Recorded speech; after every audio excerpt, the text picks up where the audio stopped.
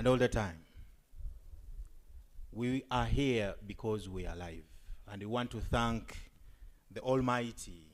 We want to thank whoever has done everything to make us possess the life we have. The reason we are here is to make this life worthwhile, to improve our environment, improve the situations, conditions that make us more than how we were yesterday.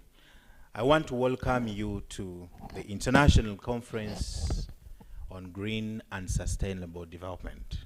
Ladies and gentlemen, feel at home. We are here as brothers and sisters. We are here as people of the same mission, and we want to believe that from this discussion, there will be a lot of ideas that are going to be shared not within the people who are here, but it will benefit everybody that we represent from our institutions where we come from, and also the countries that we come from. Today, we are starting this program with very interesting discussions, but before I can even tell you what we have, and I want to believe some of you have already a hint after looking at the program. I want us to go through the initials that we have put on the program. At the moment, I'm happy to report that our guest of honor is here. We can welcome him with the big thunderclap, please. We want to welcome all the officials from the three institutions that have put their energies and minds together to come up with this conference, and we shall be mentioning and profiling these institutions. Ladies and gentlemen, I believe that it would be making a lot of sense if we could stand up now and we have a national anthem for this occasion.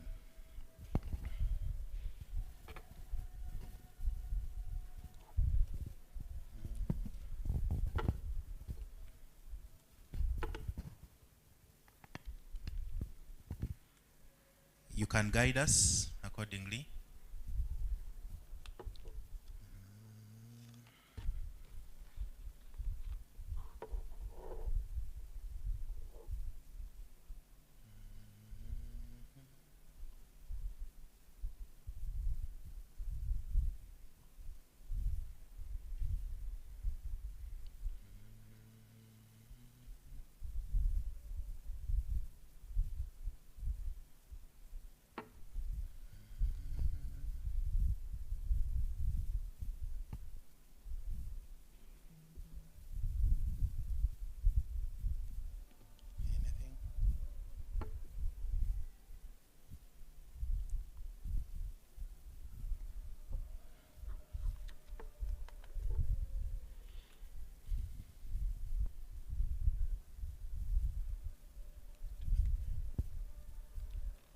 Bear with us.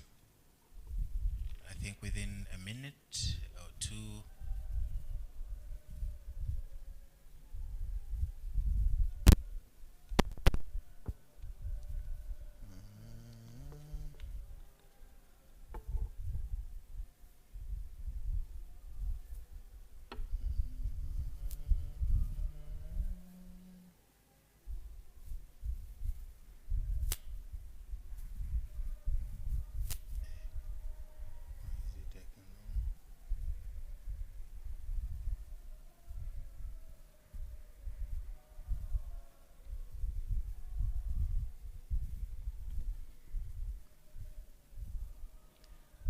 ladies and gentlemen, as they are fixing the machines down there, you know, we are in a technology era.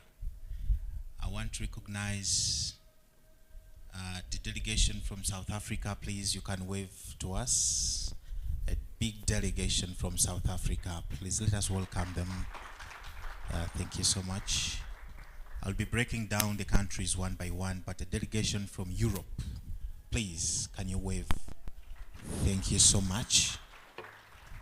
Thank you so much and welcome. A delegation from Asia.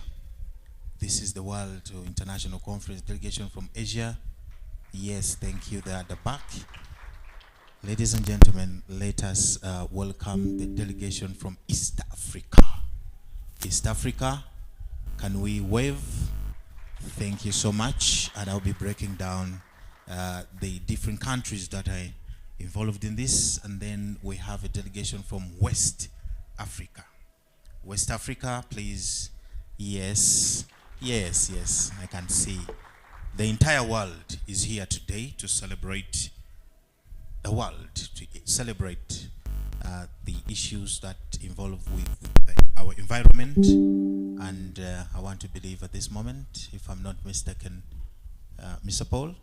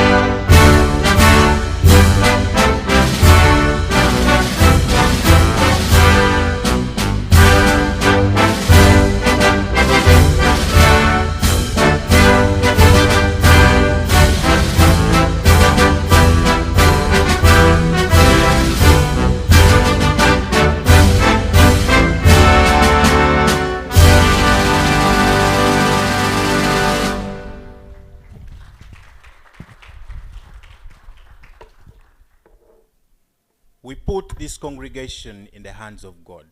Amen.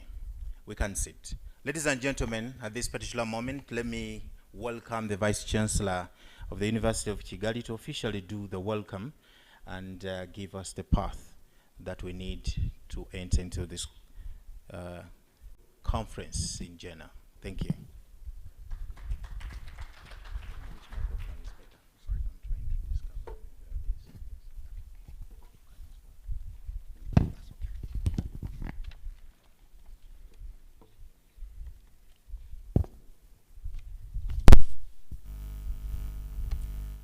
Thank you very much, Professor Wasaja.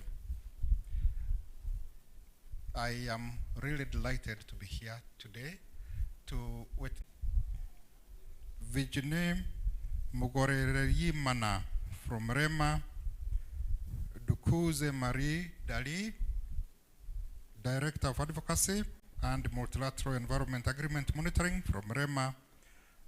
We have Professor Joseph Shekampu, Northwestern University Business School. We have Daniel Kazungu, University Promoter, and then we have Dominique Mvunabandi. And I think I would like these people just to wave. Let's start with the Professor Manasseh Nshuti. Just wave to the crowd, please. I know you're coming up shortly, but please wave. That's our promoter. Mr. Philibert Africa, please wave to the crowd.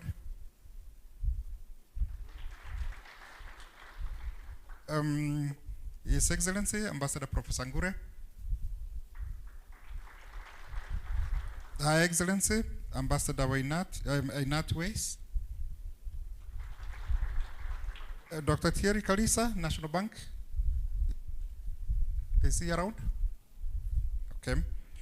We have Professor Gabriel Schaeffer. Not yet around. Doreen Ntawebasa. Okay. Then we have Christian Twahirwa. Okay. These people are probably just around there. We have the team from Northwestern University, and I think that has already been welcomed, but let's just please stand and wave to us. Northwest University.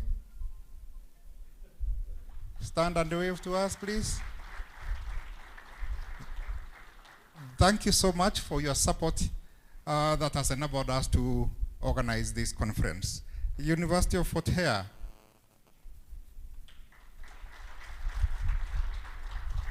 Thank you so much again for your collaboration with us that has enabled us to ensure that this event actually takes place. And to all of us who are here, I want to take this moment to welcome you to this conference. Feel proud to be part of this inaugural conference on sustainable development. And it is really a privilege for me to offer you a warm welcome to this international conference on green and sustainable development of 2025. It is an honor and privilege to address this gathering of academics, policymakers, industry leaders, and change makers dedicated to shaping a sustainable future. This conference brings together thought leaders and innovators from across the globe to explore practical and transformative solutions to the most pressing environmental and developmental challenges of our time. Of course, as we seek to develop, we also seek to make sure we develop in a responsible manner that does not destroy our environment that we rely on in order to survive. Under the theme of driving green innovation and sustainable development, we will engage in insightful discussions, groundbreaking research presentations, and high-level panel deliberations on climate change, green technologies, sustainable business models, and social equity. At the University of Kigali, we believe that education and research are the foundations of sustainable progress. Our role as an institution of higher learning extends beyond knowledge creation. It is about inspiring bold ideas, promoting transformative policies, and forging strategic partnerships that result in tangible impact. This conference is a testament to our commitment to sustainability, and I am pleased to see such a diverse and engaged audience ready to contribute to this vital discourse. We are honored to have the guests who are here with us, and Professor Ngure, who is going to be the keynote speaker on the intersection of the United Nations Sustainable Development Goals, climate change, and youth entrepreneurship, which is a topic that resonates deeply with the core themes of this conference. We will also witness insightful presentations from other distinguished speakers and our partner institutions, including the University of Fort Hare and Northwest University. Furthermore, the conference is going to feature a PhD hub discussion on shaping executive minds in Africa, as well as critical panel discussions on green innovation, sustainable business growth, and international cooperation for sustainable development. Sustainability, ladies and gentlemen, is not just a goal, but a responsibility that must be embedded in our institutions, industries, and communities.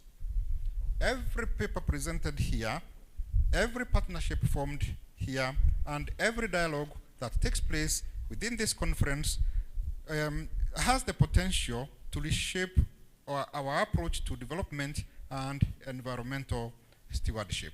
And that's why we are putting a lot of emphasis on this conference, because we know it is going to produce tangible results. On behalf of the University of Kigali, I extend my gratitude to our distinguished keynote speakers, panelists, and researchers for sharing their expertise and insights. To our esteemed partners, including the universities just mentioned, for their invaluable collaboration, the dedicated organizing committee, sponsors, and supporters whose efforts have made the conference possible. Each and every one of you, whether participating in person or virtually, for your commitment to advancing sustainability in all its dimensions, you are hereby honored. And indeed, like I said before, I'm really, really, really very proud to be part of this discourse. I want to welcome you all and wish you all a fruitful and very inspiring conference. Thank you very much.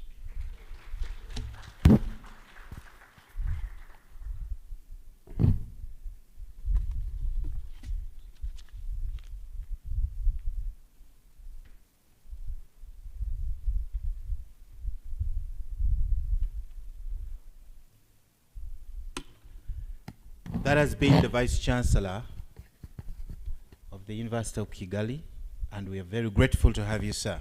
At this particular moment, ladies and gentlemen, let me usher in, let me invite the Chairman Board of Governors for University of Kigali. With a thunderclap, let's invite Chairman Africa, Filbert.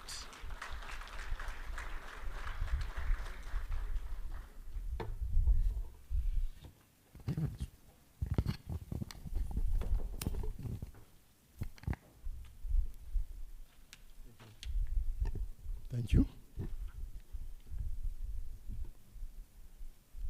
Chairman, Board of Promoters, Professor Manasseh Nshuti,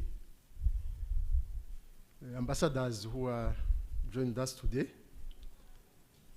distinguished guests, esteemed keynote speakers, industry players, partners, and participants, all protocols observed. Good morning, everybody. It is a great pleasure for me to welcome you all today to this landmark conference on green and sustainable development. It is a privilege really to see you gathered here today in a spirit of collaboration at a time when our world is seeking fresh solutions to pressing challenges such as climate change, environmental disruption, and the evolving concept of internationalization.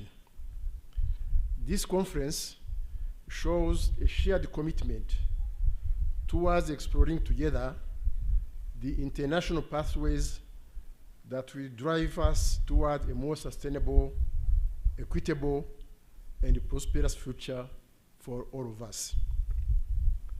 Today, we join forces with determination and hope.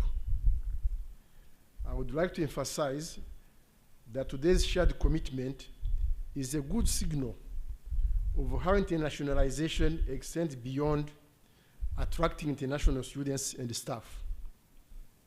It is about forging strong global partnership, promoting cross-cultural academic exchanges, and harnessing diverse perspectives to enrich our educational and research endeavors.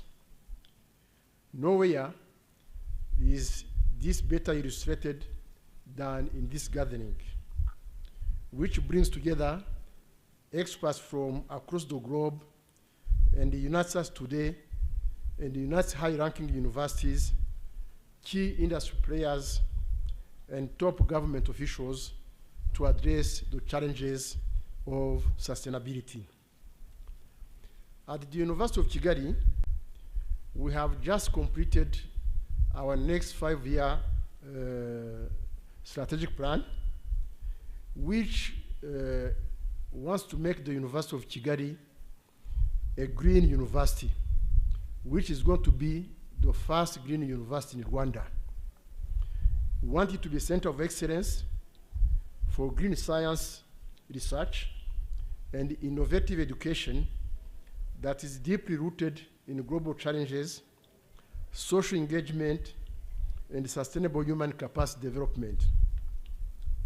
Our green ambition will evolve around 5 thematic issues. First, we are going to construct a green campus, which is currently underway. And in fact, we have started the construction, and we want to make sure that that university becomes green. Secondly, we need to introduce sustainable leadership and governance through the establishment of a green office for management and administration. University leadership will make sure that we always prioritize sustainability at all levels of decision making and align international policies with sustainable goals. 3, our curriculum and research will be centered around sustainability, education, and sustainable research. 4, we are going to ensure that social responsibility and community engagement is fully engaged in the university by collaborating with communities, businesses, and international organizations to drive sustainability actions both on and off campus. And 5th, we want to make sure that students and the faculty get engaged by focusing on raising awareness and advocating for sustainable practices on the campus. We want to count on all of you to continue collaborating on this big agenda and to make sure that you become our partners in this big ambition. And I think to create a green university is a novelty, and I'm sure there are very few universities in the world that have already endorsed this vision. We look forward to the next 3 days of thoughtful deliberations, creative exchanges, and exploration of Kigali's unique commitment to green development. I think you want to make sure that you all know that Rwanda is very highly committed to the green ambition.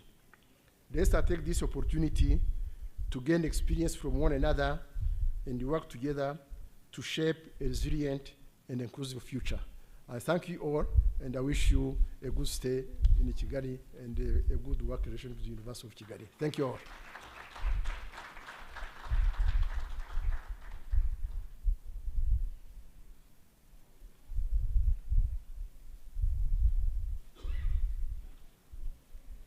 Good morning, everybody. In South Africa, we like a little bit of energy. We always come with energy, so please, good morning, everyone. Good morning. There we go, much better. I know academics can be very boring, but we don't need to be all the time. So let's get right to it. So my name is Tebelo Msimanga. I am here as a presenter as well from the Northwest University Business School, and we will be with you holding your hand throughout the week.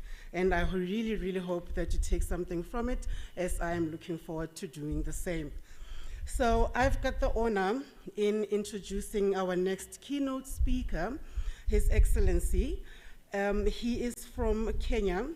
He is the ambassador of Kenya to UNESCO, France. He likes investing more of his time and energy in doing some things or things that are impactful and significant in life. He has vast training in leadership, in governance, in research, and so forth and so forth. So his main passion is basically to contributing to the world. He has decided that just before he goes, he needs to make something or do something important. So, ladies and gentlemen, help me welcome His Excellency, Professor Peter Ngure, to the stage.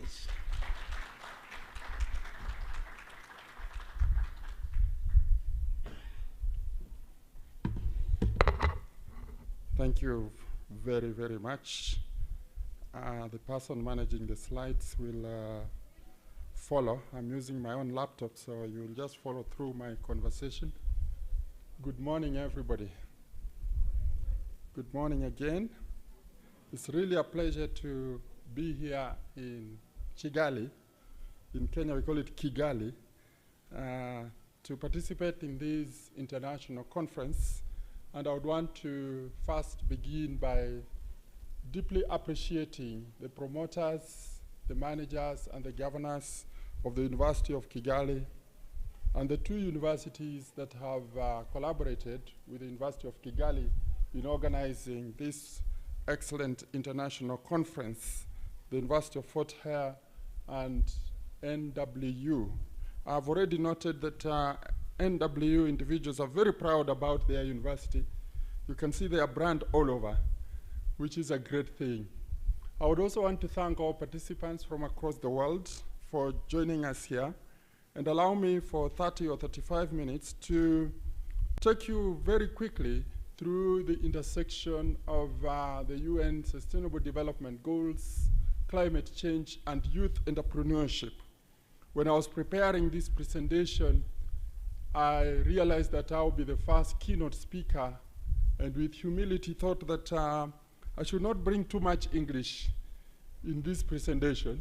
I should not complicate it. I should make it as simple as possible so that if you've been away from school for some time, you'll still be comfortable to be reminded what climate change is, what SDGs are. You know, sometimes you can get embarrassed. Supposing this was your day for interview for promotion, and you're asked, how many SDGs are there? I know that one you can get, isn't it? You would say 17, isn't it? But if we asked you to mention at least 10 SDGs without going to the old man called Google, how many of you will manage? If I was in Kenya, I would have offered you 1,000 bob. But here, the Kenya currency doesn't work, so let me spare my currency for today. When I was traveling to Kigali yesterday, I actually left Paris the day before, I read the Standard, one of the prominent dailies, and a gentleman called Mutahi Mureithi had a very nice piece that he wrote, and I want to quote a paragraph that he penned down in yesterday's Standard. He said, "We must be at the center of global climate action and should see the economic opportunities that can emerge from climate action. Investments in renewable energy, sustainable agriculture, and clean technologies have the potential to drive economic growth, job creation, and innovation, and Africa stands poised to make early gains due to its strategic location and vast resources." End of quote. That quote speaks to Sustainable Development number 13, which, simply stated, is called climate action. And if you had to summarize it in one sentence, you would say, take urgent action to combat climate change and its impacts. The 2030 Agenda for Sustainable Development was adopted by all United Nations member states in 2015. This is now the blueprint for peace and prosperity for people and the planet, now and into the future. It succeeded the good old Millennium Development Goals. I was looking at the 17 SDGs, and I was wondering, why did they have to go all the way to number 17?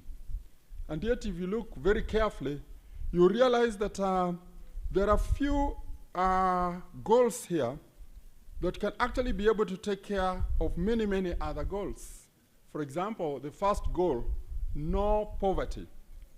It is my considered opinion that when there is no poverty, there will be zero anger. Hunger, not anger. English is a foreign language. There will be good health. There will be quality education. There might be some significant gender equality. There will be clean water. And you can continue down the line, all the way to partnerships. But if you want to understand why there are all the 17, you better take time later today by looking at the targets and the outcomes that are anticipated.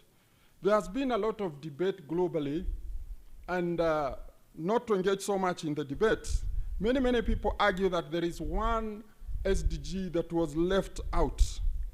The last one actually should have been something to do with culture, because culture is a very strong determinant of how development happens. How are these goals cascaded in different countries? I'll just summarize by saying that you have the national adaptation, where you have national development plans and policies.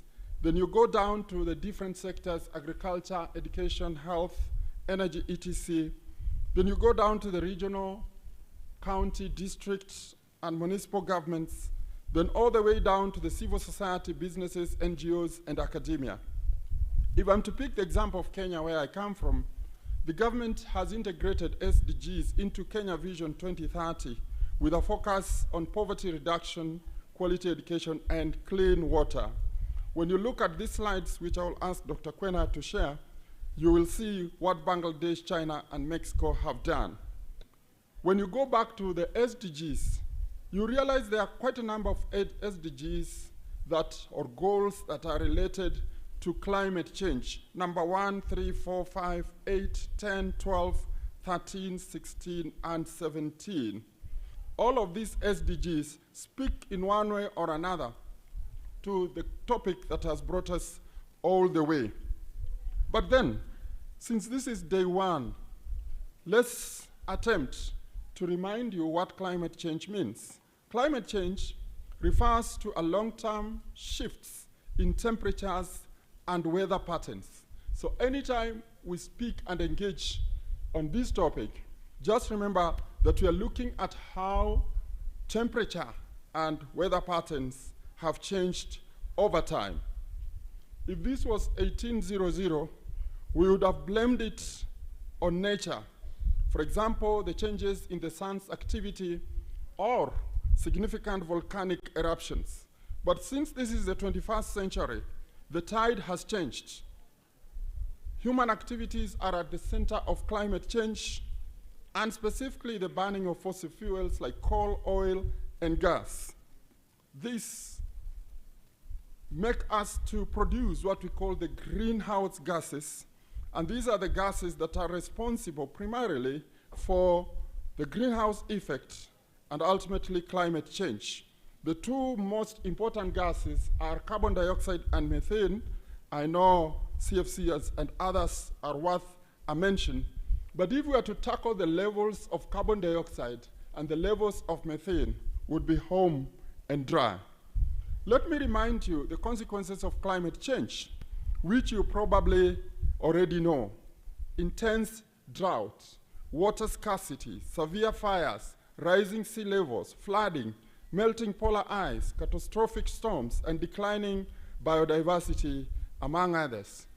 I have taught at university for over 30 years, and at Daystar University, where I worked with the Vice Chancellor of University of Kigali, Professor Kimathi, I used to teach environmental science.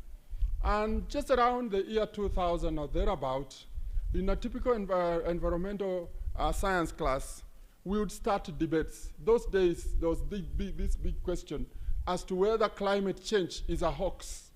There was so much division, so many standpoints, and there would be very heated debates in my class. Today, 25 years later, the debate has been closed. Indeed, by 2012, they say that 97% of scientists agree that climate change is real, and its impacts, as I'll be reading in the next quotation, are enormous. Antonio Guterres, the Secretary General of the United Nations, in November 2022, attending one of the COPs, was quoted to have said, greenhouse gas emissions keep growing, global temperatures keep rising, and our planet is fast approaching tipping points that will make climate chaos irreversible. We are on a highway to climate hell with our foot on the accelerator. That sounds very scary, having come from the Secretary General of United Nations. What are we saying? Just to mention a few, the world will exceed 1.5 degrees Celsius by 2035, and by 2100, when all of us will be absent, the temperatures probably would rise to 2.5 degrees Celsius. Now, when you talk about 1.5 and 2.5, it doesn't sound scary at all. It doesn't sound scary at all. But the effects associated with this increase in temperatures, as already indicated, are enormous. If you think about climate financing, a topic that has attracted a lot of attention, you remember the Paris Agreement and other forums where the world has met together to sign off to some of these climate-related agreements. They say that global climate financing flows reached an annual average of $803 billion between 2019 and 2020. However, if developing countries were to really benefit and to actively participate and be fully supported to be able to deliver on their share in climate mitigation and action, it is estimated that we require $6 trillion by 2030. As we speak, we are far, far below that mark. That means that the Earth, as we said, is at a tipping point. If you look at carbon dioxide emissions, there is something I like going to. There's something called World Mapper. World Mapper, when you're a bit bored, instead of going to Facebook, you can change a bit and go to the World Mapper and ask that mapper to give you the global map on any phenomena. And if you went after this and looked at carbon dioxide emissions in 2020, you will see that Africa is a very, very tiny continent, meaning that the overall contribution of Africa to carbon dioxide emissions is very low. We'll be telling you in a short while who the leaders are. The top greenhouse emitters in the world on merit, number 1 is China. Number 2 is the USA, number 3 is India, number 4 is the European Union, and number 5 is Russia. Among the top 20 in Africa, only South Africa features among the top 20. And if I'm not wrong, it's around number 20. So South Africans, you have much more homework than the Rwandese and Kenyans. If you are here and you're from Egypt or Nigeria, you also have some homework because you're featuring in the top 30. Luckily, Kenya is not among the top, although that is not something to really celebrate because we are not doing as well as we wish to. Now, I don't want to bore you with the manifestations of climate change: hurricanes and typhoons, severe drought, heavy rainfall, and flooding. But just to mention, a year ago, Kenya experienced flooding, and not just the ordinary flooding, but flooding in areas that we had never, for the last 60 years, experienced flooding. And it was not just a splash of a little water. It was water flowing from the mountains to the valleys and sweeping homes. A total of 262,000 students were left without schools. 62 schools had been damaged, among others. So what we had been reading in our textbooks and in the internet has come home. If you look at the ice caps of Mount Kilimanjaro and our own Mount Kenya, they are all diminishing. If you look at the oceans, because of the high levels of carbon dioxide, when carbon dioxide gets absorbed into the waters, it increases the acidity in oceans, and that, in turn, can easily affect the biodiversity in the oceans. Kenya is a member of IOC, an entity that deals with ocean matters. Indeed, our president will be inaugurated as a patron for the Ocean Decade Alliance in June. And we are not just thinking about climate change, we are thinking about the enormous resources underwater. But these enormous resources are equally threatened by climate change. Think about biodiversity loss. Those of us who are 50 years and above you probably have a story about a small river, a stream that used to flow 12 months every year, a place where you would go to pick tadpoles. But today when you go back, there are seasons when it is just but an ugly river valley with no drop of water.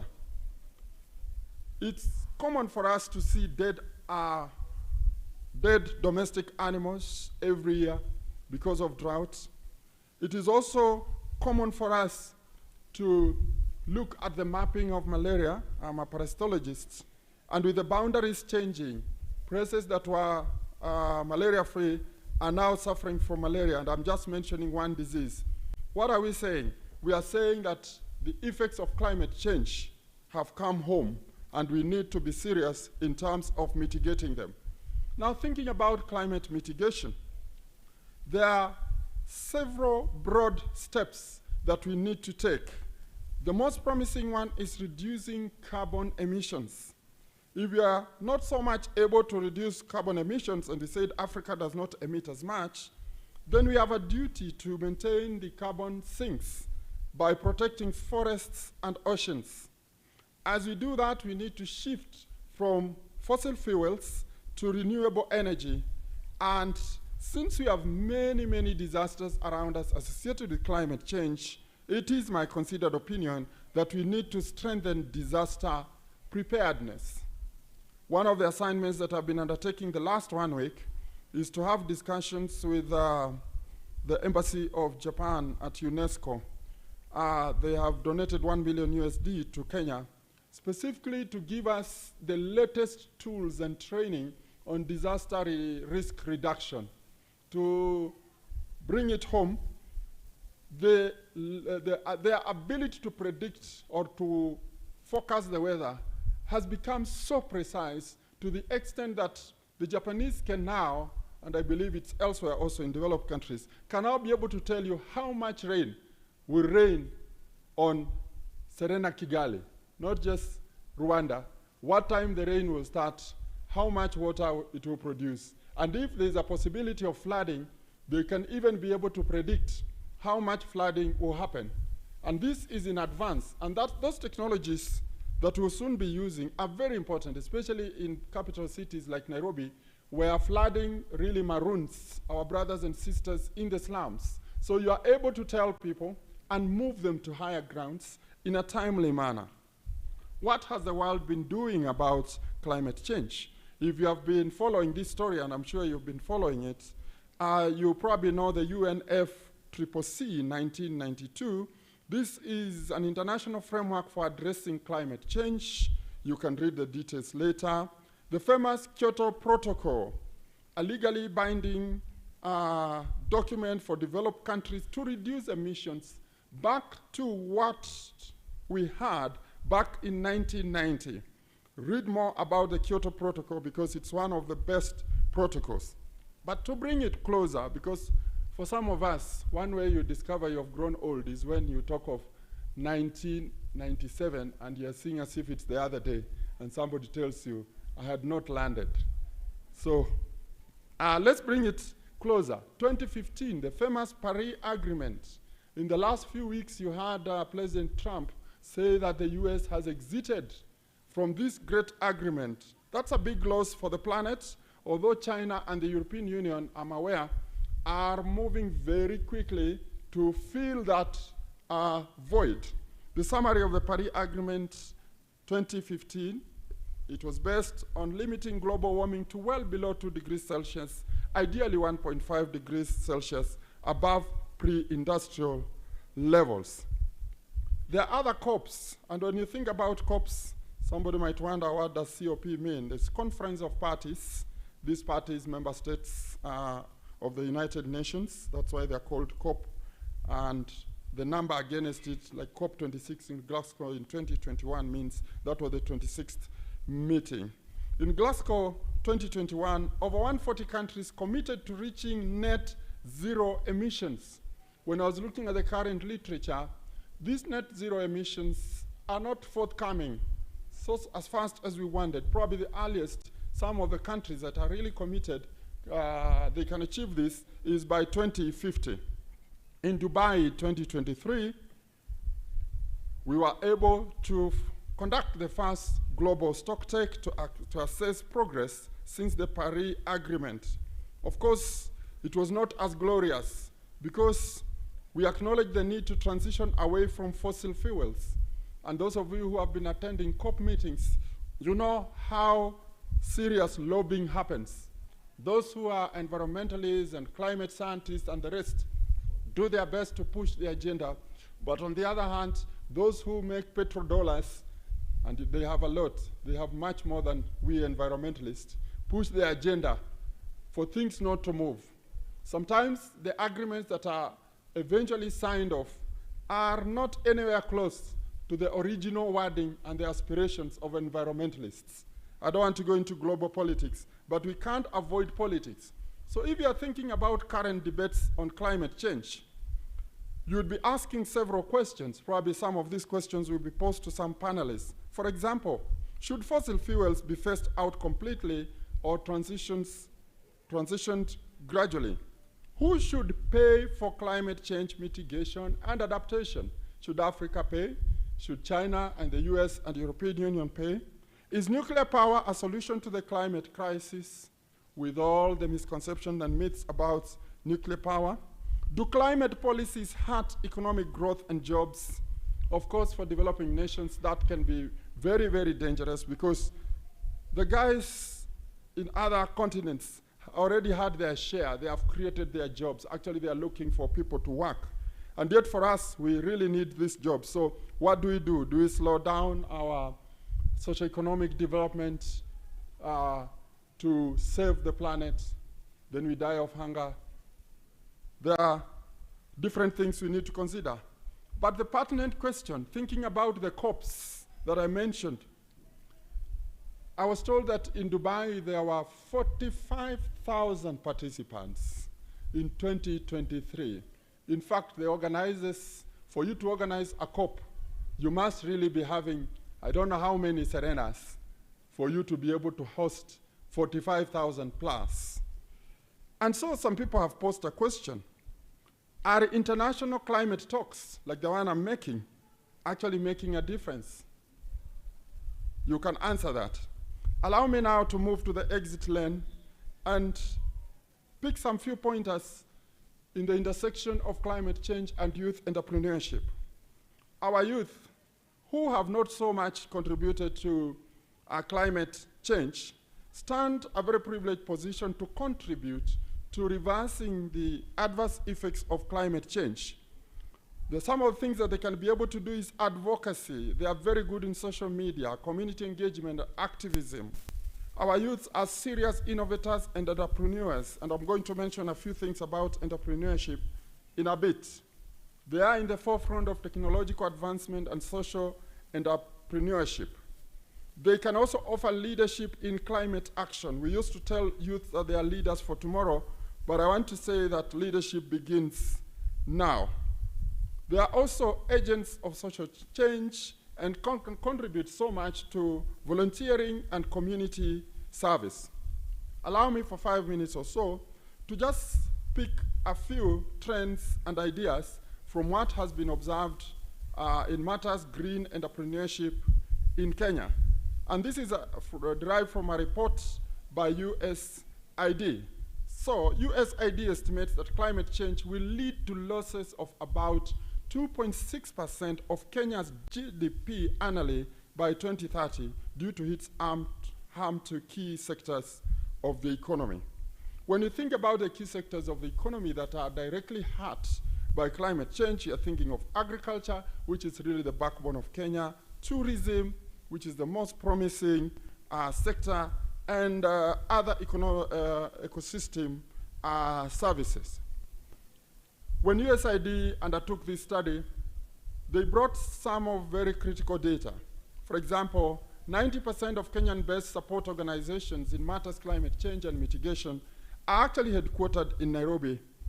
And 2/3 have started really focusing on green economy in the last 10 years. So it's kind of a new phenomenon to find funders of the green entrepreneurship enterprise.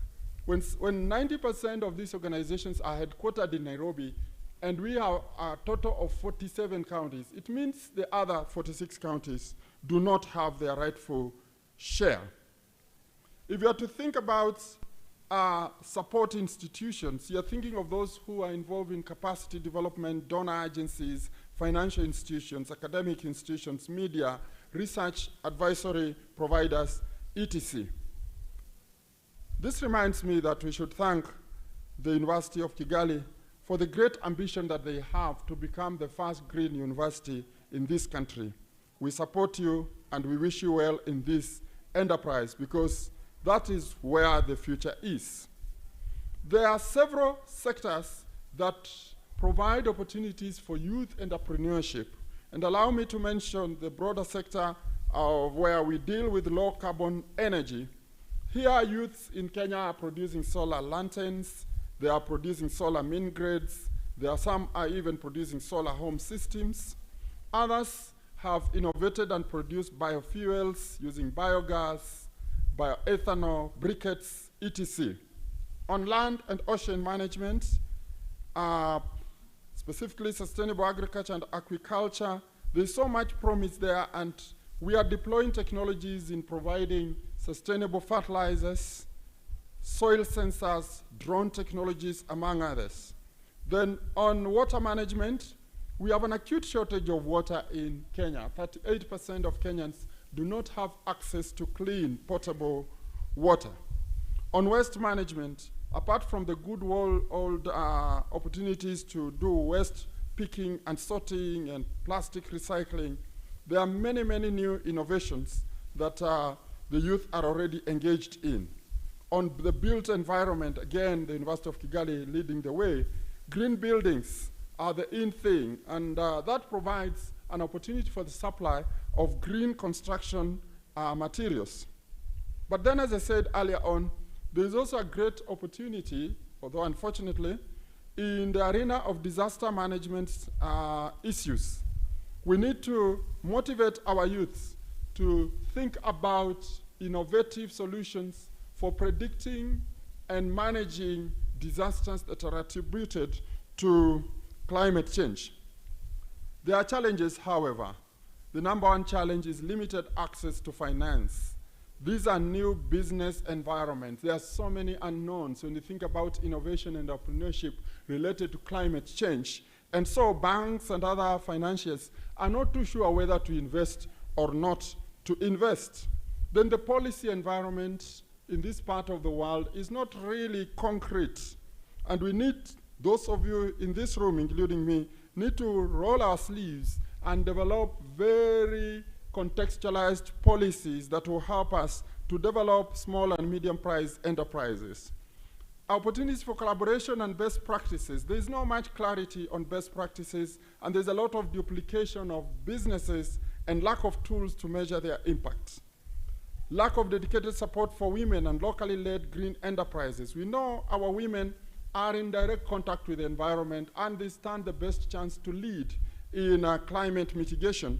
And yet, a majority of humans in this part of the world who engage with climate mitigation and action are actually men.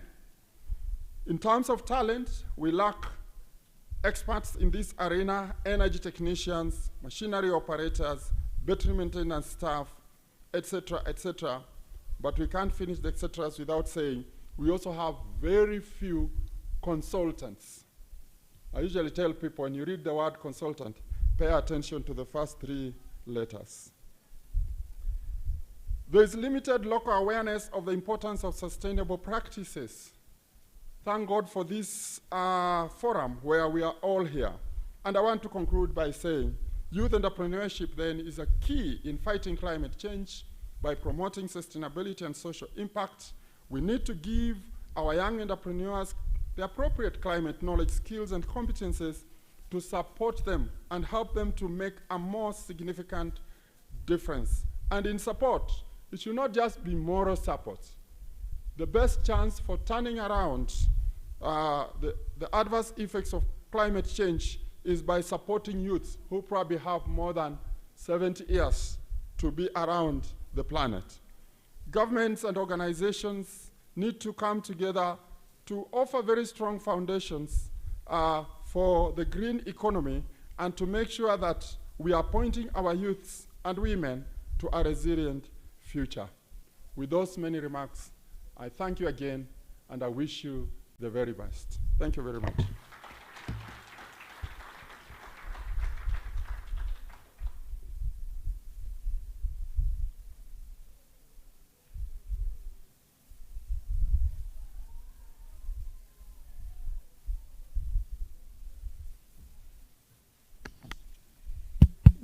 Thank you very, very much, His Excellency. I believe that I do know 10 of the goals, so you do owe me 1,000 Kenyan shillings. We can talk after this. And yes, we take on the homework to do something about the climate situation in South Africa. So we take that advice. So now for a bit of entertainment for everyone. So we have organized some performers to come and entertain for us, and they are ready to come through. So please give them a round of applause as they come through to entertain. Enjoy.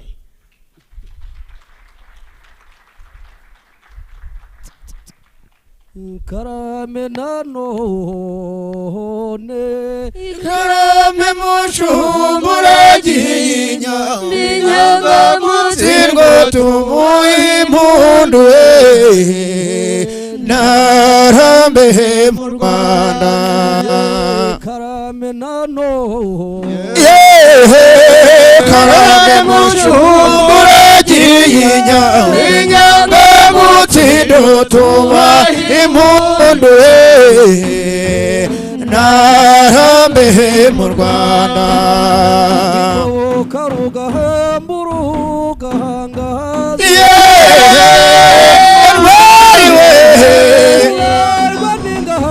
Uringa bice Narambe mu Rwanda Yengira umuheto Wadahaniye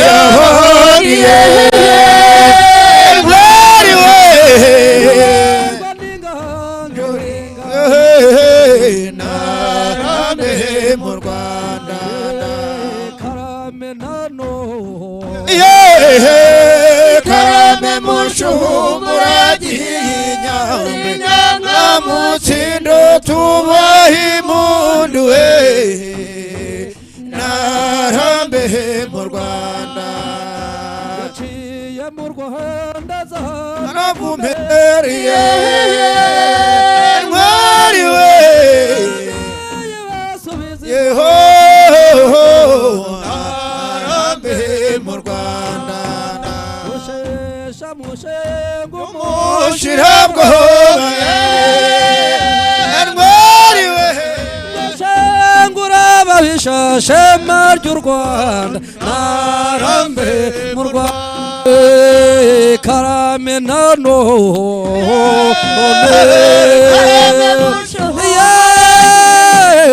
Inyangamutse tubaye impundu Narambe mu Rwanda Nyir'umuheto wanhaniye abandi Nguberwa n'inganjo ringabike Narambe mu Rwanda Yaciye mu Rwanda zahana vumeri Ngo ababyeyi basubiza ingobyi mu mugongo Narambe mu Rwanda Ngo karame nanone Mburagiye inyami nyangamutse Ngo tubaye impundu Narambe mu Rwanda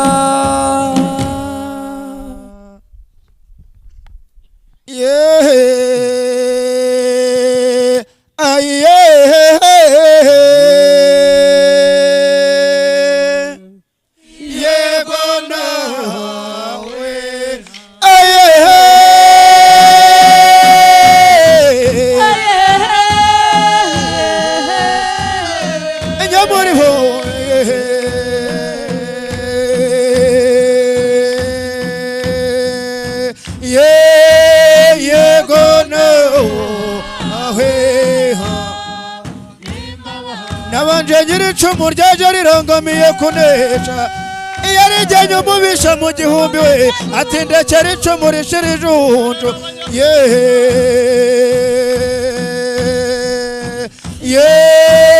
yego no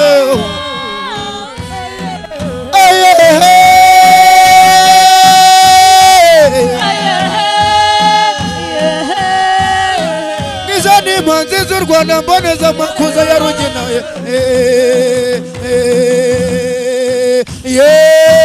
yego no ngitambukire neza bazu batsinda barusakiriza imanyo ngiyo warayo no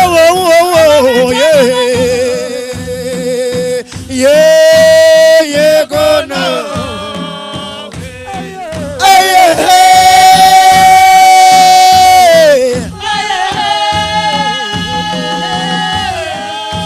impunzi z'u Rwanda mboneza makuza ya Rugina iyo waraye yego no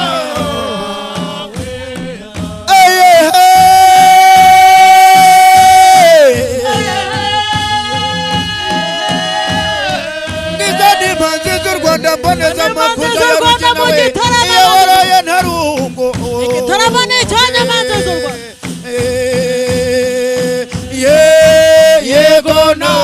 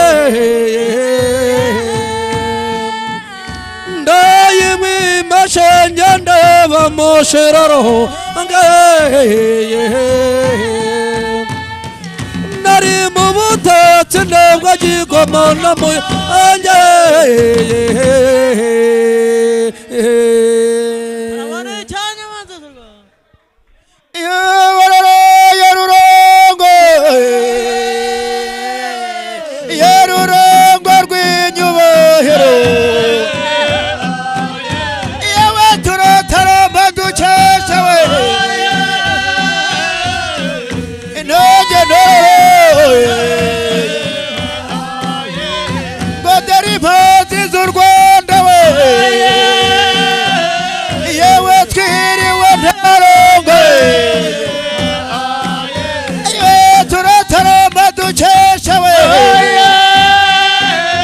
yedogeno yewararaye rurongo yerurongo rw'inyubohero yewe ku gasoro ndamutende we yewe ndahozorohoro yewe zahakeye bekomba we yewe n'ibicaniro byozo yewe dore impanzi z'u Rwanda we yewe twiriwe ntaro hororo yerurongo yerurongo rw'inyobohero yewe ku gasoro ndamutende we yewe ndahozorohoro yewe zahakeye bekomba we yewe n'ibicaniro byozo yewe dore impanzi z'u Rwanda we yewe twiriwe ntaro yewe araraye rurongo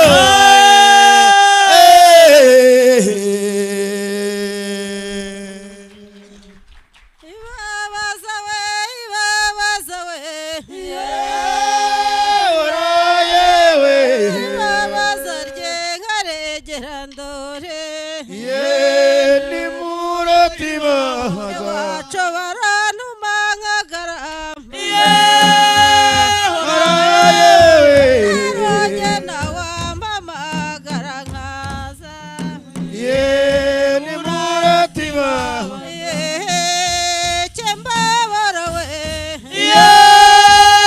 araye we nimbabarira ngwa nemevomero ye ni muratima bazaca mu mevamo yorogongo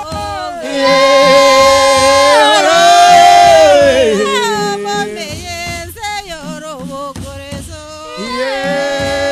ni muratima bazareba munani na yorobende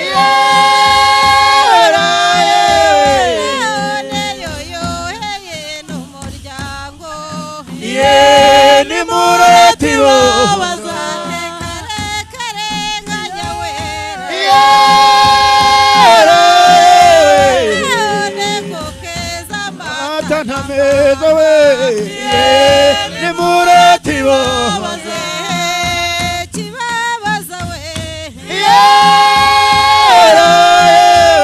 ibabaza rye nkaregera ndore ni muratima cyembabara we nimbabarira ngwa nemevomero ni muratima bazaca barantuma nkagarama nanjye nawampamagara nkaza ni muratima baze cyebabaza we ibabaza rye ni muratima bazareba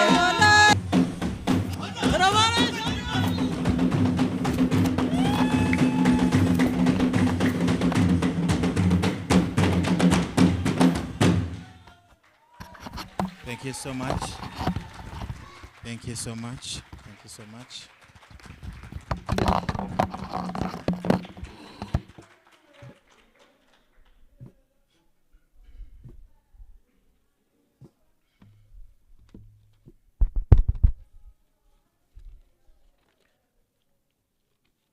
Welcome back from the very interesting break, if I can call it that. Ladies and gentlemen, as we proceed with the program, I want to recall some of the words spoken by our keynote speaker. The effect of climate change have come home. and we have to think of ways to mitigate them. At this particular moment, we are having a discussion, one of the first that has been selected to initiate us into this very exciting topic. Ladies and gentlemen, we have institutions here, and I want to believe the biggest number of delegates here come from the institutions of higher learning. As we invite the first panel discussion, or let me call it the first discussion to launch us into this highly anticipated discussion, please allow me introduce the chair of this group of discussants, and this is none other than the Deputy Vice Chancellor of University of Kigali, and she is a very renowned marketing and, well, I don't know, she carries a lot of colors. The Deputy Vice Chancellor, she was as well as a person in operations and marketing in Lagos Business School, a Pan-African per se, but also within the Pan-African University, taking roles, a director, academic director in the LBS Souls Academy. The person I'm talking about is Professor Ogechi. Ladies and gentlemen, let us welcome Professor Ogechi, and she's going to be chairing a session on the role of higher education, higher learning institutions in fostering sustainable developments. And with her, maybe you can first take the seat. With her, we are having the co-chairs of this conference, and this is Professor Felix Malinge, University of Kigali. Please a round of applause for Professor Malinge. He's also the Deputy Vice Chancellor in charge of research, innovation, institutional development, and everything to do with what we are discussing in this conference. Ladies and gentlemen, I'm also inviting Professor Richard Shambale, yes, from University of Fort Hare, South Africa. Ladies and gentlemen, and we also invite Professor Joseph Lekunze. Professor Joseph from Northwest University. Can we have another round of applause? We know that education institutions play a crucial role in sustainable development by nurturing, of course, all the informed citizens that are supposed to safeguard this environment we're talking about, fostering critical thinking and promoting deep understanding. I want to believe, in line with all these, we are going to hear something that will give a hint of what to expect in the 3 days that we're here. Ladies and gentlemen, let us welcome Professor Ogechi.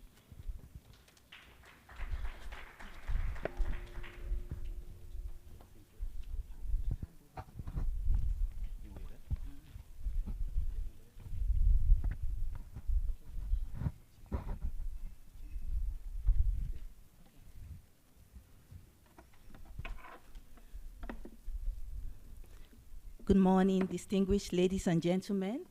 All protocols duly observed. It's my pleasure to welcome you to this very important discussion on green innovation and sustainable business growth. I would like to hand over to the moderator, Fortunate. Please come. Thank you. I'll take the next panel. Thank you.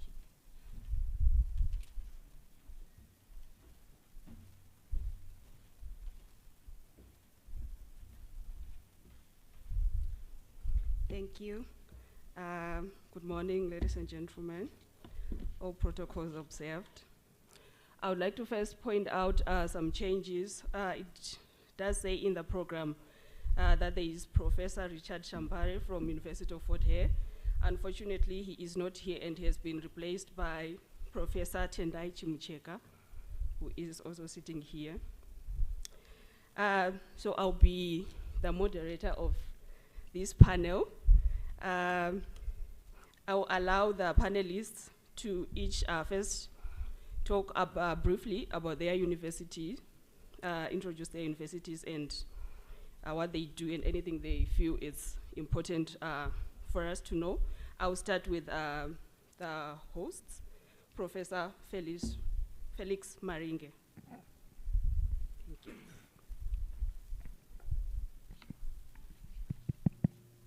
Thank you very much indeed, moderator.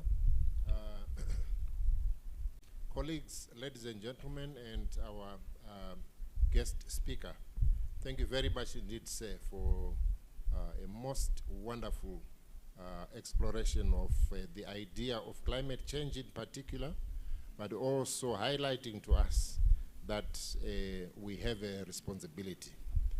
And one of the things that I would like to speak about in terms of the University of Kigali is the heightened responsibility that we actually carry at the moment to be able to understand the fact that if we do not do it, then perhaps we will be kind of abdicating our responsibility. Higher education institutions are probably one of the most important aspects of or perhaps examples of organizations that can lead the way when it comes to matters of crucial concern, such as, climate change. Professor, I think you also mentioned the fact that there are some things that tend to go across all the sustainable goals. And we actually discovered that ourselves as higher education institutions. There is no way that you can talk about and really innovate in terms of hunger and starvation, in terms of environmental degradation, if these were not actually being developed within higher education institutions themselves. So the important bit about this is that higher education institutions have got a very, very central role to play across all the SDGs, and we are acutely aware of that. Very briefly about the University of Kigali.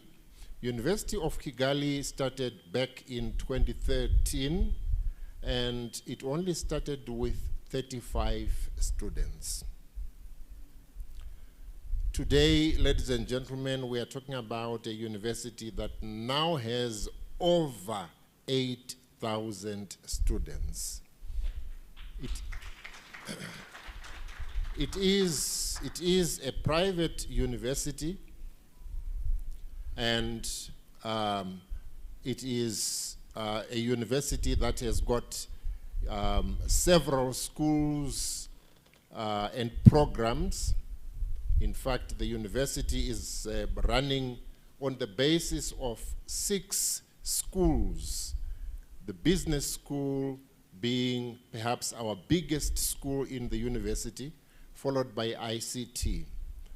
And then we have education, and then we have got law, and then we also have, the professional courses that run a number of short courses. And as you have seen outside there, most of these short courses are courses that are related to, issues around sustainable development, climate change, etc., etc. So our motivation to focus on this particular concept of sustainable development is very simple. We think that we owe it to future generations. We owe it to the children. Whenever I think about this, the first person that comes to my mind is my grandson. And I say to myself, goodness, if this is what we are facing today and witnessing today, what are these people actually going to be facing, perhaps in the next 40 or 50 years? And I actually get worried when I start thinking about that. And I think that all of us need to be concerned and worried about what it is that we are leaving behind for our future generations. It is not only development that is going to be important for us and for our own survival in the world, but it is what we leave behind for the young people, for the future generations.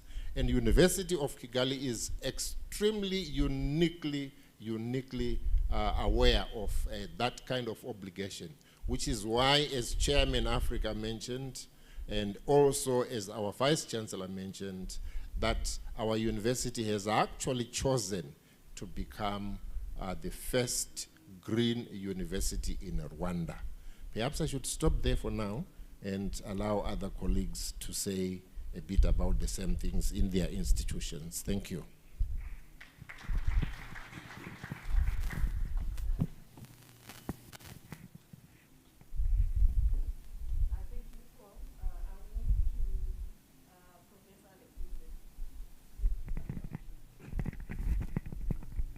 Thank you, moderator. Ladies and gentlemen, all protocol observed, and greetings to the ambassador of UNESCO. I'm privileged to have listened to your lecture this morning, and it reminds me when I was a student of geography. That was in 1998 to 2002. I was doing undergraduate in geography, where the concept of sustainability and climate change was still being debated in the global arena, where many believe the concept of sustainability or climate change is a hoax. But today we are faced with the reality, and it has become, we will normally say that the goose has come home to roast. But the question has been, what has been African contribution to climate change? I think that debate is ongoing, where Africans, there's that general belief that while we bear the brunt of climate change and the impact of climate change, we did very little in terms of the contribution, in terms of generating pollutants that has caused the climate change. But in terms of the devastating effect of climate change today, we are struggling with flooding across the African continent, the burden of diseases and the spread of malaria due to the changes in weather patterns and climate change. Without much to say about that, I'm from Northwest University. Northwest University is one of the 26 traditional universities in South Africa. It is a public institution, and the university is a merger between a former homeland university known as University of Bophuthatswana and the Potchefstroom Christian University. So in 1994, post-1994, I think most of us know about the history of South Africa. This former homeland university and the Potchefstroom Christian University come together to form the Northwest University. Northwest University, I think, in terms of the QS ranking, it's a 4-star university in all its program, and it has 5 stars in various categories, including innovation.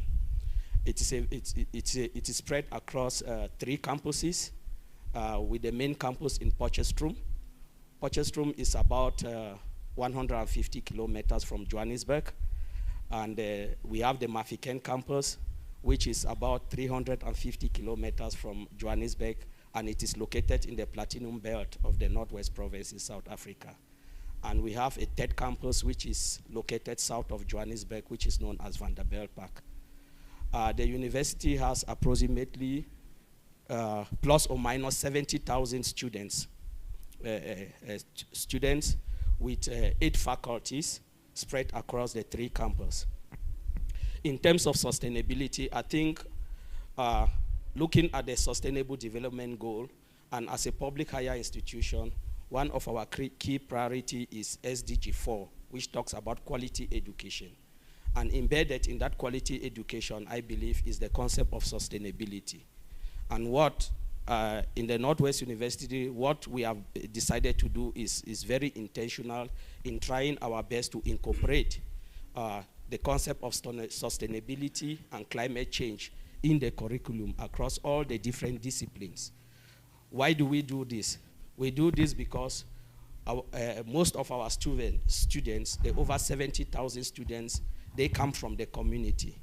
And given the fact that they come from the community, they are leaders within their particular community. Therefore, incorporating sustainability and climate change in our curriculum is one of the ways to educate our young generation, the younger generation, and to help the younger generation to also educate their parents about the importance of climate change and the aspect of sustainability. Ms. Moderator, I think I will stop a pause for now. Thank you. Thank you so much. Now we can give Prof. Tendai a chance. Let me stand and learn from the senior colleagues who were originally on the panel. As was said by the moderator, my name is not Professor Richardson Chambare.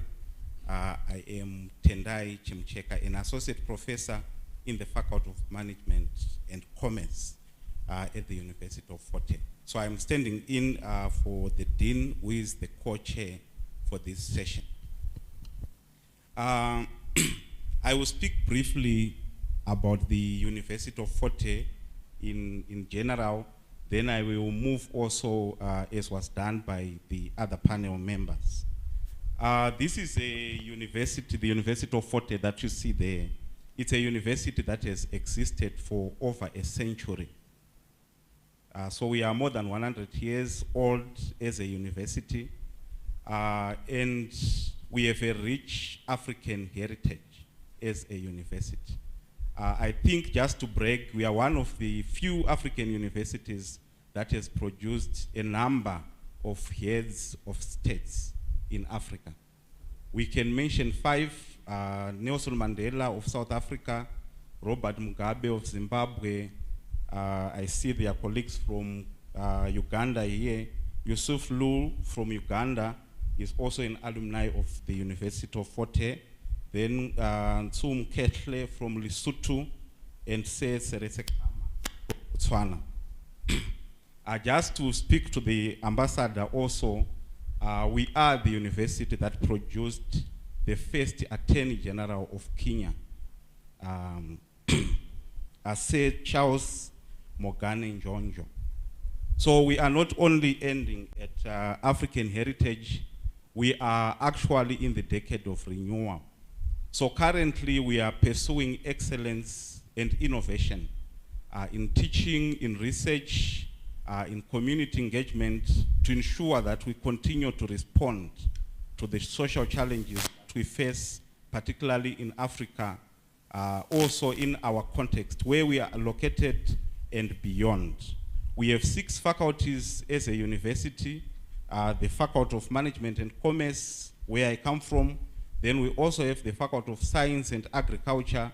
There are a number of colleagues from the Faculty of Science and Agriculture who are here because also they respond fairly well to the theme of the conference. Then we also have a Faculty of Social Sciences and Humanities, Education, Law, and also Health Sciences. So we have 6 faculties.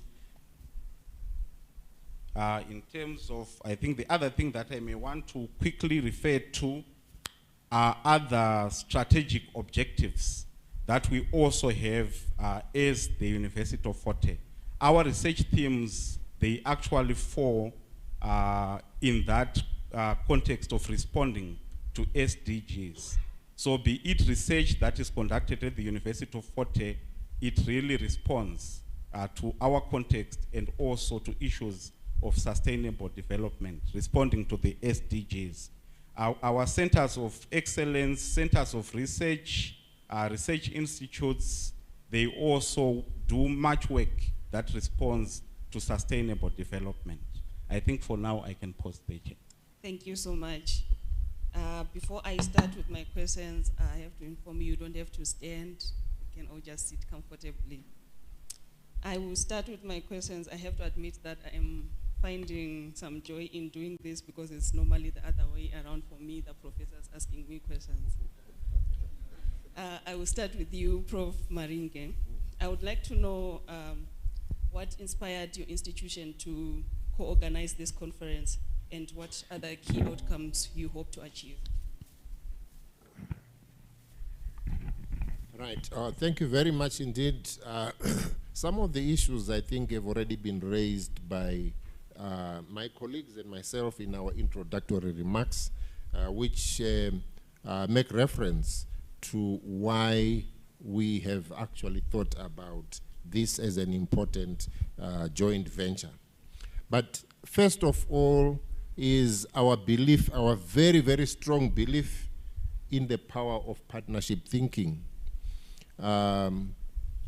Today's world can no longer be a world where ideas of one individual or one institution or even one country or even one region can dominate the thinking and actions required to be taken in different parts of the world.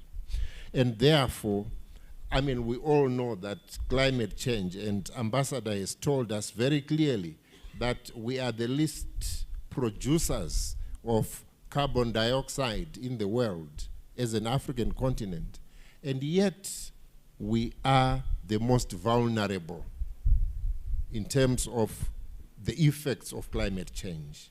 The continent itself has got the least adaptability to climate change effects. And therefore, it is extremely important that we work outside the context of our own institutions. We begin to work with others. And what a privilege it is to begin to work with these two universities from South Africa, which already have got a very, very important record in issues around sustainability, and with whom we can make giant steps in future. So we also on levels as institutions, but policy at our national governments levels and perhaps regional levels as well. So those are perhaps lofty goals, but nevertheless quite important goals. Thank you very much. Okay, thank you so much. Thank you so much. So building on that, I would like to ask Prof. Lekunze, what are the biggest challenges in fostering international partnerships for sustainability? Thank you, Madam Moderator. Before I commence with that, I think the Northwest University is South Africa is a very big brand, and at the center of one of our strategy is the strategy of internationalization and Africanization. And if the audience, you can throw your eyes close to that advert there, you will see Northwest University, and you will see something about the PhD hub. So one of our key things, this whole partnership started when there was a visit by some of our colleagues from Northwest University to University of Kigali. I think there was a follow-up by, I think it's our Vice Chancellor and another group to University of Kigali. So one of our key offer is that in the Northwest University, we try to offer modern education. We offer people, communities, and a place in the world. So as a result of that agreement or partnership agreement that was signed between the Northwest University and the University of Kigali, what a better way for us to commence the implementation of that agreement, but to cooperate with the University of Kigali, supporting the University of Kigali, become partner with the University of Kigali in organizing this conference. So partnership is very important, as my colleague has said, and one of our dreams is to capacitate Africans, to capacitate supervisory capacity, especially at the PhD level across Africa, and to promote quality education and sustainability across the continent. So that is our dream, and that is what we stand for. Thank you, Madam Moderator. Thank you so much. Okay, I will come to you, Prof. Tendai. I would like to know, how can academic institutions and policymakers work together to accelerate maybe the adoption of green technologies aiming towards sustainability?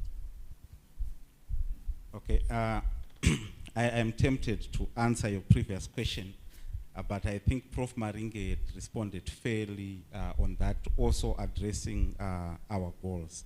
But on this particular question, I believe academics or academic institutions and policymakers should not actually view themselves as two separate parties competing to achieve when it comes to issues of sustainability or when it comes to issues of green technologies. It's not like we should expect policymakers to say they have won, academic institutions have lost, or academic institutions have won and policymakers have lost. It's not a competition. There is need for these two parties to actually complement one another, to actually work together to ensure that that goal is achieved. Academic institutions, I believe they are hubs for innovation that can actually drive green technologies, be it through research, be it through community engagement.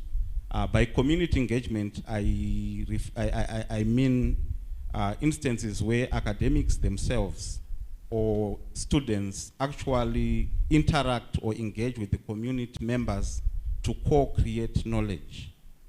I want to also refer you to some of the initiatives being done by other parties that bring both policymakers and academic institutions in partnership. Initiatives such as the Enectars, where students actually co-create knowledge with the communities, working together with the support of academics. In as much as academic institutions can generate knowledge through research, through teaching, policymakers should also complement by maybe incentivizing that research and also in creating policies or driving policies, lobbying for policies that allow for implementation of those research findings by academics, so that their research findings will not only stay in libraries and gather dust. Thank you. Thank you so much. Thank you. Speaking of universities, Prof. Maringe, I would like to know what are some of the responsibilities of a university in achieving sustainable development. What role do universities play? Yeah, thank you very much indeed. That's, for me, an extremely important question, because it then begins to ask us, what is it that we should be doing? And I would like to start answering that question, first of all, by answering another question, which I think is also quite important for us to gain insight into what you are asking. That question, I think, begs another question, which is, are our universities sustainable? I think we have to take a very, very sober look and reflect on that question. Are our universities sustainable? In what ways are our universities unsustainable? And my argument is that there are a lot of ways in which our universities actually lack sustainability.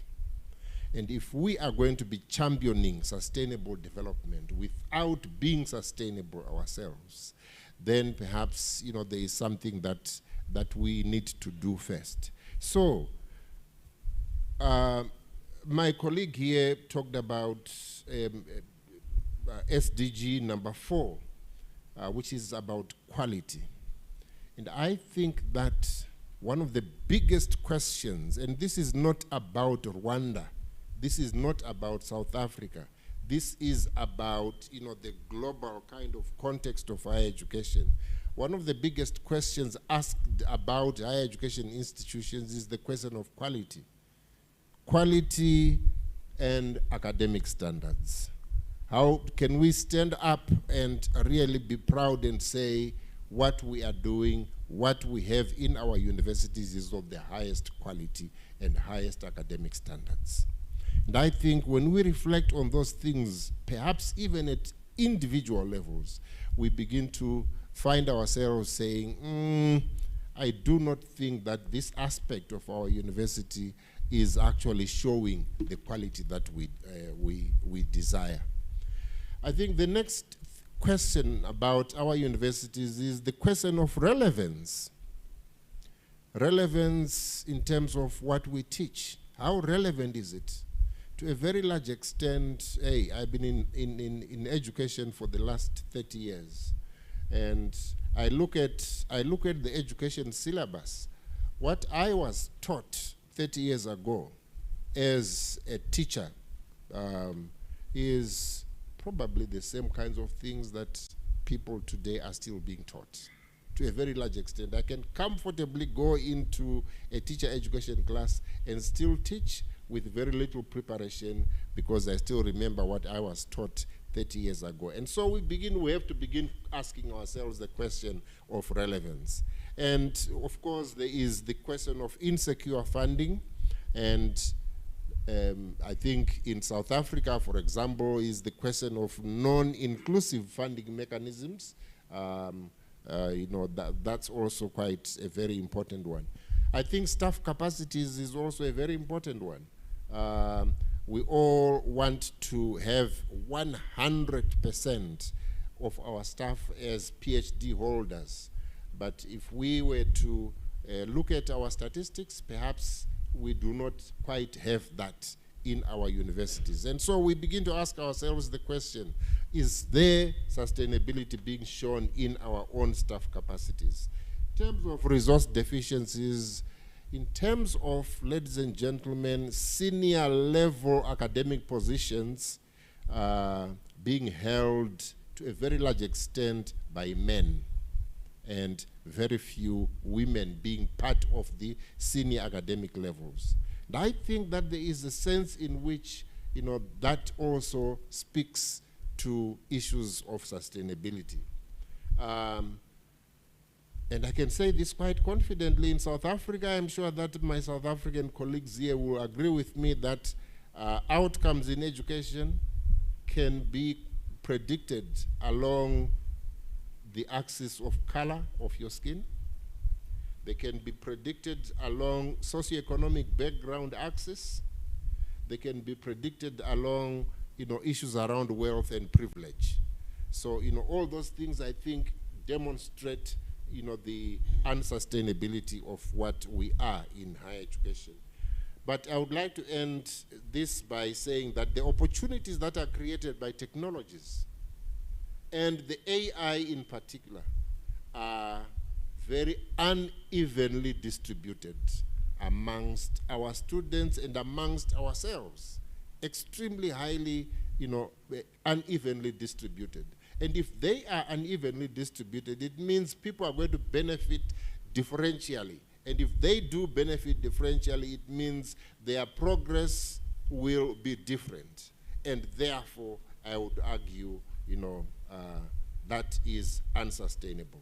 The point I'm trying to make here is that the university has got a responsibility across all those things that I have mentioned to make sure that we ourselves actually become a sustainable organizations that we wish to be. Thank you very much indeed. Thank you so much. I like that you are all answering even the questions that I haven't gotten the chance to ask.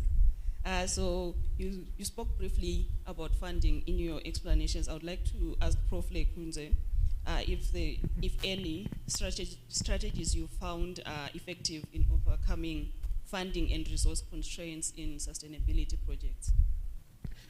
Thank you, Madam Speaker. I just want to praise my colleague for touching on some key important issue. But from my side, I will not do justice to this conversation without looking at the question of challenge. Why in higher education, our focus has been on ensuring that quality education is being delivered to our communities, to our students, and to our population. But one key thing that emerges is that you cannot deliver quality without having the resources. So one of the key aspects is that why in higher education institutions, we are focused on doing research, but most of them tend to end up in the shelf. Whether we do the research in the communities, at the end of the day, it is a reflection of academic, we just do it for academic sake and other things. We also on writing peer-reviewed journal articles, at the end of the day, some of the outcome of those articles do not really impact on our community. So it beckons on the question, how do we go about So it beckons on the question that how do we go about ensuring that higher education is funded, the amount of fund that is channeled through education, through the development of the younger generation, to ensure that we get the necessary results and the skills that we need. And we can only achieve this through partnership between the universities, the policy makers, non-governmental organization, international partners. And through this, we will be able to identify the challenges that we have within the community. We are going to partner it, and through that partnership, there will be exchange of knowledge, exchange of resources. And if there is sufficient exchange of resources, therefore we'll be able to deliver the type of research and the type of quality that we will need. At the other end, if you look at the concept of sustainability, I know the concept of sustainability is a very broad concept, and sustainability cut across all the different disciplines. But when you talk specifically to higher education, sustainability comes in terms of infrastructure, it comes in terms of skills development, it comes in terms of the quality of staff, as my colleague Professor Felix mentioned. It comes in many different ways. But most of, we call upon the government perhaps to tend to increase the budgets that they spend on higher education. In that vein, we will be able to give the type of quality that will result to skills development within our country and tackle the challenges of poverty and inequality that has bedeviled especially the African countries and the African continent in general. So collaboration is key between government, policymakers, and higher education institutions to drive the type of quality and sustainability that we envisage. Thank you. Thank you so much. I wish we could go on and on, but because of time, I will ask one last question that I would like you all to answer. And also, as you do that, you can say anything else that you need to say. I'll ask you, as the co-organizers of this whole event, thanking you for allowing us all to meet like this. I know a lot of resources and time and energy goes into all this. How can you as co-organizers, or how are you going to ensure that the outcomes of this conference lead to tangible projects and long-term impact? Anyone who is ready to answer can just go. I thought the host to take this one first. I think in terms of ensuring that the outcomes of the conference are achieved, my hope is that this will not be the end of the engagements. This should actually be the starting point, not the end. And we should be thinking also of what happens after these engagements. I think some of the papers that will be presented here should not just end in presentations. We should actually see those papers or those ideas being implemented elsewhere. And for them to be implemented elsewhere, there is need for dissemination, not only at a conference, but maybe in terms of publications, in terms of policy briefs, so that policymakers can also read them and see that indeed ideas are being generated. I'm also looking forward to the second, third, fourth, 10th, 20th conference of this nature. Thank you, session chair. Thank you, colleagues, and thank you, Madam Speaker. From my side, I just want to say Professor Felix mentioned something that is very, very important. He mentioned that 20 years ago when he was a teacher, the curriculum that is being taught today across the schools, the universities in Africa, in most universities still stays the same. But we are in a fast-changing world. Today we are talking about artificial intelligence, breakthrough in technology, and all those things. So I believe there is a need for us to rethink our curriculum because the world is changing, the nature of work is changing, the skills demand is also changing.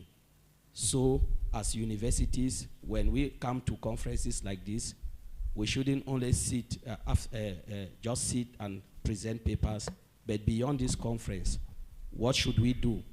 We should try to re-look at our curriculum and see how we can include the latest changes in technology, artificial intelligence, and the skills of work in the 21st century. So that is very, very important.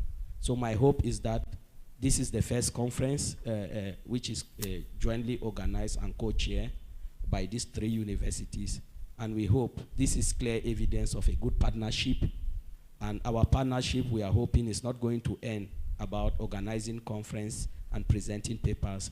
Our partnership can go beyond organizing conference. It can go beyond staff exchange, curriculum changes, and all the other things that will improve on the quality of education that we offer to our students, and hence that we have a direct impact on sustainability.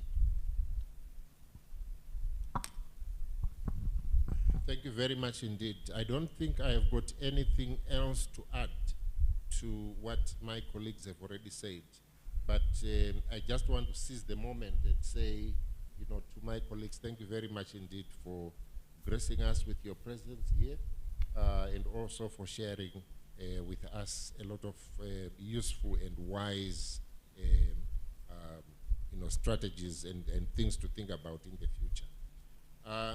One of the things that I am really hoping, and this is a personal hope, is that beyond the staff exchanges, we can actually begin to think about joint research projects that we can apply for in terms of getting funding, large funding that affects our institutions, which also might also be addressing the theme of sustainability.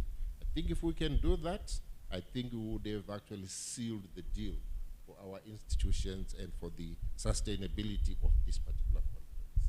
Thank you very much indeed. Thank you so much.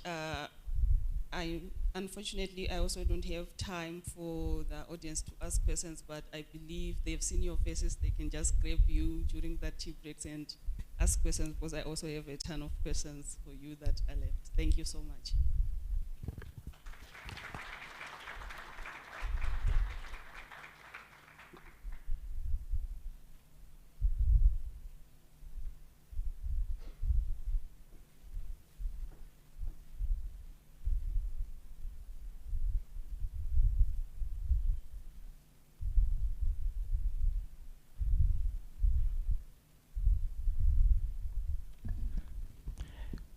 Can we add another round of applause for this formidable lady and gentlemen who have given us an insight and few ideas that we have to look into, dissect and understand, and see how they can propel us into making things out of what we think should be done.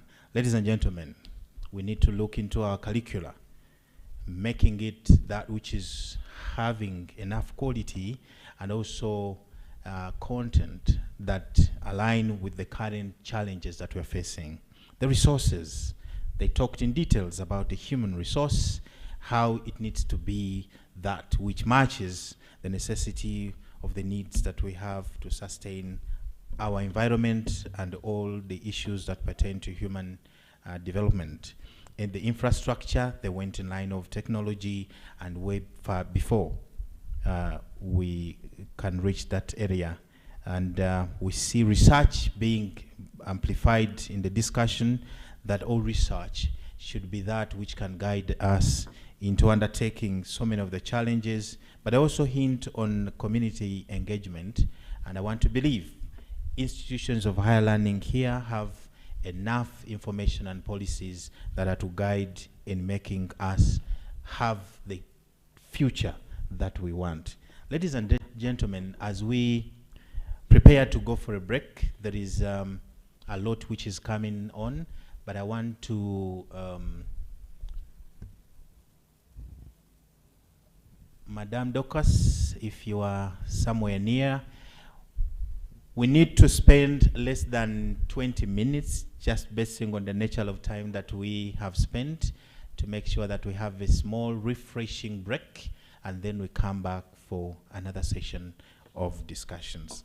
Ladies and gentlemen, I want once again to welcome you to this conference. Thank you.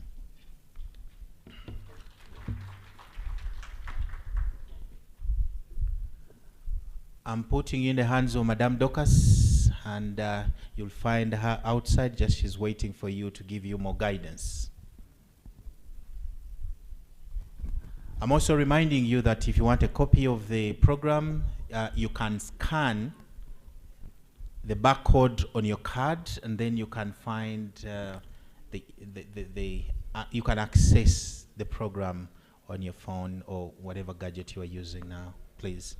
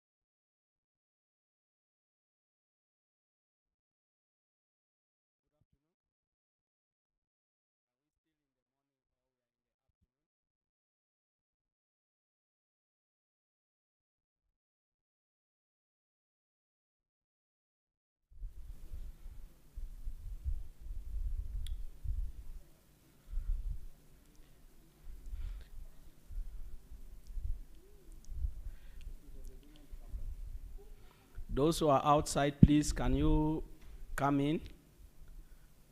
It's the last call.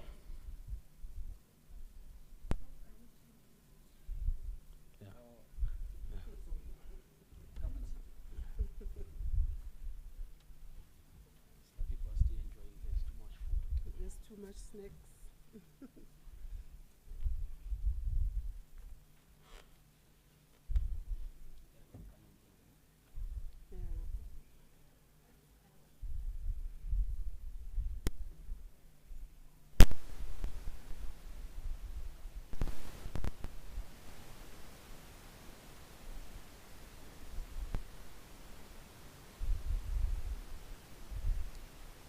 Okay, I think we are ready. I hope you guys enjoyed your snack.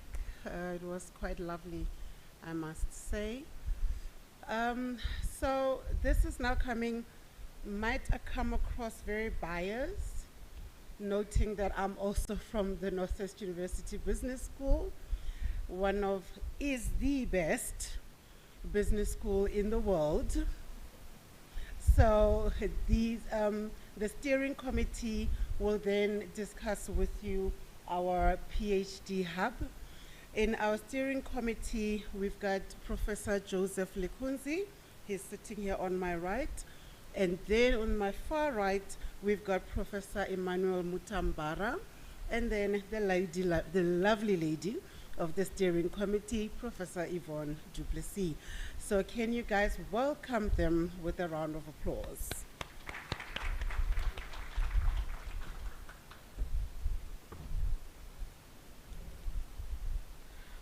Thank you, Tibelo, for the wonderful introduction. And thank you, Prof. Yvonne Duplessis, for taking up the baton to lead this particular initiative.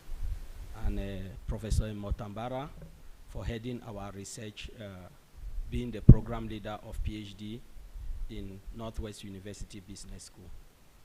I know most of us are wondering, what is the PhD Hub all about? I think there's a lot that you are going to learn to know today about the PhD Hub. What is it all about?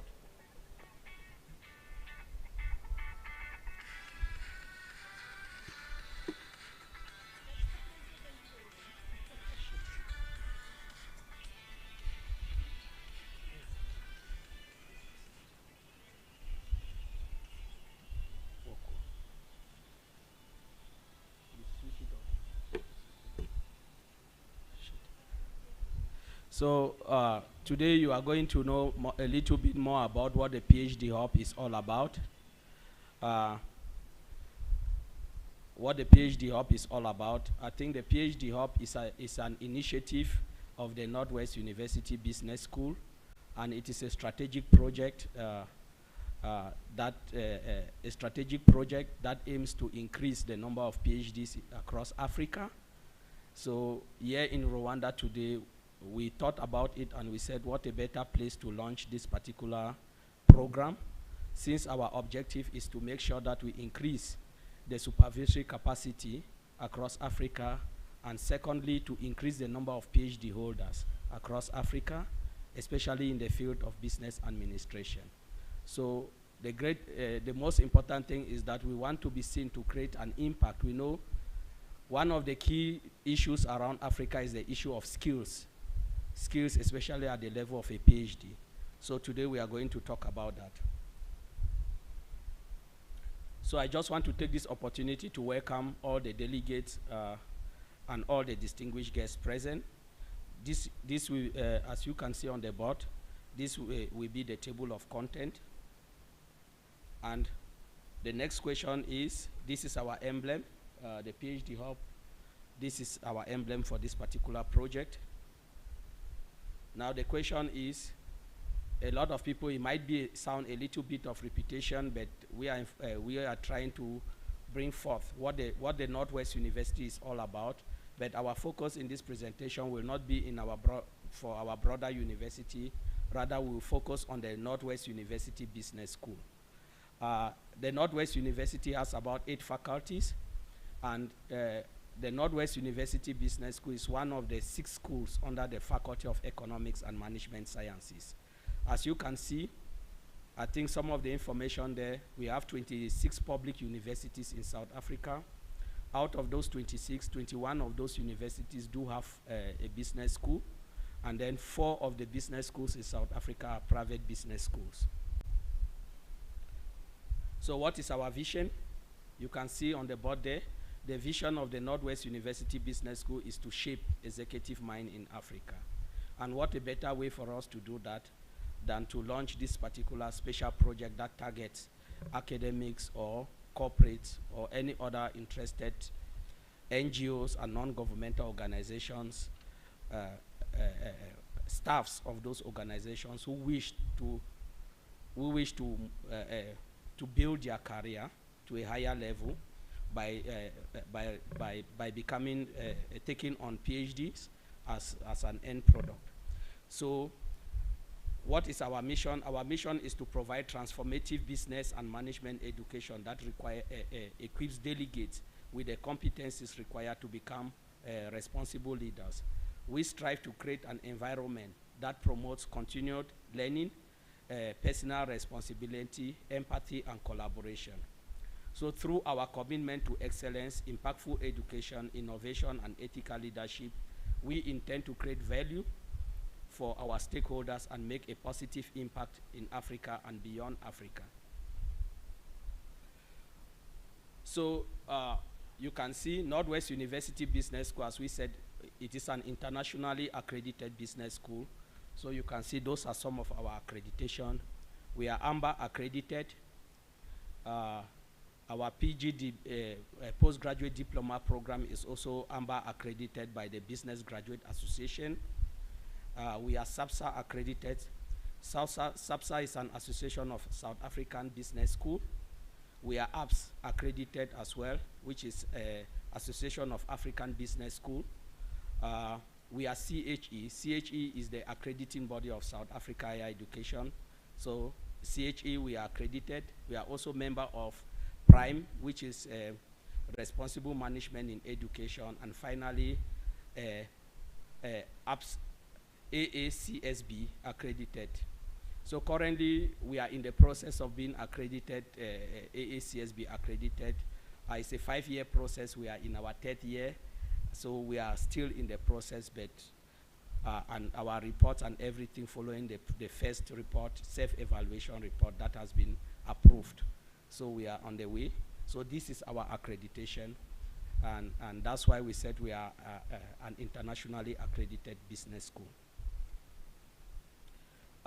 What are our commitment? As our commitment is based on our focus is on sustainable development goal. But given that there are about 17 sustainable development goals, we cannot work on all those goals. So our focus will be on goal number 4, which is quality education, goal number 8, goal number 9, goal number 16, and goal number 17. So most of our research tend to focus around these particular areas. Again, the Northwest University as a whole, we want to look at our mother university. It's in terms of quality, as we said, overall is a 4-star rating, with some of the various categories which are 5-star, especially in the category of innovation. We are ranked as one of the top 10 universities in Africa. I think we know when you look at the global ranking, I think some of the top universities in Africa, most of them, they come from South Africa. So I think we are around position number 7. We are around position number 7.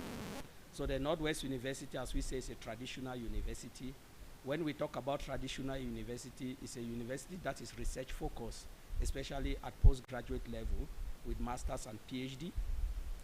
We have over 70,000 students, so it's quite distributed over 3 campuses. We have 8 faculties, and we are one of the schools under the Faculty of Economics and Management Sciences.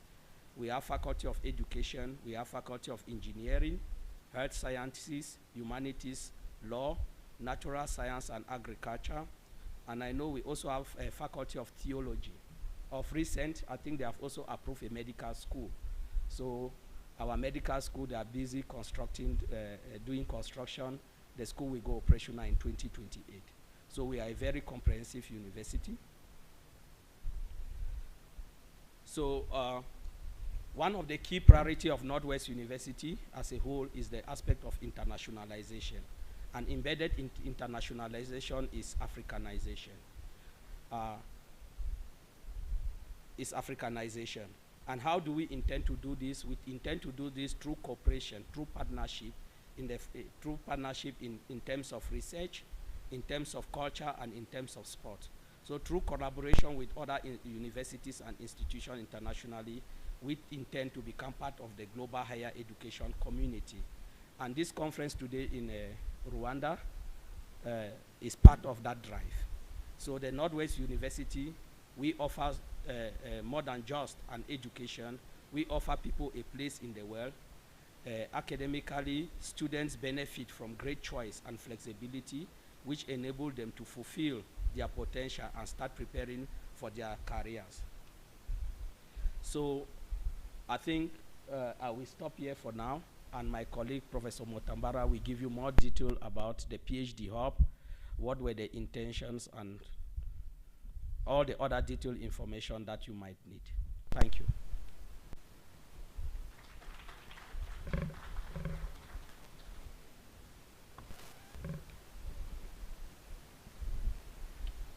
Thank you very much for giving me this platform. Just to aid on what we are focusing on, the main issue is why are we emphasizing on the expansion or on the Africanization of education, in particular the PhD? Why are we doing that? Hence, this takes us to the importance of a PhD in Africa.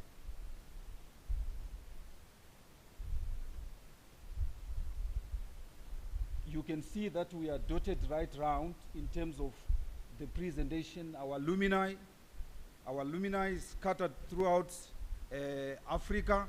We do have other numbers beyond, an indication or a confirmation that we have been trying a lot to expand. But this is not enough for Africa. We have not done enough for Africa, considering the challenges Africa is experiencing. PhD is a very key aspect in resolving the issues that Africa is facing. So that takes us to the words from the first democratic president of South Africa.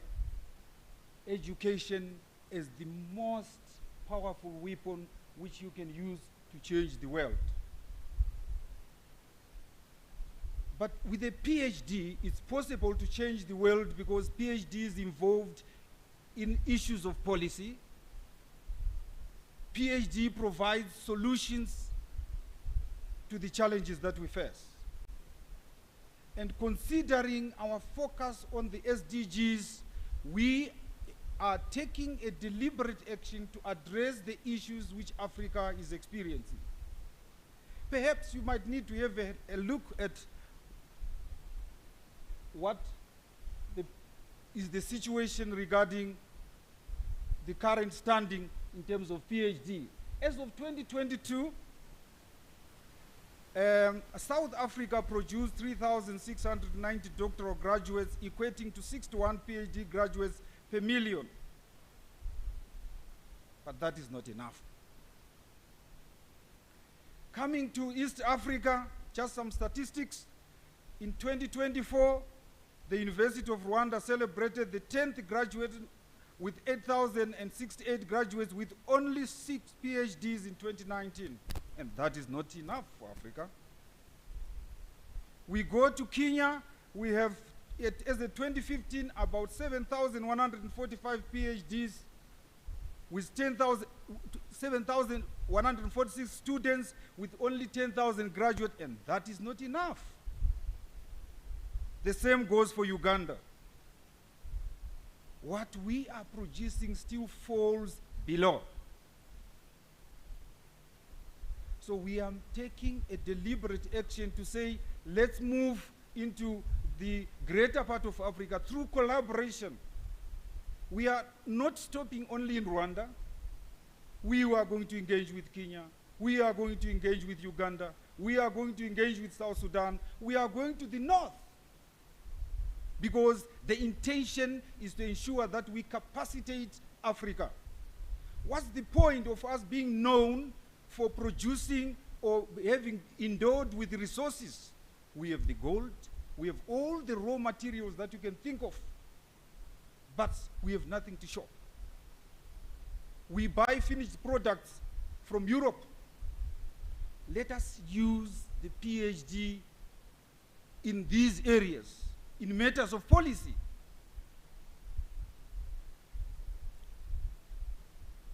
So it brings me to the concluding remarks, where I emphasize on why, and why PhD. PhD is an international growth metric.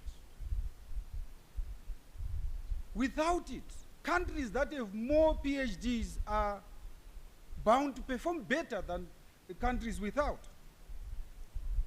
Africa has 198 researchers per million people compared to 428 in Chile.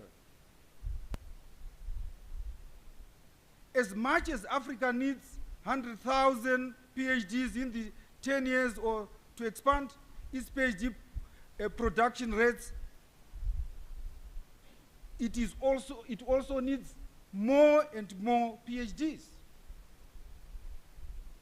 We need PhDs to create the knowledge that we require.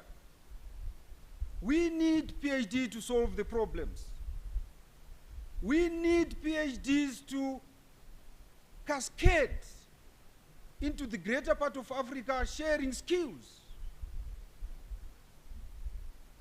Otherwise, if we continue focusing on the lower levels of education, Africa will remain behind. So we have taken a deliberate action, deliberate effort to assist in advancing education.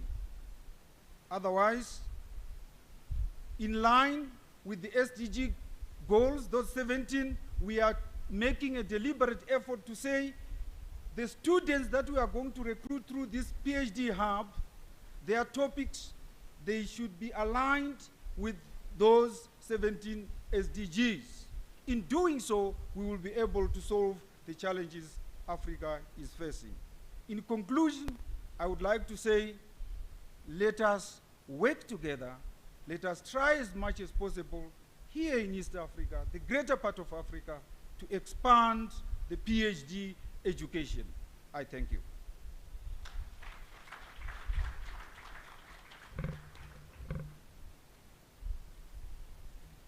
Right, good afternoon everybody. So let's see, what have we got here for you in terms of the PhD hub? You'll see there's also a placard there or a banner, and if you go onto the QR code, you will see much more about what we are providing.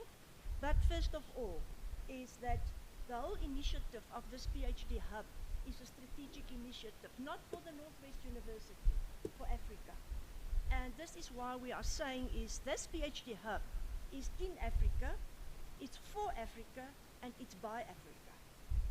And if I'm looking at colleagues here, I know there are people from other countries except or continents than Africa, is that we are inviting you, everybody, to assist us, and not just us as NWU, but to assist us in Africa to make this happen. So if we're looking at this, our offering in general, if we are looking at the PhD in Africa, is to contribute and make a significant positive impact to sustainability in Africa. This is what this conference is about, and this is why we're presenting this here, because it's a call for action. And this is, our PhD hub is for Africa, not for the NWU Business School or the NWU University. The African proverb, and as we are mainly Africans, maybe in this room as well, is that it takes a village to raise a child. Now, those of you who have PhDs, it's not the easy journey. If you got it easy, something is wrong. Go and check your quality, okay? But it's quite a journey, and we know that it's got its tribulations. And at the end, you can also sometimes say, well, I nearly didn't make it, but luckily I did after all that I had to go through. But if we are looking at this, we are saying that as a mother, and I'm seeing Africa Mother, NWU, the mother, we gave birth to this initiative of a PhD hub in Africa. But we cannot raise that child alone in terms of the African proverb. We need everybody to contribute towards raising this child in Africa. So this is a call for Africa. Let's stand together and let's produce PhDs that are quality PhDs, that are relevant and that make a positive impact in terms of sustainable goals in our continent. So we are asking you to join us, not just in celebration, but in joining us in making this happen. The child has been born, but we need this child to grow up, and we cannot make that alone. There are too many challenges to be dealt with. So those of you who want to be promoters, those of you who know about people who want or can be promoters, please let them sign on. You can sign on at any one of our tables. You can come to our venue, which is tomorrow, the Innovative Center in it's Kivu room, and sign up. We need people to assist us in article writing. We need experts. So it's not just academics. It's not just academic scholars. We also need business scholars that are experts, because in a PhD, in a business sense, we need to have practice and theory and the merging of that infusion in order to produce what is necessary to be produced. We've heard from previous speakers that spoke about PhDs that are the books that are lying in the libraries or wherever they are. Nobody reads them. We want our PhDs work to be out there and to make a positive difference. So that's why we started up this initiative of the PhD Hub, needing critical readers, needing language editors, people who can assist, mentors, coaches, examiners, name it. And we are making this call for you to say that this initiative is a co-creation. It's not the NWU's baby alone. We need you in this process. We need the participation, we need the collaboration. And I think we are very fortunate as we are standing here is that the University of Kigali, we've got a MOU, a Memorandum of Understanding, and I just want to note in how there are 7 of the University of Kigali's people that have been nominated to be part of this PhD journey in terms of its pilot project. So where are you? Can you stand up, please, if you are in this room? Those of you that are nominated, the nominees. Okay, there is one, another one, so you can just look at them. So they don't know yet what's in it for them. They have been nominated by the university. And we want to say, thank you for taking this up so long. But now you've got to sign on. And it has to happen, right? And as we're saying, it's going to be a tough journey, but we all know. Everybody makes you scared about a PhD. It is also cross-disciplinary. It's not just one functionality. It's not just in one discipline, but it links to business, it links to management, it links to leadership. And as we say, we are actually shaping executive minds in Africa. It's part of our motto. The number of quality and impactful PhDs, I think it was mentioned before. People buy PhDs. We get people that come in, they want to do a PhD, and then we say to them, it's hard work. Then some will even make a joke, and I think it's a joke. I hope it's a joke. But can we buy it? I said, well, some people do buy it, but we don't sell PhDs, sorry. It's not for sale. You've got to work for it. Then resolving Africa's challenges, we've heard that all the time, and this is why we are here. So here we are. We are starting with our pilot project. We're on the runway.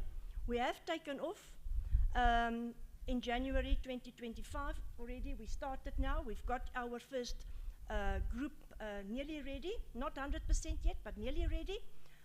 We propose to actually end this pilot where the graduation has to take place, and some of you are going to laugh, but that will be in June 2028. So it's 2 years and 7 months, 9 months, 9 months, yeah. So it's a short period because many people, they say to us in Europe, it takes 5 to 7 years to do a PhD. Right, that's what it takes. In South Africa, our norm is 2 years as the minimum, and then we hope for 4 years, but we are going to drive this pilot. Within 2.5 years from now, 2 years and some, you should have your PhD coming up for you. So our university has actually given us some startup funds to start up the strategic projects, and that is why we are seeking to uncover indigenous business-related solutions crafted in Africa, for Africa, and by Africans. So it's us, you and I, and the other you and I's have to make that difference, and of course we need the international world to support us in this process.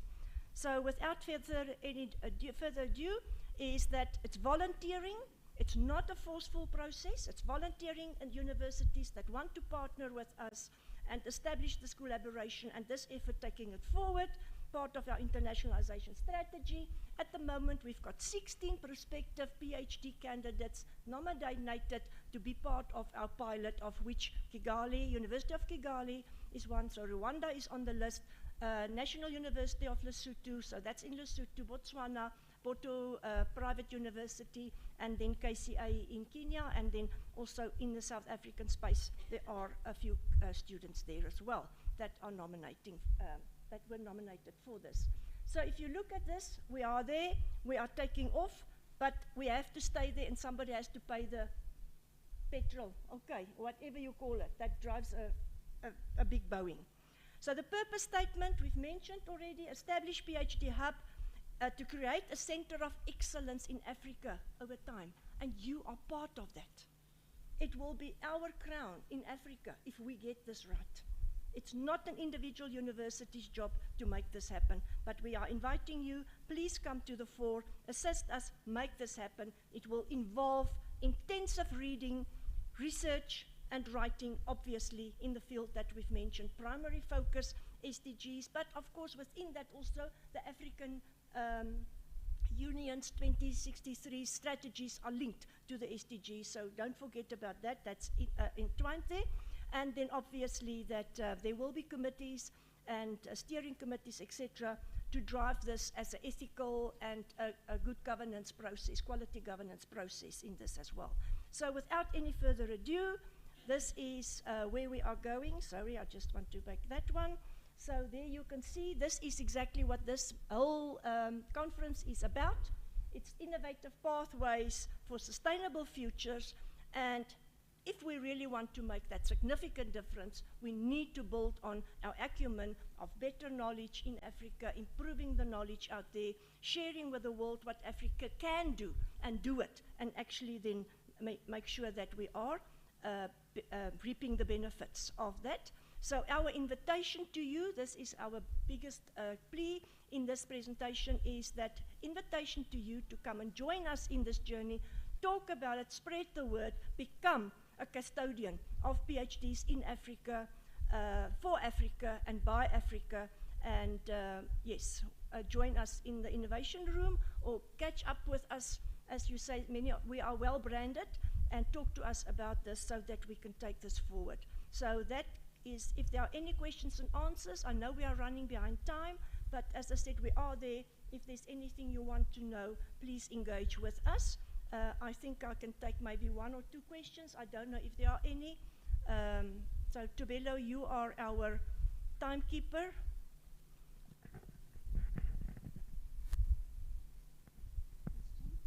Nothing?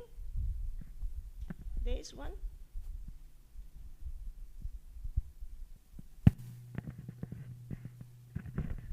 Thank you much for the African PhD hub that you have made for us Africans. My name is Dr. Ujingo Emmanuel. Almost a young PhD holder of University of Kigali. And I'm working here in University of Kigali, Rwanda. My question to this hub is one, the initiative is really good for us, And what you are going to create is the PhD holder of Africa for Africa in our future. What kind of measure did you take about what you can call immigration of educated people to the other developed country, which even is the key which stop our African for the development? Most of the people that we have been together where I was doing my PhD, they didn't come back to Africa to serve the African continent. They remain there to continue serving where they did their PhD. My worry is, those ones that you are going to create will not also disappear, because probably there is a problem which is not yet solved. Thank you so much. Well, I think that is a thesis. One of you want to do your PhD on that topic? Because I think that is a very, very important topic. We've got many diasporas, that's what you are saying, African people who are excellent. And we're not just talking about academics. Remember, we're also talking about people who can assist, the support system around this. And I think this is where businesses are coming in. And this is why we are saying we are business, we are a business school. So we're doing this PhD, so we're inviting also, as we are progressing in this pilot, businesses will have to come in. Eventually, it will be theory and practice. But what will keep people here is if there are jobs. Right? And I'm saying jobs, or if they've got the passion to stay here and have something that they feel they can contribute towards. And I think this is a long-term project. It's not something that's just going to happen. And this is something that we have to pursue as we are going through this pilot process to see what is the magic wand. Why do people leave Africa? Okay. And I think only they can answer this. So maybe that's a fantastic qualitative research project, all right. So anyone that wants to join me in that, come forward. I am specializing in qualitative research. So we've got one project already, okay. But it's a big one. It's not, okay, it's a big one. It's a collaborative one. Thank you. Yeah, well, thank you very much. Mine is really not a question, it's a comment. And it's related actually to that comment that you made.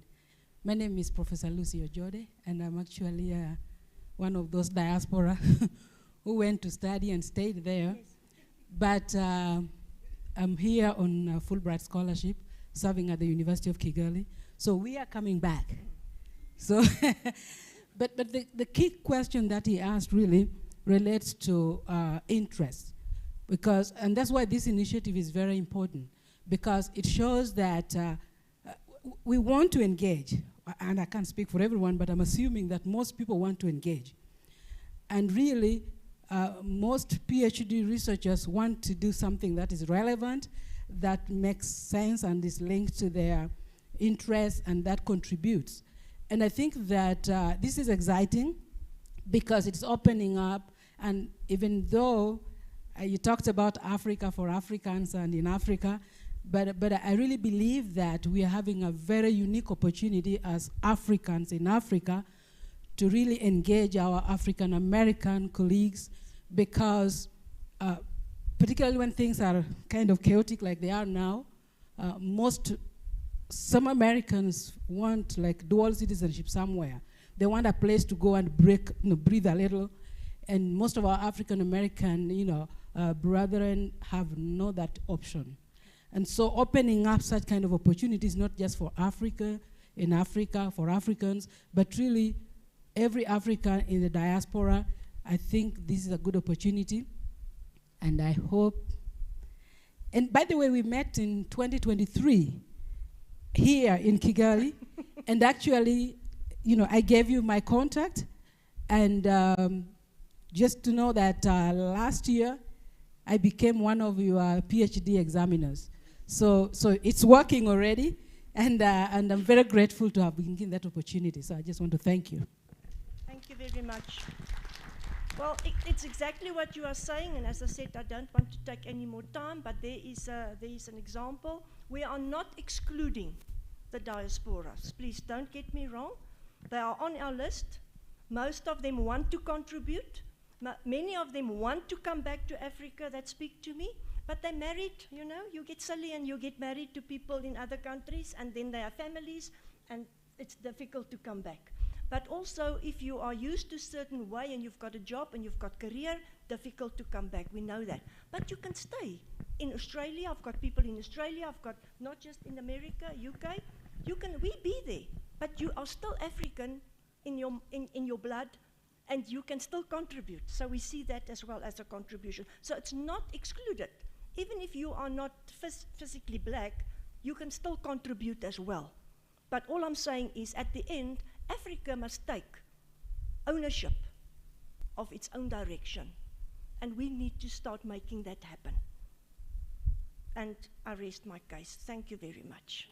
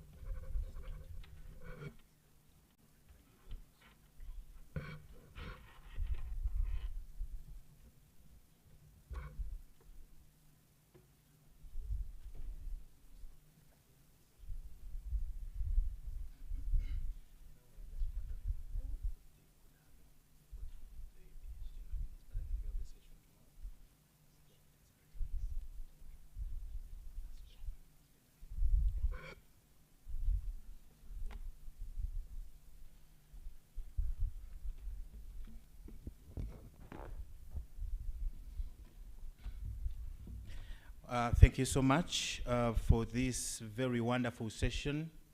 And I want to believe some of these words were going into a very fertile soil. If I look around and I see PhD candidates who have benefited just because we are having, well, this conference and all the other activities that are pertaining to its existence, we are happy that there is something, there is a message, there is a beginning of something beautiful from this conference.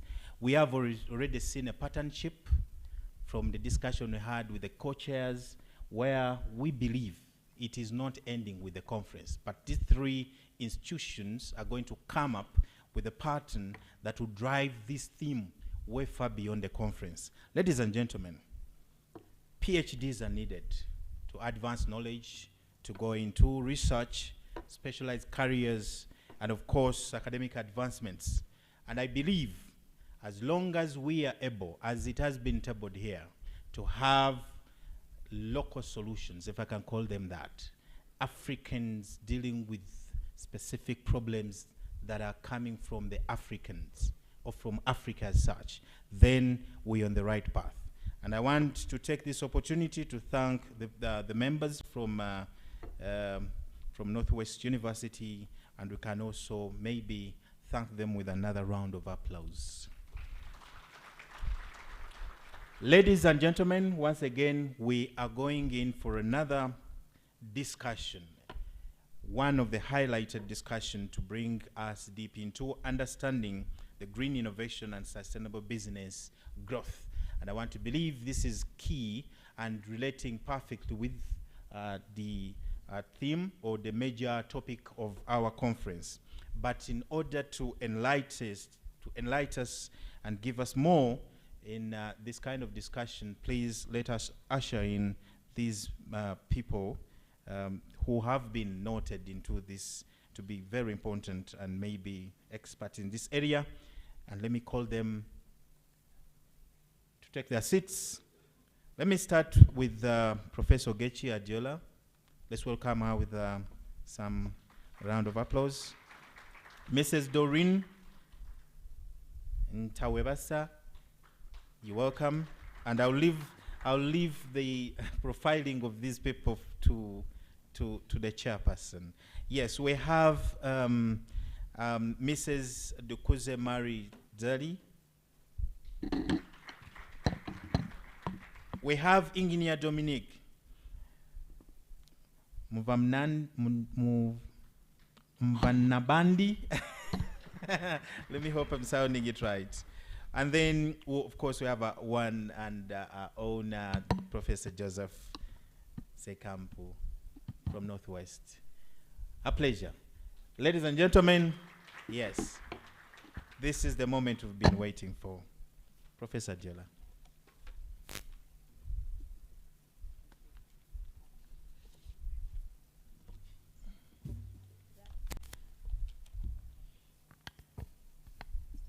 Good afternoon, distinguished ladies and gentlemen. All protocols duly observed.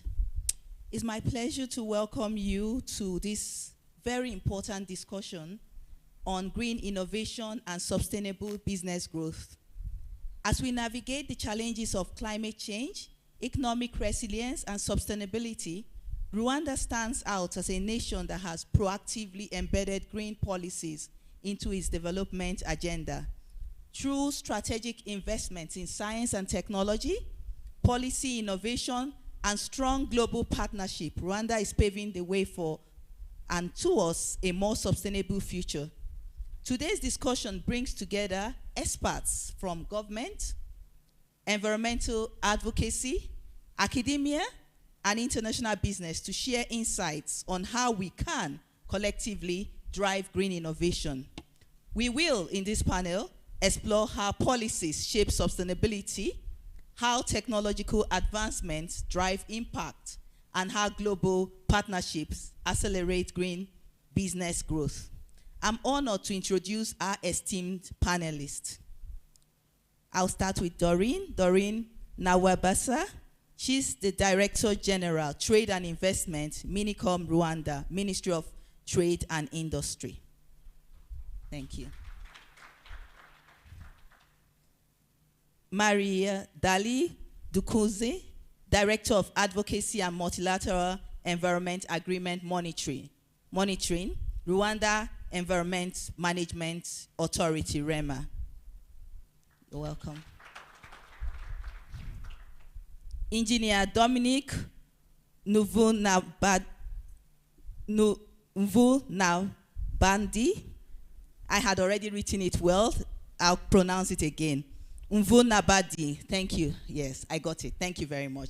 Director of Science and Technology and Innovation, STI Unit, National Focal Person, Rwanda National Commission for UNESCO. He will talk about role of science, research, and education in driving sustainable innovation. Thank you. And last, but not the least, we have Professor Shekhampu, Chief Director, Northwest University Business School. Thank you. I have that. Thank you very much. He'll throw more light on sustainable business practices and collaboration opportunities. So, let's begin by focusing on Rwanda's green growth ambitions. The country has made great progress in integrating sustainability into its policies. But how do we move from policy to action? To begin with, I would like to invite our panelists from Minicom, Doreen, to share insights on how the government ensures businesses actively adopt green innovation. Doreen, beyond policies, how is the government ensuring businesses actively adopt green innovation rather than just merely complying with regulations? Thank you. Thank you so much. Good morning, everyone. Apart from the policies and the regulatory measures that the government has put in place, the government has also is actively in fostering the green innovation activities. Here I may cite one as the establishment of the IREMA investment. So it was launched in November 2022, where the IREMA Invest is such as a pioneer in green investment facility. It's also designated to foster the private sector role in addressing some climate changes. They do support financially the project preparation facilities. They also provide some credit facilities to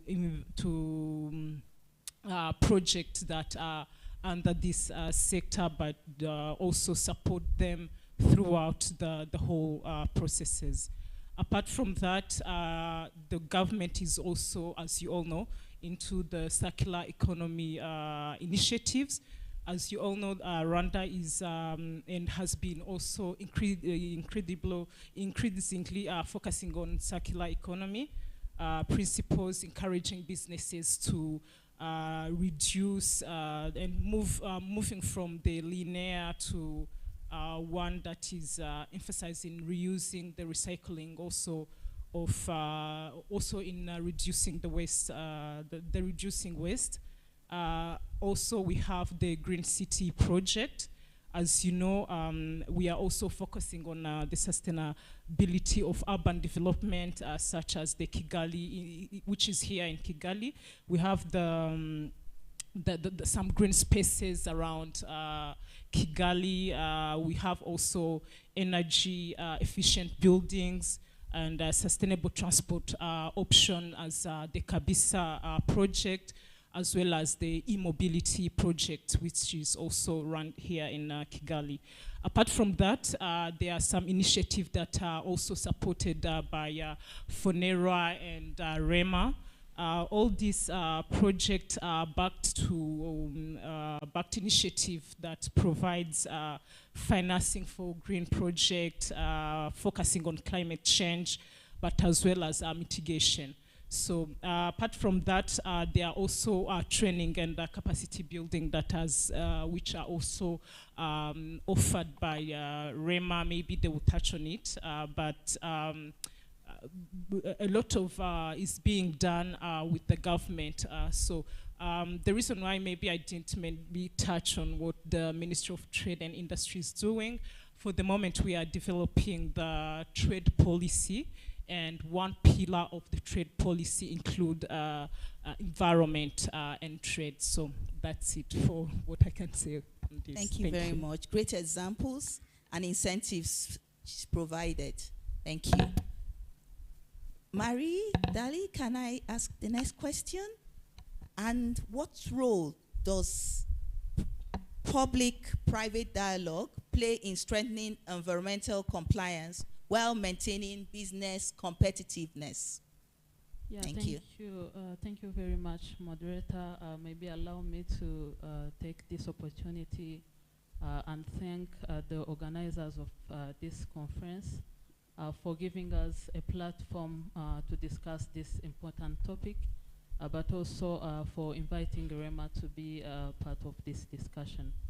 So coming back to your question, moderator, indeed, the public-private dialogue plays an important role in ensuring sustainability, but also maintaining business competitiveness, because this is a cornerstone of effective environmental governance, which ensures that sustainability go hand in hand with economic growth. So REMA, as a regulatory body in charge of ensuring that environment is very well protected and managed, we do recognize that to reach or to succeed with environmental enforcement, we have to put in place a strong collaborative approach through continuous engagement with the private sector, through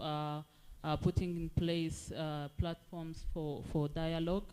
And these ones allow us to have an enabling environment for businesses where business people of the private sector don't see sustainability as a burden for their business, but as an opportunity for innovation and resilience. So indeed, the dialogue between the public and the private is very important, because it creates that trust, that collaboration between the two. And that's when mainly the government is developing policies they are able to see challenges which may be under those regulatory policies and frameworks, and it is very easy for them to address those challenges because the development of policies is done through an inclusive process where the government and the private work together to develop those policies. So this is something the government of Rwanda has already started to put forward. As in our Vision 2050, the government is trying to achieve an economy which is low carbon, which is climate resilient, and that one will be achieved by the private sector supporting the government of Rwanda. And to achieve that, really, we need to work together, we need to collaborate. Thank you. Thank you, REMA's Director of Advocacy. A follow-up question. Can you share a successful example of a policy that has been that was improved through public-private collaboration? Yes, a successful a policy or example I can give is the policy banning the use of single-use plastics. When the policy was being developed, private sector or businesses complained that this is going to affect their businesses. They complained about the alternatives, but when the government was developing it through the consultations, the policy was refined, and the government or the policy proposed to have like a phased implementation where the private people were given a grace period of 2 years for them to adapt to the change and see how they can innovate and find some other alternatives.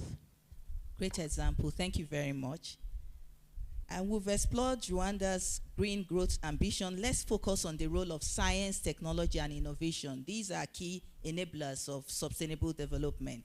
How can advancements in research help traditional industries adopt greener practices? To help us explore this further, I would like to invite Engineer Dominic to share his insights. Engineer Dominic, from your perspective, how can technological advancements support traditional industries in adopting green practices? Thank you.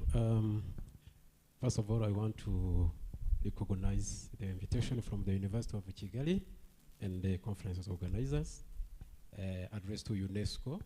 And then the UNESCO is happy to be part of this very great discussion and also share what UNESCO is doing on right scale. On the side of science, technology, and innovation, UNESCO offers technical and financial assistance and advice, publishes guidance, and also toolkits, and also promote capacity building and foster international collaboration to its member states, the member states of UNESCO, so that they come up with an updated and well-designed SDI policies. Allow me to talk more on what UNESCO has done recently in terms of SDI and ICT, or maybe artificial intelligence. UNESCO supports a member state in developing what we call UNESCO recommendation on open science. We should make our science open to everyone. Science used to be something very close to scientists. Now UNESCO try to make recommendations so that wherever you are across the world, you can access science. These come in a practical way with the guidance, or we want to develop something else. And also, UNESCO help countries to review their SDI policies. This is the case of Rwanda, for example. We recently developed the EdTech policy. UNESCO contributed through different publications UNESCO published already. And then through the EdTech policy, UNESCO supported the government of Rwanda to develop the strategy on TVET digitalization. So our TVET need to be digitalized. on top of that, specifically for education, UNESCO developed what we call the competences, AI, artificial intelligence competence framework for teachers and students at university and high school, so that they know how they can employ the use of artificial intelligence in their teaching and the curriculum. Recently, on the side of AI as well, UNESCO supported countries, specifically for African countries, to develop what we call artificial intelligence readiness assessment methodology report. So how countries are ready across all their sectors, ready to apply and use artificial intelligence. Now, coming back to how UNESCO practically support or maybe bring in the use of STI into the promotion of industrial sector. We have a pool of expertise across the group. If you reach out to UNESCO, we have a network of universities and research institutions. We have most of the time invite our expertise from UNESCO Paris regional office in Nairobi if we want to address issues related to climate change. For our case, for example, we have the UNESCO designated sites. I think most of everyone here knows that. We have the what you call the UNESCO World Heritage Sites, the biosphere reserves. Those are the geoparks. So all those sites create an environment for young people or businesses to create innovations around all those sites. For example, the case of Gishwati Mukura National Park, we have young people started innovating the businesses around issues related to climate change, conservation, beekeeping, and then if we don't have expertise, we borrow it from our UNESCO network, and then we see young people and even women start using, for example, the artificial intelligence, the IoT, just address practically issues related to climate change and biodiversity conservation, specifically around those protected sites. So just to mention a few, yes, among many innovations we can share here. Thank you. Thank you very much. It will be interesting to also get all the lists for the sake of the people in academia and other businesses, what UNESCO is doing, especially concerning artificial intelligence and open access. Thank you. I will call on the Chief Director, Northwest University, Professor Joseph, and also throw light on sustainability and what we are doing, universities are doing. So what practical steps should businesses take to integrate sustainability into their core business models beyond CSR, corporate social responsibility? Thank you. I think, you know, when we came here, we thought potentially there might be an outlay of solutions, but when we're driving from the airport, we're asking ourselves, where can we see the next paper or the next plastic? Because when we go to the airport, we're asked to get rid of our plastic. And part of it is about supporting a national agenda. I mean, if you look at South Africa, we are a coal-rich country, but we're struggling with electricity. Then the question is, do you replace it at a particular day and say, from tomorrow we're not using electricity? So for me, some of the lessons that I'm taking from this kind of trip is it has to be part of the national agenda, and everyone has to be on board as to what is the strategy. Because in many respects, in our example where we need to address energy issues, but then how do you address energy issues when the alternative will impact future jobs? So I really think for me is the initial point is taking it from national agenda and having all stakeholders buy into that. I mean, you could talk of curriculum changes, policy changes, but ultimately the whole nation has to own the agenda for sustainability. And in South Africa, we've really been struggling with conflicting interests around you preserve jobs, you replace it with alternative energies. So not direct to your question, but more about taking from a national agenda perspective. Interesting. So it has to be part of the national agenda, and there must be buy-in from all stakeholders. Again, I'm just thinking, do you see any global best practices that Rwandan businesses could adopt to accelerate this transition? To some degree, the one that I think worked in South Africa was the energy availability issue. We're struggling with what is unique to South Africa, load shedding. I'm not sure whether you have load shedding in Rwanda, where you could live without electricity for extended hours in a week. And the government introduced IPP, which is a private-public partnership programs around generating energy. And some of the banks, like the Nedbank, they have what they call the Nedbank Green Economy Strategy, which is really about funding sustainable green projects. But as an example of this energy issue, the challenge is that when you are an individual and you're installing your own solar panel, it then becomes a double-edged sword, because the people that actually can afford to pay for renewable energy are the ones that were supporting the national company to supply electricity to everyone. So I think for me, a private-public partnership is one of the best cases that we can highlight from our own perspective. Thank you very much. So we have discussed how technology and innovation are driving sustainability. But for these advancements to scale, access to financing is very crucial. Because without adequate financing or funding, even the most promising green innovations struggle to make an impact. So we are going to turn our attention to financial mechanisms that support green entrepreneurship and sustainable business models. To discuss, I want to invite Doreen, the Director General of Minicom Rwanda, to share insights on how financial instruments available in Rwanda on the financial instruments available for Rwanda businesses adopting green sustainable business practices. So Doreen, what specific financial mechanism, such as green bonds, climate finance, or climate funds, or tax incentives, can businesses leverage to scale sustainability investments? Thank you. Thank you, moderator. Rwanda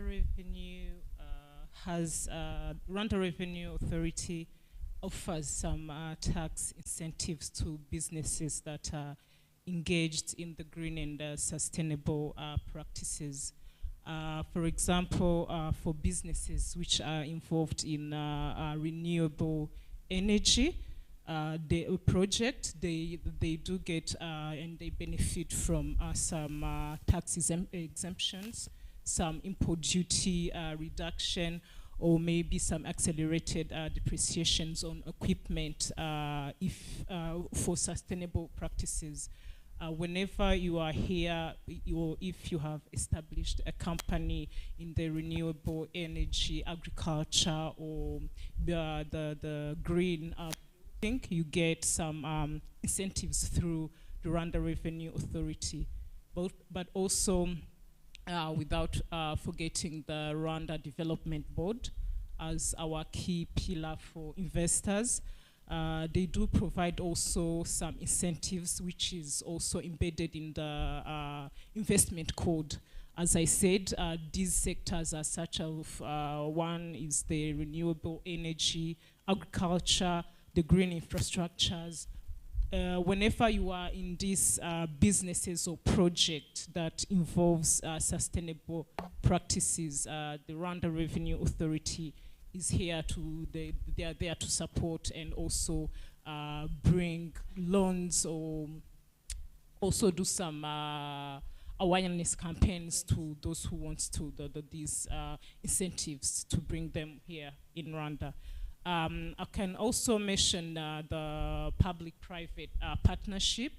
The government also is partners with investors who want to bring this investment here in Rwanda, including those related to sustainability mainly, because we are going, digital, green environment. So the Rwanda Development Board through the public-private partnership.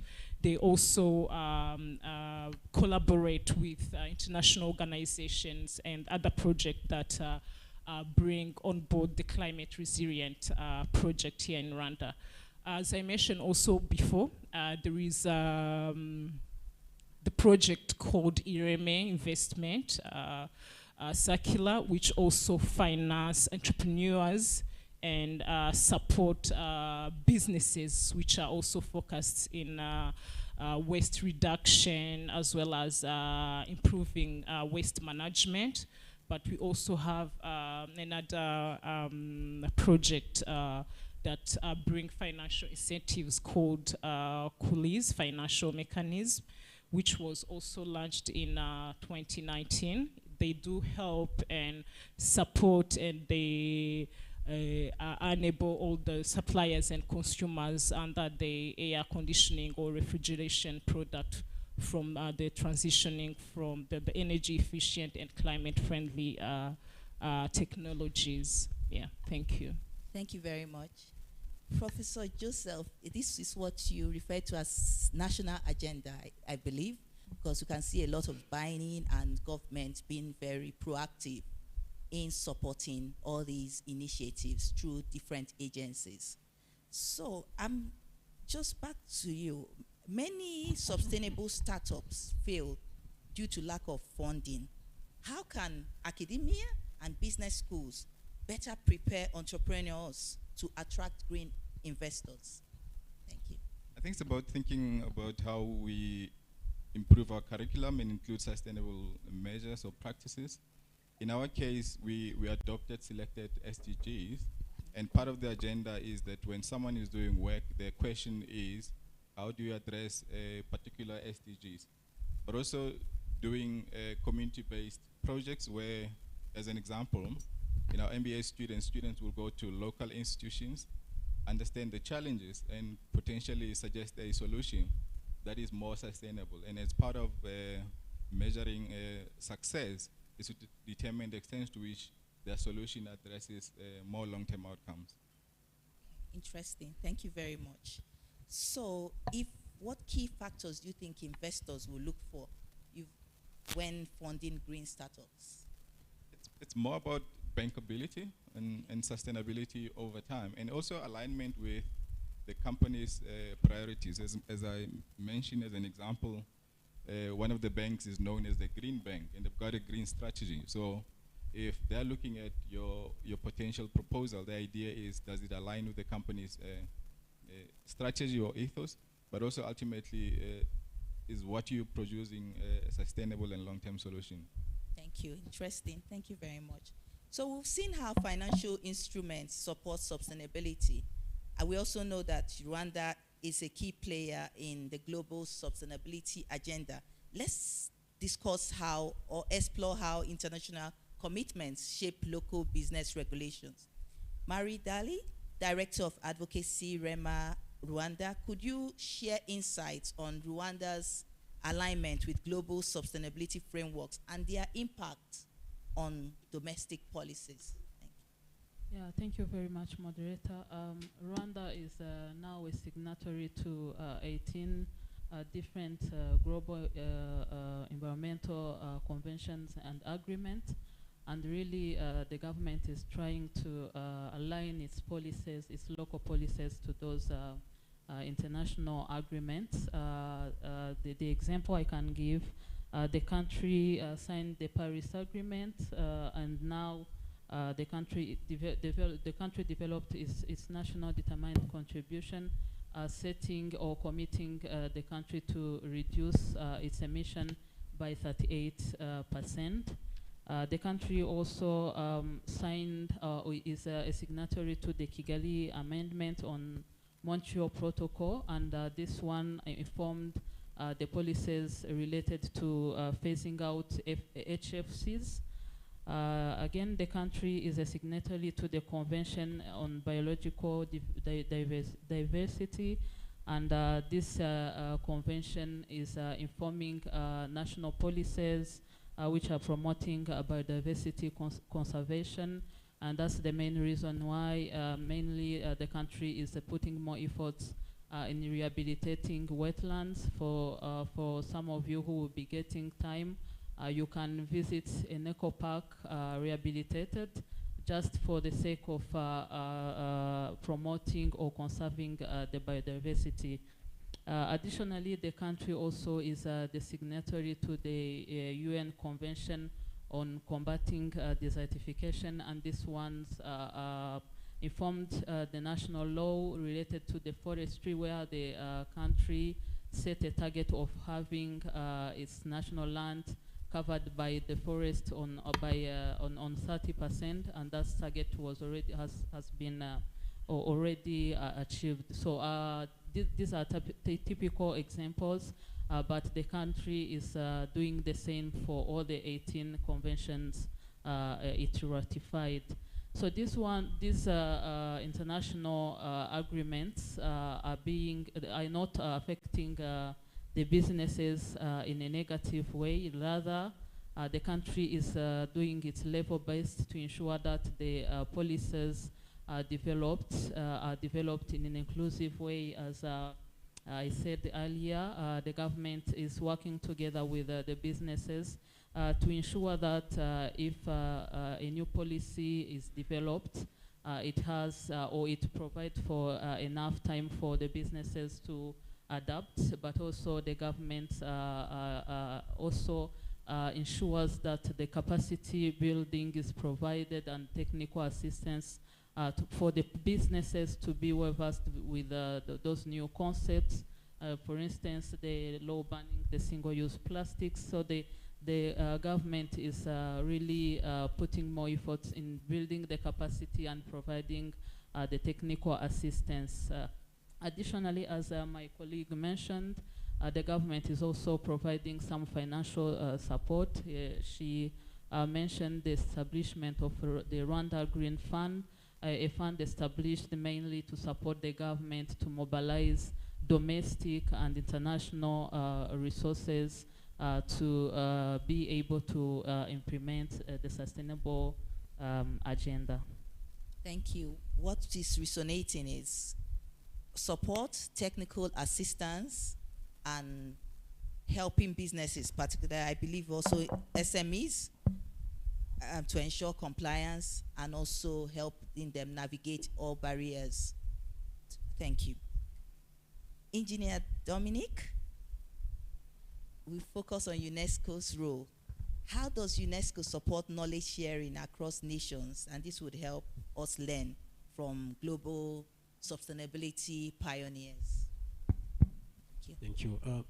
The way UNESCO support the knowledge and innovation, or SDI knowledge sharing, it goes through the member states, because each and every country has what we call the UNESCO National Commission, and then through the National Commission,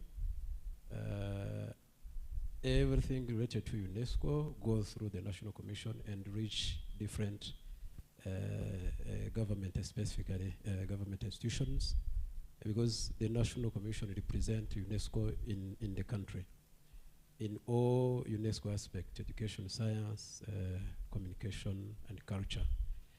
Specifically for SDI, because we have been talking about SDI, UNESCO also has inner countries partnerships and collaboration with different institutions. If we are to promote science and technology, we most of the time go through the university and the research institutions. University of Rwanda is we are aware of that. We have different partnership to implement UNESCO programs in water science, biodiversity and climate change, geology and mining, promoting science and technology for girls and women. So all those are areas where UNESCO engage partnership with different institutions, but also with the government. We also engage the government in bringing our beautiful environment, specifically national parks, to the international recognition. Recently, we engaged the Minister of Environment, Rwanda Development Board, in the process of nominating the Nyungwe National Park as UNESCO heritage site, the Gishwati as the biosphere reserve, just to improve on, to increase their international recognition. And then we have started already get fruit from that cell, because we have UNESCO researchers and institutions abroad coming just for that recognition. We also practically aim to, we talked about that already, the use of artificial intelligence. UNESCO recommended member states to start looking at a way of engaging the public in the use of artificial intelligence. So as Rwanda, or as the National Commission for UNESCO, we have two ways of doing so. We want to start the public talks and public engagement through universities and research institutions, and then we talk more about artificial intelligence. What should we do? What are not allowed to do? And then what is the real meaning of artificial intelligence to us as Rwandans? And then what should we do, or what should not we do?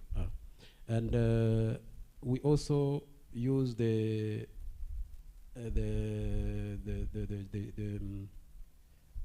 conferences and workshops and trainings, especially for young ladies, to increase a number of scientists. And also increase number of girls applying or involved in science, STEM subjects. That's really in short what we do as UNESCO. Thank you. Thank you very much. We've listened to all the initiatives from UNESCO which we know and believe have directly impacted sustainable development efforts in Africa. And also thank you for what you're doing for women in STEM and young girls in STEM. Very commendable. We've covered a broad spectrum of insights. We've talked about policy, technology. We also discussed financing and international collaboration. Before I give the opportunity to all the panelists to give a closing remark, I would like to ask if we open it up to the audience for a brief question and answer session. So, do we have any questions? I would invite one or two brief questions. Please keep it direct. Keep them direct. Thank you. Any questions? Across policy, across partnership, financing, technology. Yes, thank you.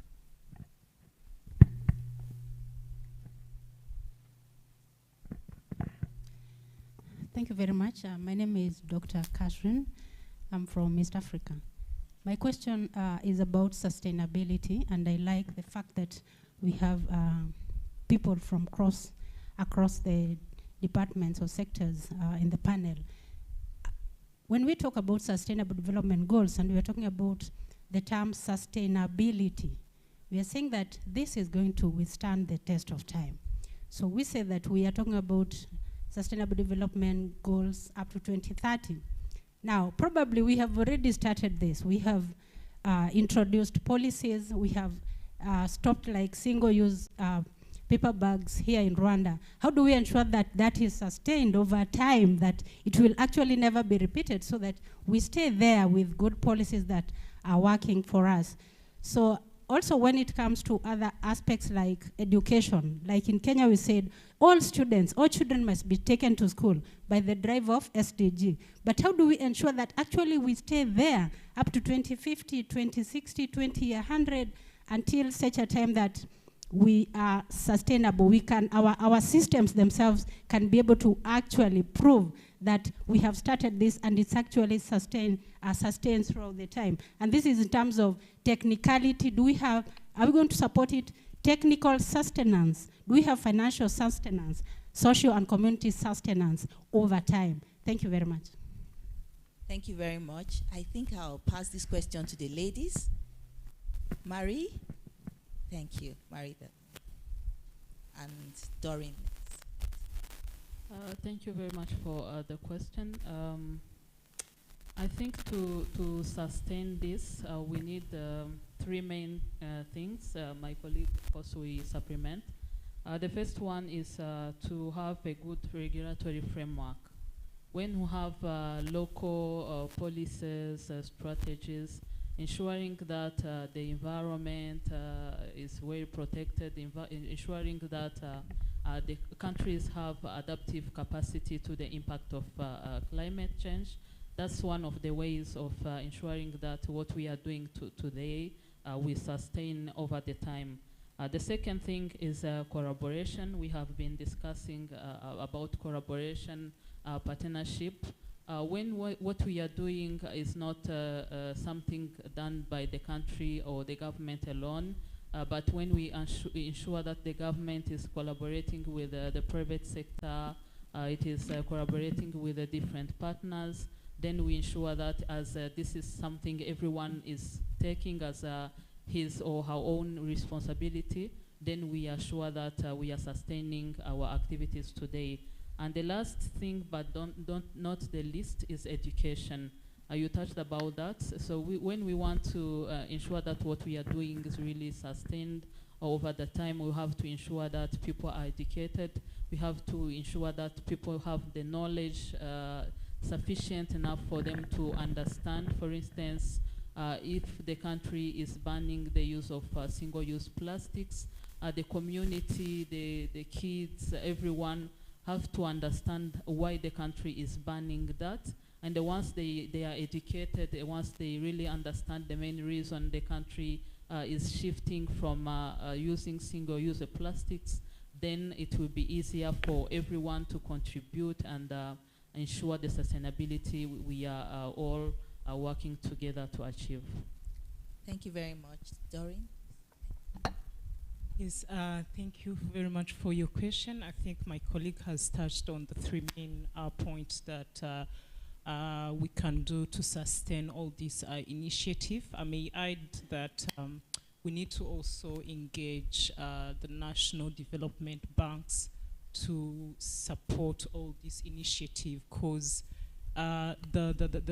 these banks can channel all these funds to different initiative and projects that are in the pipeline, because most of our companies lack the financial support. So once they have the financial capabilities and support from different national, multinational development banks, we can go somewhere which is like, we can increase our path to the green environment. Secondly, I may add that we need also the engagement of the private sector. I think she touched on it.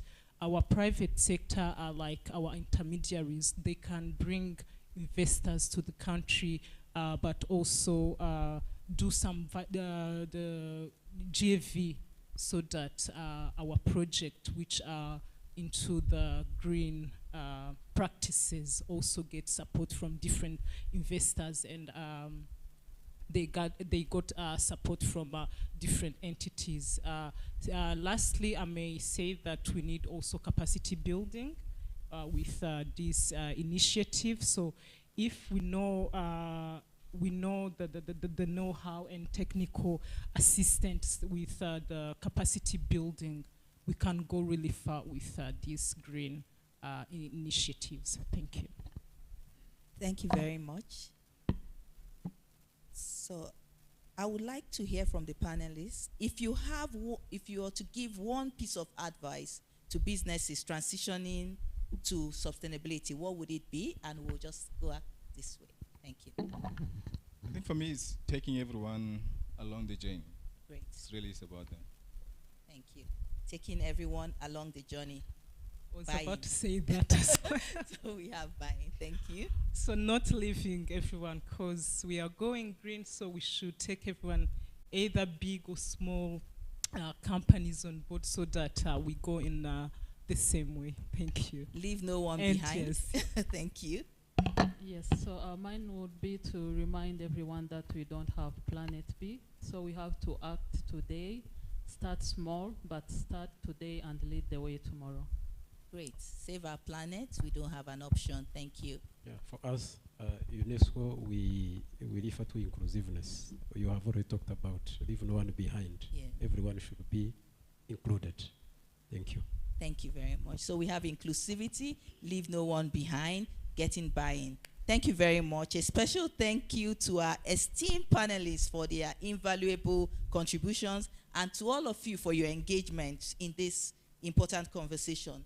Let's continue to work together to drive green innovation and sustainable business growth. Thank you, everyone. Thank you.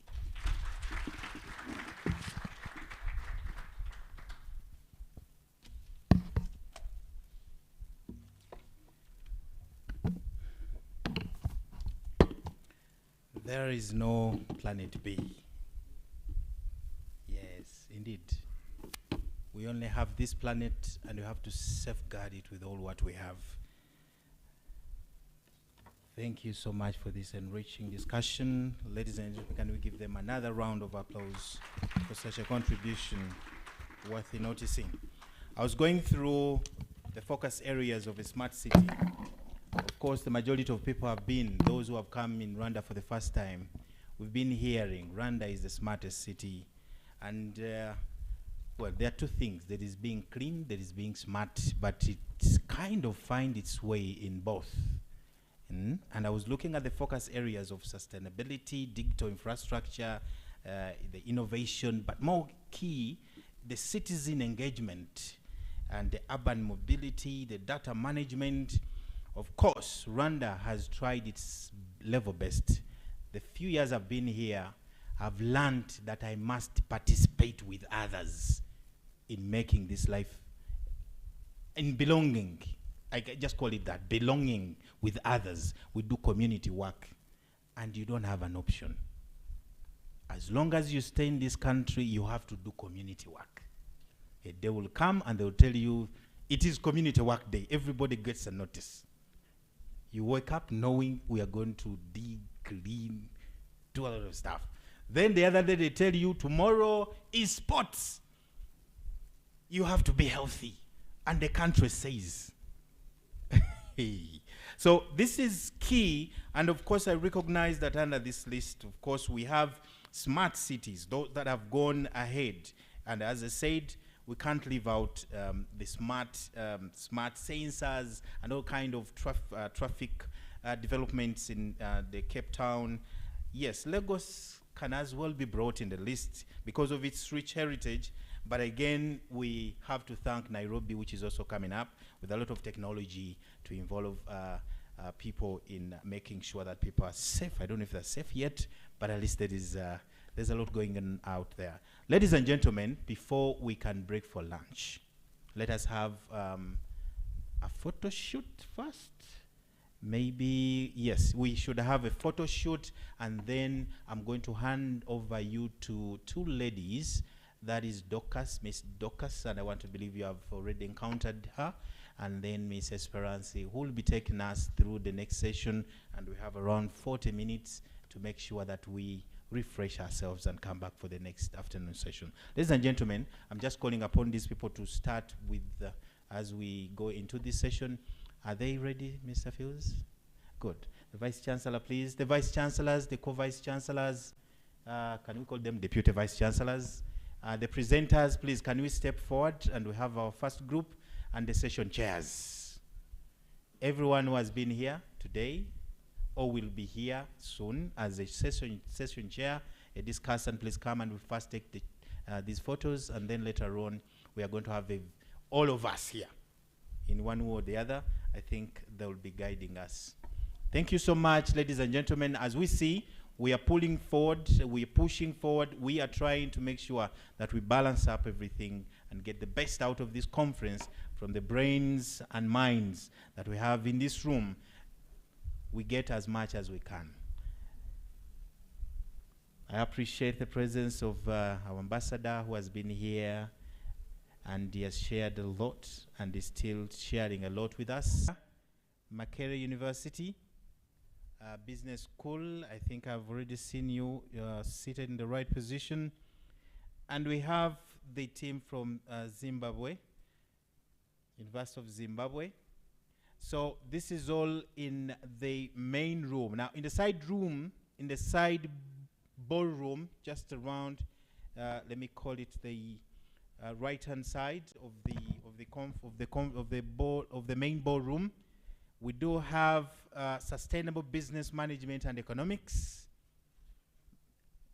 On that extreme right, please, members who are part of this session, include at the Federal Polytechnic from Nigeria. Please just move, and I want to believe the chair is already there. Then the Center for Global Change Driving Sustainable Innovation, that is from Fort Hare, South Africa. Again, just cross over that kind of glass room or glass door. And we do have another team that has just sloped down, and if you are still here, you're supposed to go to Kivu, which is down below. Yes, that is where we have Fort Hare. On the gender, of course, we do call this group or session called Social Equity and Sustainable Development. Yes, we do have University of Fort Hare, again, this time led by Filani Moyo. We also have University of Northwest University. Yes, I think that this one I saw her going down, Tebelo, who is the comms here as well. And we do have the Makerere University Business School as well. So if you are here and you are from that section of equity, social equity and sustainable development, please, your room is Chivu and it is down there. If I'm missing something, I know Ms. Docas will come and clean this up. She always does. Okay. Yes, so that's the first session, and I want to believe it has already gone for minutes. Let me see. Is it 30 minutes already done? Good. Please, Ms. Docas. Thank you very much, Prof. So mine is just to emphasize what he have said, and again to just help you if you're stuck. If you're meant to go to Kivu, you follow Michelle. If you're meant to go to the side room, you follow Fiona. If you're meant to be here, you're in the right place, yeah? So the other thing we need to say is when you're presenting, you'll have a warning for the 5 minutes from our protocol. So it means you only have 5 minutes remaining, you have 2 minutes remaining, and then of course you have to stop, yeah?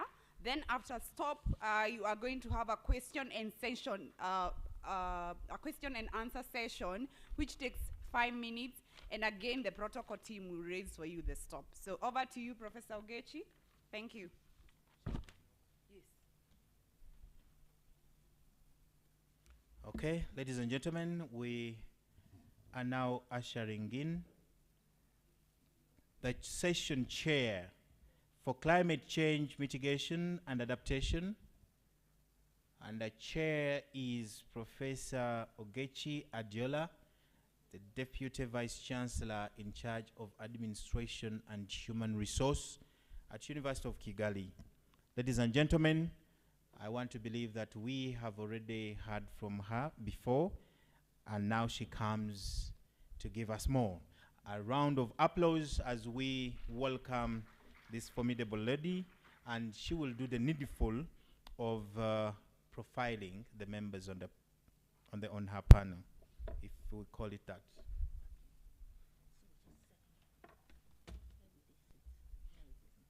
Let them sit there, then they can present for some few minutes.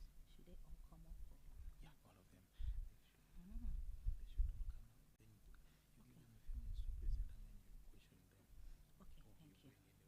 bring in the audience. No, I think if you're presenting, okay. Okay. Good afternoon, ladies and gentlemen.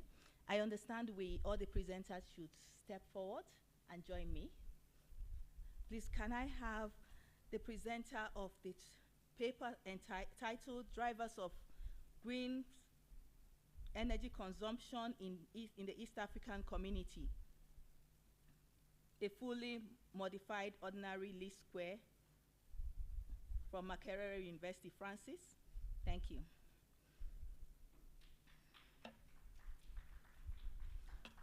Presenter number 2, title, Towards Sustainable Urban Transport, Mass Public Transport Electrification in the Greater Kampala Metropolitan Area. Just bear with me.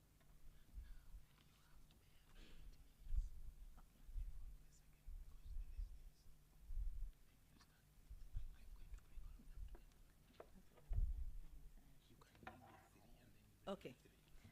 So the third speaker, thank you, Judith.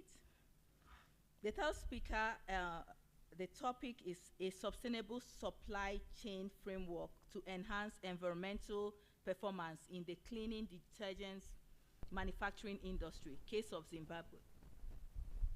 Presenter. Do we have a presenter? Thank you. Tongesia Mpofu, University of Zimbabwe. So we'll stop with the 3, we'll stop at 3, then we'll continue. So this session is on climate change mitigation and adaptation system. And we know that the global climate crisis demands urgent, collaborative, and innovative solutions. And today's discussions will explore strategies for mitigating environmental impact and adapting to climate challenges. May I call on Francis to take the first presentation. Francis Muhere, Makerere University Business School, Uganda. Thank you.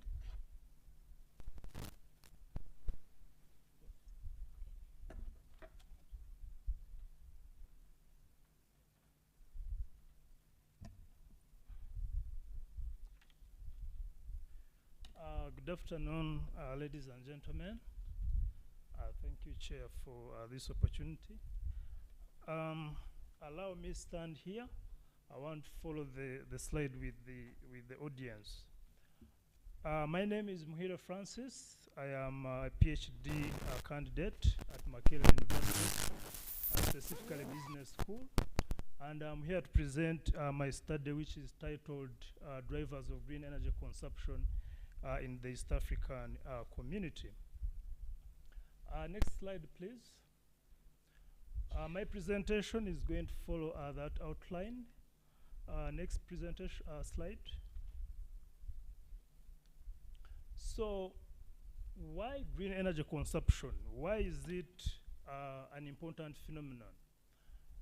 International energy agents and a number of existing studies have used green energy consumption as one of the key proxies or measures for green energy transition.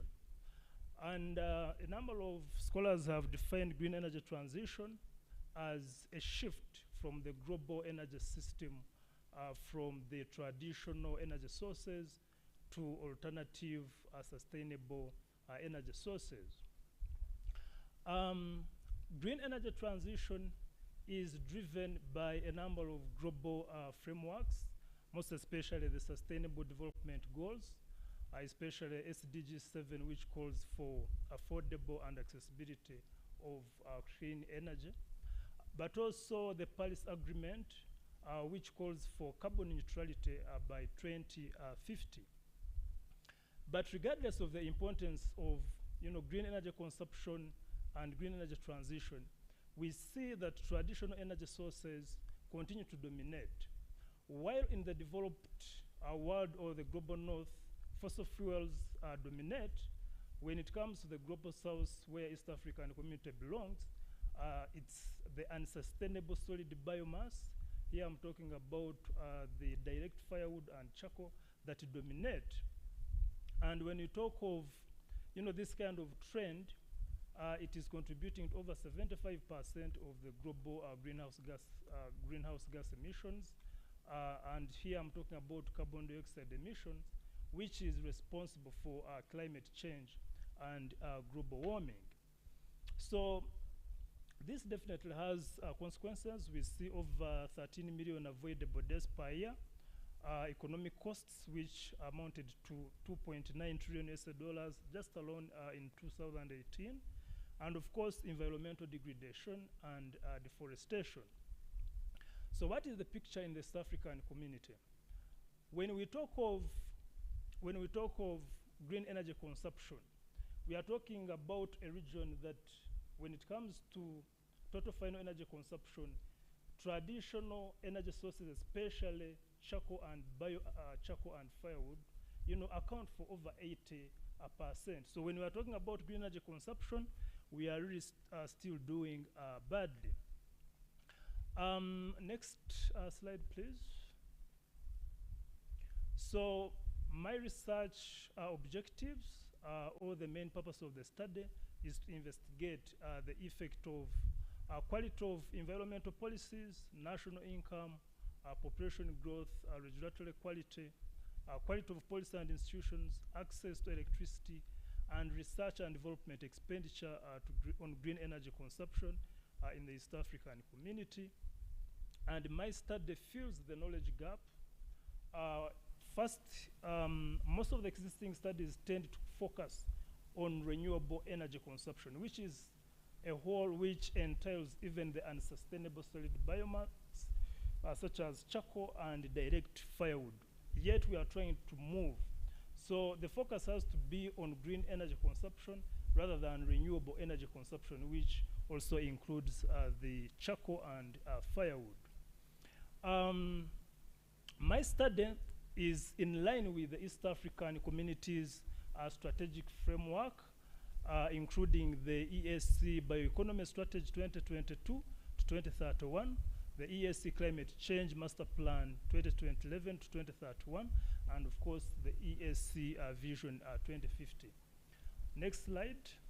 My methodology, I'm following the econometric methodology, and the geographical scope, I'm looking at the 5 East African member states, including Uganda, Kenya, Tanzania, Rwanda, and Burundi, and the time scope is 2000 to 2022.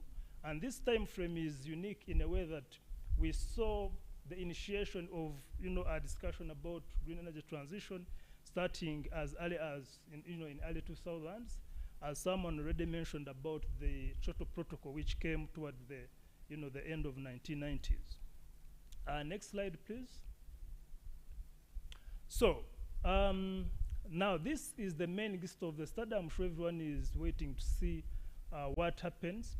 So I did the pre-model estimation diagnostic tests, which led me to the choice of the estimation technique that I used, which is flame-modified ordinary squares, but also used CCR just for sensitivity and robustness tests. So on carrying out the panel regression, the estimates found out that the quality of environmental policies, access to electricity, and regulatory quality are the most important or the key drivers of green energy consumption in the East African community. The other variables were not significant. Next slide. So, what does this mean? At the end of the day, when I get these results, what does it mean in terms of policy, industrial, stakeholders? What should we pick? So, policymakers, this study informs policymakers that they need strength to strengthen the regulatory quality, regulatory frameworks. The results indicated that the quality of environmental policies and regulatory quality are very key in terms of driving green energy consumption.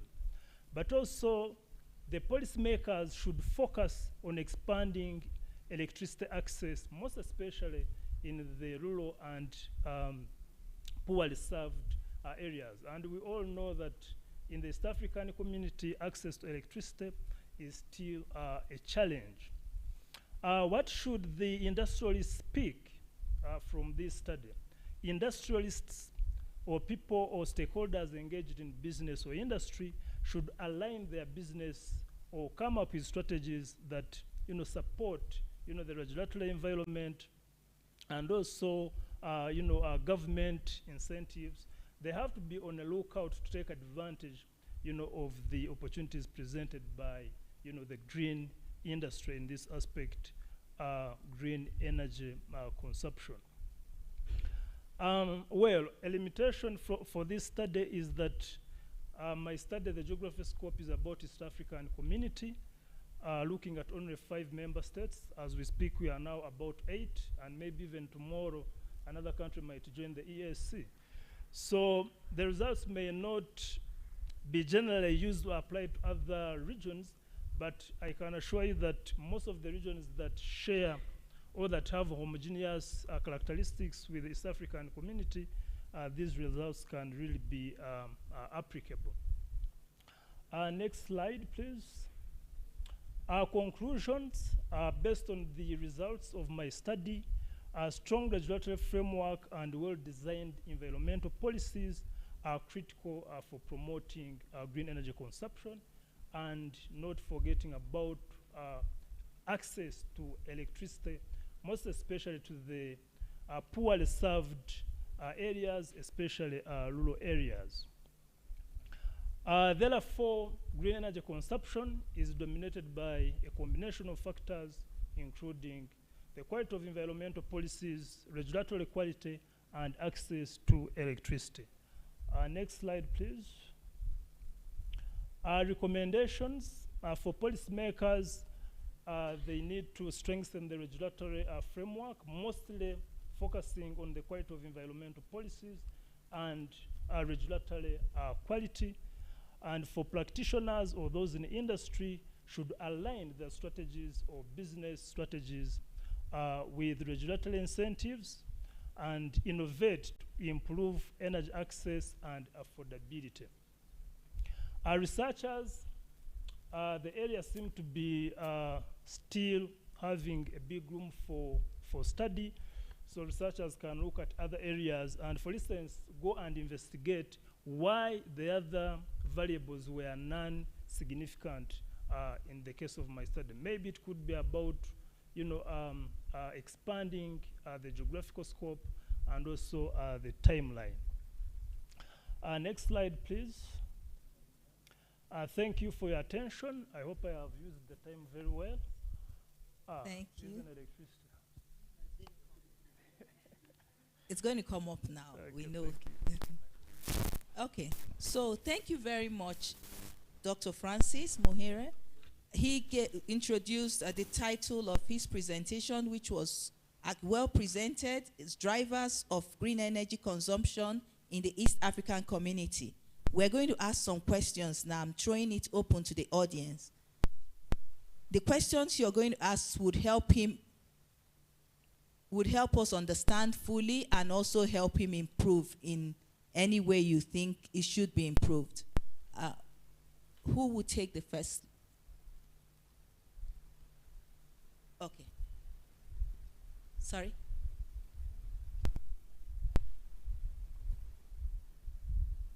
I take a seat. Yes, please. Thank you. I appreciate it. Okay, you want to take a seat? Okay, that's fine. Thank you. So who can the moderator help us?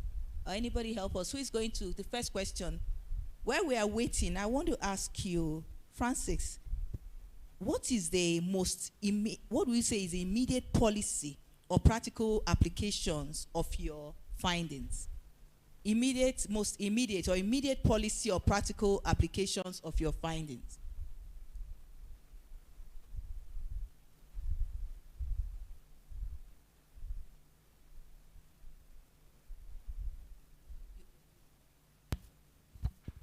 Hello? Yeah, it's on. Thank you. That's a very important question. From these results for my study, the immediate step, for instance, the policymakers should be taking is to, strengthen the quality of environmental policies. Now, one might say that, as the community, we have good policies, but the question is always about the implementation. And when it comes to implementation, in terms of the strengths, it varies from member states. For instance, when you come to Rwanda, you're going to find that in terms of policy implementation, they are doing better than maybe other counterparts within the region. Therefore, policymakers should really, put much emphasis in implementing the quality of these environmental policies. Thank you. Thank you very much. So the next question.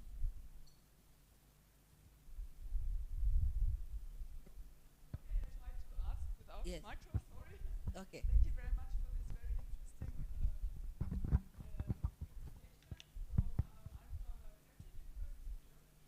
and I just wanted to ask you about the correlation between access to electricity and the use of renewable, or how did you say, environmental friendly energy consumption or whatever. So is it about, or could you just explain what the electricity consumption has to do with the, the access to electricity has to do with the, let's say, a certain behavior towards environmental friendly practices. Thank you. Thank you. My study results, or my study found out that access to electricity has a causal effect on green energy consumption, and in this case, the causal effect is positive and significant. Now, how does that relate to environmental practices? We are in a region, when we talk of East African community, we are in a region where unsustainable solid biomass, in this case, which is firewood and charcoal, accounts for over 80% of the total final energy consumption. So if there is access to green electricity consumption, then you're going to find that there is going to be improvement in the consumption of green alternatives or renewable energies. Thank you. Thank you very much. Next question. Okay, thank you, Mr. Francis, for your good presentation.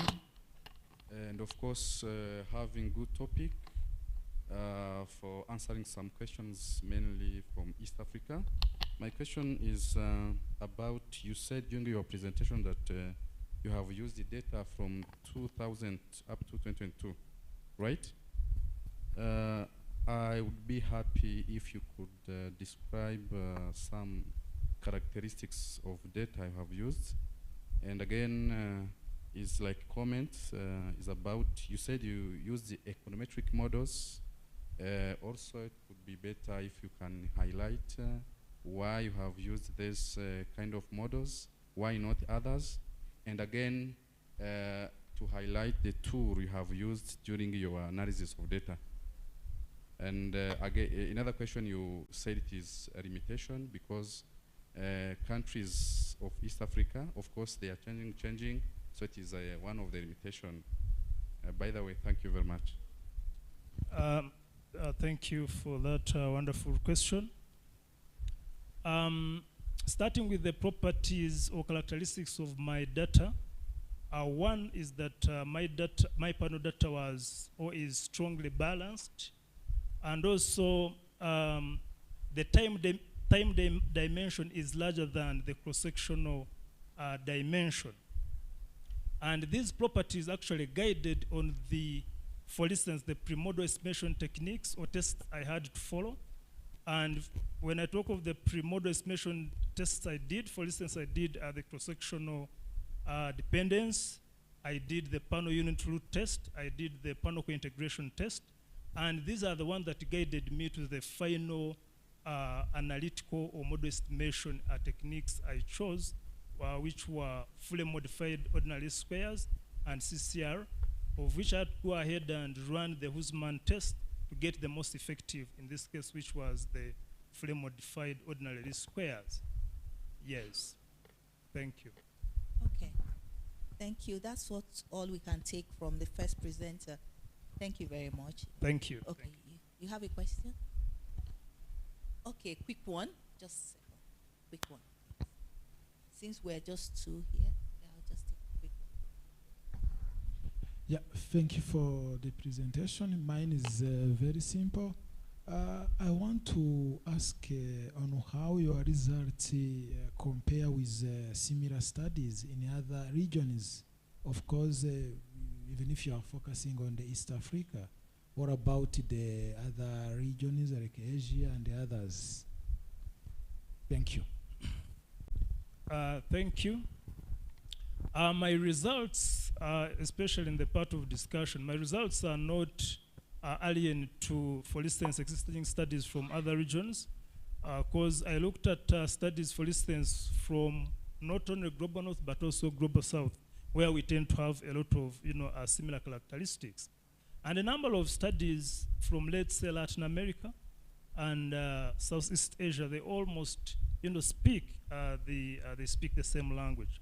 But when you come to East African community, there is still a gap. I want to tell you that there are very few studies which actually are looking at East African community as a region. So there is still more room, and of course this calls for researchers in this room maybe to pay more focus at it, but also to add on that this manuscript came from one of my objectives for my PhD study. It's one of the 5 objectives. Yeah, so, but there is still more room for East African researchers to dig into this area that seem to be still virgin. Thank you. Okay, so thank you. So that's clearly there's a gap, and this is a research area that we should look at and see how the study can also be expanded. Thank you very much. Thank you. So we'll go to our next speaker, and Judith is from Makerere University Business School, Uganda, and she's going to present her paper titled Towards Sustainable Urban Transport, Mass Public Transport Electrification in the Greater Kampala Metropolitan Area. Thank you. I know there was another question, but after the session, you can, you meet. Thank you. Good afternoon, ladies and gentlemen. Thank you, Chairperson, for the opportunity. My name is Nachirija Judith Flavia. I'm a PhD student of Energy Economics and Governance at Makerere University Business School. So today I'm going to share my research, and it is titled Mass Public Transport Electrification in the Greater Kampala Metropolitan Area. The goal is to move towards sustainable urban transport. So my presentation will follow that chronology. So we are seeing cities or places across the globe rapidly urbanizing. The Greater Kampala Metropolitan Area is one of those places that are rapidly urbanizing, and we have an annual urban growth rate of up to 5.2%. That is one of the highest within the sub-Saharan Africa region. But we have so many challenges that come with urbanization. But I'll focus on one of the challenges that is in the transport sector. We have transport infrastructure challenges due to urbanization, and we also have environmental challenges. So we have a situation in the Greater Kampala Metropolitan Area, and the situation is transport systems are very informal.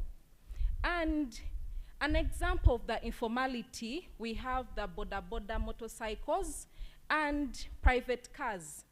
These boda motorcycles and the private cars do the most trips, 79% of daily trips. But the sad thing is that as they do those many trips, they only give transport needs to 18% of the population, or they cover only 18% of the mobility needs in the area. So what is the result of that statistic? We have severe traffic congestion in the Greater Kampala Metropolitan Area, and because of severe congestion, we have long travel hours, and we have emissions that spoil the quality of our air. So all these are recipes for urban inefficiency. But there is a solution following the Stockholm Declaration that we can actually electrify transport systems. And one of the systems we can electrify is mass public road transport. But the question in this research is that, is mass public road transport electrification feasible within the Greater Kampala metropolitan area? So to answer that, so that is just a picture of what happens in Kampala. We see the borders, we see the matatus in the back, and we see private cars until where our eyes can stop. So that is the daily situation that we have in Kampala. So this research goes on to try to address the challenge by looking at the objective of analyzing trade-offs that transport users will consider when choosing between fossil fuel powered and the electric transport options, and that is in particular for the mass public road transport. So we expect that when we get these results from the objective, the study will provide insights for transport sector stakeholders, as we know them. There are quite many, and these insights will inform public transport transformation within urban areas across Africa with similar demographics like the Greater Kampala metropolitan area. So to cover that objective, this study undertook a stated preference experiment. So the stated preference experiment allows respondents to choose between different transport options that are given to them. And the experiment, can we have the next slide, please? The experiment depends on attributes. So in our experiment, we put attributes such as the vehicle purchase price, the energy costs, the maintenance costs for the vehicles, transport fare, and charging time, emissions, and of course, the driving range for the electric vehicles. So in the analysis, we got responses from 147 respondents, but these respondents came from several transport hubs across the Greater Kampala metropolitan area. So to do the analysis for this study, I used a multinomial logit model, but this model was based on the random utility framework, which considers that for every choice that someone makes, there is a random variable, and also there is an informed variable. So the multinomial logit model was simplified into an empirical model that gave us the equation that you have seen. So what did we find out? Next slide. So our findings from the utility function gave us a number of factors that will actually support mass public transport electrification. The respondents said that, or showed that, the findings reveal that they're interested in the emissions reductions, they're interested in the lower energy costs, the infrastructure availability, and the fair driving range that comes with mass public transport electrification. However, the findings also show that the very high purchase prices of the electric vehicles, the long charging hours, and the high transport fares that may come with the public transport that is electrified can deter its adoption. Can we have the next slide? So this is a summary of the key findings in comparison with other studies. But we note that most of these studies are from the global north. So one of the motivations from the study was that there isn't, or to the best of my knowledge, there wasn't or there isn't a study that has done a choice experiment to determine if people within the global south, particularly in Uganda, are willing to adopt mass public transport electrification. Next slide. So what are the implications for this study? So this study has implications for government, telling the government that government incentives are key. And where are they most key when it comes to financing the acquisition of mass public vehicles or electric vehicles, given their high prices, then it also implies that infrastructure development, especially the charging systems, they matter a lot. Then public awareness and advocacy, because there are so many misconceptions about electric vehicles and electric transport. And then it also implies that we need strategic partnerships. Next slide. So how do we conclude? The findings show that there is a strong expected utility from mass public electric transport electrification, but it also highlights need for strategic interventions if we are to successfully implement the adoption of electrification of public transport. So what does the study recommend? That we should have subsidies and tax incentives, as well as favorable EV financing. So the first two recommendations work in line with actually getting the possession of electric vehicles. Then when we get the electric vehicles, of course we need a better network for charging infrastructure to support the buses or the taxis to move and to reduce the range anxiety that people may face. Then we also need strong electric vehicle regulatory frameworks. Since this is a virgin area, we need frameworks that will support and actually sustain. Then, like we have said, some speakers recently said, we cannot do anything on our own. So we need strategic partnerships with the public sector, the private sector, business players, with academia, and each and everyone, including the communities, if we are to actually succeed in electrifying mass public road transport.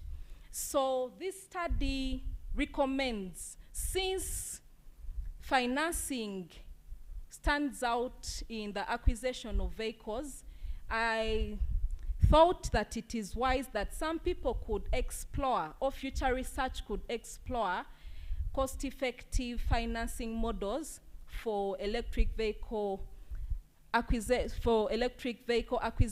and transport electrification. Then we could also have a study that can execute real-world pilot programs for electric vehicle integration into transport systems in the Greater Kampala metropolitan area. I thank you for listening to me, and I welcome questions. Thank you. Thank you very much, Judith. Okay, please take your seat. I will take the first question, then I can open it up to the audience. Judith, why 147 respondents? It sounds like a magical number. Why? How did you pick them? Where are they from? Thank you. Thank you for that question. So why 147 respondents? So in considering the number of respondents for the study, I used Ohm and Johnson's formula for stated preference experiments. And when I did the calculation, the study required that I could do a minimum of 100 respondents. So when I went to the field, I managed to get the 147, but actually the threshold, according to the formula, was 100 respondents. Thank you. Questions, please? Yes, thank you very much. That was a wonderful paper and wonderful data. My name is Judith Stark. I live in New Jersey, and I'm very happy to be visiting and also to see wonderful research that you're doing. I just have one quick question, and that is that in New Jersey, we have a fair number of hybrid vehicles, and sometimes people resist the EV because the transportation, it doesn't go far enough, especially for areas around the northeast part of the United States. So is there any interest here in Kampala or anywhere that you know of in your research for hybrid vehicles, especially plug-in hybrids? Interesting question. Yes, thank you. Okay, thank you, Judith. Why I chose the Greater Kampala metropolitan area is because the issue you mentioned, range anxiety.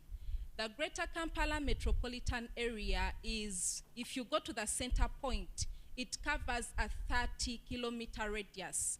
So that means that if you moved from the center to another place around the area, you would still be able to come back, because most of the vehicles or the buses will have some power that will cover that range. So that I thought it wise that the Greater Kampala metropolitan area would be feasible enough, because there would be less range anxiety. But of course, we have to consider the charging network, because anything can happen at any time. So that is why the study is saying that we need charging infrastructure. Even when the Greater Kampala metropolitan area just has a 30-kilometer radius, still we need the charging infrastructure in place. Thank you. Do we? Next question. Judith, I believe it answered your question. Thank you. Okay, thank you very much, Judith, for good presentation and nice research. I would like to ask you, or it's like comments about the model you have used.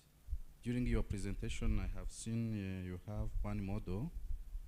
Is it possible that you can use different model to find out which one is accurate compared to another, or just one because of some reasons? Thank you. Thank you for that question. The study considered a stated preference experiment, and of course, before I considered the experiment, I looked at a whole wide range of options. But in the end, I decided that the stated preference experiment gives the respondents or the stakeholders actual characteristics of the vehicles. So by knowing the actual characteristics, this person will make an informed decision of whether they are actually in for an electric vehicle or in for a fossil-based fuel vehicle. But of course, that doesn't rule out any other methods that you can use, and I think I could do that in the future. Thank you so much. Okay. Thank you. That's all we can take from this session. Thank you, Francis. Thank you, Judith. Okay, thank you. And all the best with your work. Thank you. Thank you. We have the next set of presenters. Speaker number 4, Rethinking Macroeconomic Fundamentals and Climate Change Nexus, Evidence from Sub-Saharan Africa. The affiliation is Central Bank of Nigeria. We have Anthony Honor et al. Honor et al. Who is okay, so let me call everybody's name. We have Richard Umeokwoba, Chikwendu Onuzo, Orafire Ogan, and Kelechi Nnamdi. I'm from Nigeria, so I can pronounce all the names seamlessly. Thank you. So, okay, so Anthony. Next speaker is interactive effect of rainfall intensity, soil erodibility, slope gradients as causative factors of ecological infrastructure degradation. We have Alain Manier-Vore, Adonis Nsiza Mohammed. Who is presenting? Ale? Okay, thank you. Affiliation, University of Fort Hare, Agricultural Research Council, South Africa. We have a presenter that, I don't know if the presenter is here now, title, A Sustainable Supply Chain Framework to Enhance Environmental Performance in Cleaning Detergents, Manufacturing Industry, Case of Zimbabwe. Is Tongesa Mpofu here, University of Zimbabwe? Okay, so we have the two presenters. Can we have the presentation from Central Bank of Nigeria, Anthony Honor? Thank you. Rethinking Macroeconomic Fundamentals and Climate Change Nexus. Good afternoon, everyone. My name is, like Prof has said, Dr. Antoniana. I work for the central bank. However, in the central bank, we don't just do money, price stability and financial system stability. We do a lot of research. So we focus on macroeconomic the analysis. So based on that, we thought it wise to look at a lot of things and see what is really happening in that space, how macroeconomic fundamentals are affecting the impact of climate change. Okay, so myself, Dr. Richard Orafiri, and then Kelechi from Pan-Atlantic University, Lagos, put this work together. This is how our, okay, that's it. So we are all from the Monetary Policy Department. And this is how our outline will go. We run the introduction, literature review, we look at the method, the results, we analyze, and then we conclude with policy recommendation. Okay, our slide may look too wordy, but because of the issues we have around that climate, you know, over the decades we've had issues of climate change. It has become very pressing issues globally. And then with respect to ecosystem, we have a lot of effects of climate on agriculture, on a lot of other things. And then we also look at sustainable macroeconomic factors of output, because when climate change occurs, it has a lot of impact on macroeconomic fundamentals such as GDP, exchange rates, output, unemployment, interest rates, and a whole lot of that. So we now said, okay, this has been the issue. How is climate change affecting the macroeconomy? I would say no. In this context, activities carried out by human beings since the Industrial Revolution period have really enhanced temperature. And then the concentration of gases that cause a radiative effect, amongst others, have a lot of force on the atmosphere, which has affected a lot of activities. And then for sub-Saharan Africa, you know, we are endowed with a lot of biodiversity and then numerous ecosystems, which makes it very vulnerable to a lot of these negative consequences that I already mentioned. So given that, we looked at the relevance of this study and say, it is very pertinent for us to rethink macroeconomic fundamentals and climate change by looking at how economic activities linking macroeconomic fundamentals impact climate change in sub-Saharan Africa. Next slide. So our objective is to critically examine the relationship between these variables that I've mentioned, the macro fundamentals and climate change in SSA. Then the study, we looked at 5 key economic hubs in Africa. We looked at Egypt, representing the North African zone. We looked at Nigeria and Ghana from the West African bloc, South Africa from the Southern African bloc, and then Kenya. You see that they are all emerging economies, and then they have stronghold in their sub-regions.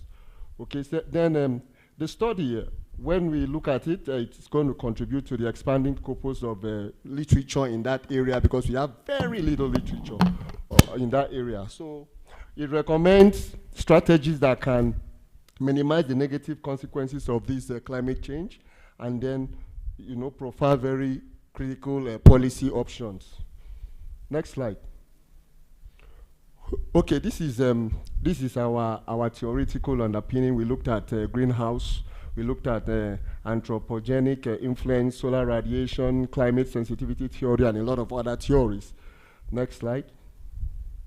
And then look at our findings from the studies that have been, you know, carried out. A lot of them are basically on the impact of climate change on the macroeconomy, and these were the various findings from the various literature. Next slide. So what is the gap? Why do we want to study this? Because globally, literature has frequently explored the relationship between impact of climate change on, the impact of climate change on macroeconomic variables. So However, the impact of macroeconomic variables on climate change has rarely been probed for sub-Saharan Africa. So that is the motivation for the study. Also, we also employed a robust econometric method. That's the GMM, General Method of Moment, an improvement from ARMA to do our estimation. Next slide. So these are the variables that we used. We looked at GDP, inflation, exchange rate, precipitation, that's the rainfall, temperature, that's the heat, and then we used the annual time series data from 2003 to 2022 for the various countries that I mentioned. Next slide. These countries were mentioned because of we are selected based on their peculiarity. You can see Egypt's far north, Nigeria, Ghana, West Africa, and then you see Southern Africa here in the southern block, and then Kenya in the East African block. Next slide. So these are the features, attributes of these economies. You know that Kenya is an economic hub in that area. They have a lot of huge agricultural and manufacturing sector, and then an emerging digital economy, amongst others, down to Egypt, South Africa, and then Nigeria. Next slide. Okay, this is how we came through our model. We were able to draw up a theoretical underpinning, and then we were able to look at the panel behavior. So we employed system GMM to be able to look at the relationship. So these are the representations, you know, given the equations. So a collection of population moment conditions, often known as the orthogonality conditions, forms the foundation for the GMM. So this is drawn from the work of Win-Gemma in 2006. So the parameters of interest can then be found by solving the sample equivalent of the orthogonality criteria, which yields a GMM estimator. And that is because the usual AR, that's an autoregressive model that we use, may not really be a robust form for this estimation. So we needed to improve on it from the ARMA model. Next slide.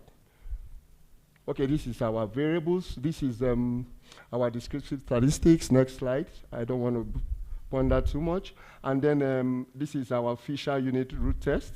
And we also saw that there were mixed order integration in the variables that we adopted. So you see that temperature was already significant at level, likewise precipitation and inflation. However, GDP and exchange rate were not stationary at level, so we had to undergo first differencing. They had to undergo first differencing to be able to get stationarity. So this is how we chose our model. Next slide. So please, sorry about this result. We're not supposed to display all this. It's because of time, want of time, because of time lag. Sorry, travel lag. No, go back to the results. Okay, so you see that there are two models. We are looking at precipitation and we are looking at temperature. So for PREP, we saw that GDP impacted precipitation, no doubt, but it is not significant. However, inflation has an impact on it at 10%, and then an exchange rate at very significant at 1%. Yeah, next model, sorry. Next model, that's no. Okay, let me run, don't worry, let me run this. So I talked about why we use the one-step GMM, and then I talked about why we went through the satisfaction for GMM because of the probability that is greater than 0.05 for the estimate for the GMM. And then I've also said that a change in temperature leads to an increase of 20.3 degrees Celsius of temp in Africa, which is just against itself at 10% level. Then when GDP changes, or any unit change in GDP leads to 0.673 degrees Celsius temperature increase in Africa, which is also significant at 10% and all that, you know. Then also on precipitation, inflation in Africa will lead to a decrease of 0.05 millimeter of precipitation in Africa, and then it's also significant at 10%.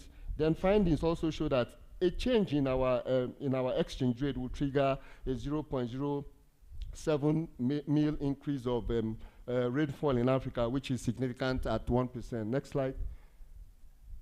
So this is our conclusion. GDP has the most significant impact on both climate change, with higher economic activities contributing to increased deforestation, industrialization, and rising temperature across sub-Saharan Africa. We can see from GDP, we know that it is a collection of all the activities in an economy, so that has a very big impact on it, a very serious, severe impact on it.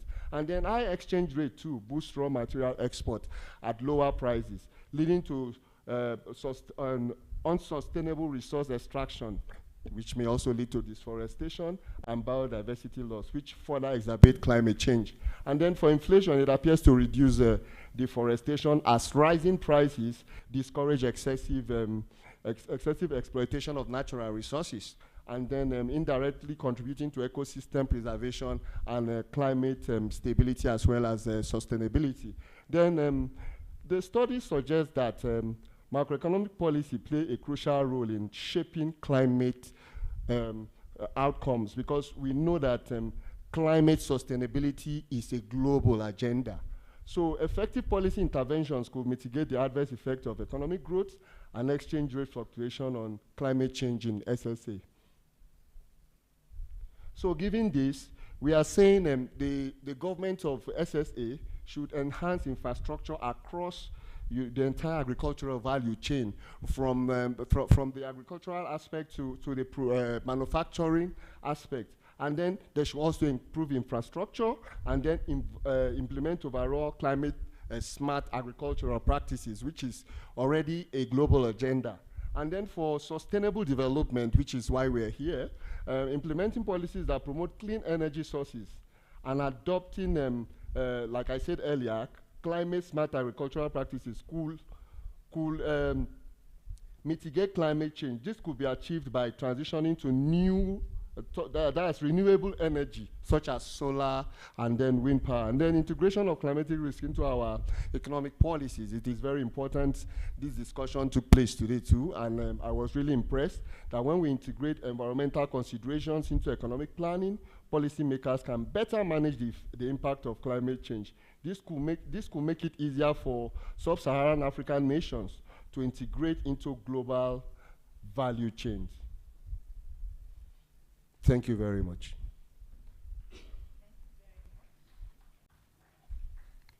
Okay, thank you very much. Interesting presentation. It's time for questions and answers, and I think I should start again while you're getting ready with your questions. Okay, so my question to you is, why the 5 variables? Is there any variable you could have missed? I know you said GDP had the most significant impact, and there were a lot of, you also mentioned why they need to enhance infrastructure, improve climate smart agriculture. Could you have missed a variable? Okay, like I said earlier, we focused on 5 countries too. Okay, so when you look at those 5 countries, you look at their economic attributes. We didn't really bring a very fundamental macroeconomic indicator, which is unemployment. Great. You know, because those countries somehow they have strong capital market. They don't really speak about the characteristics of the real African regions. You understand? So we said, okay, this is a work in progress. Let us start with the countries that we can access data easily, because it was a balanced data. We didn't have issues with accessing data.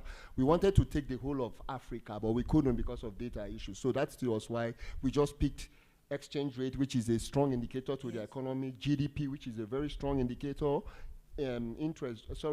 prices, that's inflation. And then temperature in Africa. We only talk about heat and rainfall. You understand? So that is why we decided to choose that. But like I said, it's a work in progress. We'll improve. Thank you. Thank you, ma'am. No, they are actually the key variables. Yeah, so yeah, they are. They are the key variables. Yeah. Okay, thank you. So questions for our presenter? I have a next question. So you're picking Ghana, Egypt, Nigeria, South Africa, Kenya. Why is there no particular focus on Central Africa? Yes. Okay, that still brings me back to the issue of data. You know, we couldn't get data for Central Africa. We are sorry we couldn't explore that area, but we had serious issues with data. You know, that was why. So we don't want to bring sparse data. We need to be holistic in our data, given the variables that we've chosen. Okay, because I know in my research too, whenever we're looking at sub-Saharan Africa, we tend to look at West Africa. Okay. So I'm glad you went to Egypt. Yes, yeah, so Northern that you Africa. covered Africa. Yeah. So just typical, just we kind of place Central Africa with other East Africa. We join it with another Africa, and that's what we do as researchers. But I think yes, that's what we do. So I think there should be a deliberate effort to look at what's happening at that region, because they also have their peculiarities. Okay, thank you very much. Any questions for him? So I will ask my last question. This is a hot seat. Yes. How can economic policies be aligned with sustainability goals to drive investment in climate-friendly business practices? What kind? You've mentioned some climate-smart agriculture. Are there other things we can do? You know the focus of Africa. Like I said, the war now, sustainability is a global agenda. So I feel we should explore the innovative space. You know, the innovative space to be able to get more smart climate policies to be able to align with what we need in Africa. Because Africa is a very peculiar terrain. You cannot compare it to other economies, especially the advanced economies. So it's time for us to think out of the box. Innovation is very important. So think innovation, innovation, innovation. Innovation, innovation. Thank you very much. Thank you. Thank Yes, you. thank you. So we have, that's Anthony. Thank you, Anthony, and others. So we have the next presenter, interactive effect of rainforest intensity, soil erodibility, slope gradients as causative factors of ecological infrastructure degradation. Thank you, Ellen. Thank you so much. Thank you. Good afternoon. Good afternoon. Good afternoon. You know, it's always a challenge when you present last, and people are expecting to go home. Yeah, but when I was preparing this presentation, I was not aware of the audience, but I will try to be as simple as possible so that it becomes interactive as I interact with the audience, as my topic is saying, right?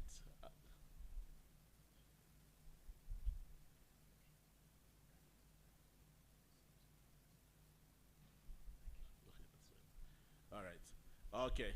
Yeah. So at the Investor Fort, we have 5 research niche areas, and one of the research niche area is on land use, climate change, and sustainable agriculture. So we are, or I am, in one of those research niche areas. Maybe I'm not sure why the Presentation, please. The presentation.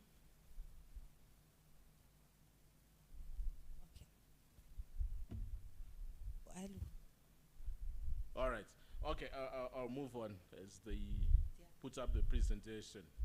Right. So I was saying my work is part of the research niche area on sustainable agriculture, land use, and climate change. So it's a whole group of students and other researchers working on this. I think we have a number, about four PhDs and something like 11 master students working on this. But for today, I will only focus on probably land degradation as the ecological infrastructure. So we are looking at land degradation and ecological restoration. Just a second, please. The presentation, we can, okay, that's fine. Thank you. Okay, all right. Now, so this is the topic, interactive effects of rainfall intensity, soil erodibility, and slope gradient as causative factors of ecological infrastructure degradation in undulating terrain of the Eastern Cape in South Africa. So let's go back to slide number 3. So that's the scenario which you find yourself in when you get to the Eastern Cape in terms of land degradation and soil erosion in particular. There you can see some gullies developing even on contours. You can see where there is a hole, it's part of like piping where soil erosion is happening below the ground. So it's sort of like silent on the surface, but a lot is going on. So you sometimes have sinkholes and development of gullies, right? So there is sedimentation, so it also affects the river system and so forth. So even on areas where there is high organic matter, still go back to that picture as well. Even on areas where there is some very high organic matter, you will realize that erosion still goes on unabated, right? I will give you some statistics, right? So annually you have about 3 tons per hectare of soil being lost. This is the global sort of like average, but in the Eastern Cape it's on the high end, right? So it's normally more than that, right? But we also project that it can rise to 3 tons, 3.76 tons by 2050 if no intervention measures are implemented, right? So there is also an element of a climate change there where you have rainfall, right? So the rainfall pattern is now erratic, and we have severe rainstorms, right? So the intensity there is very high, right? Rainfall intensity. So it's adding quite a lot to the erosion. We also have a situation in terms of the soils themselves. They are very erodible. So they just crumble, right? Crumble and crumble.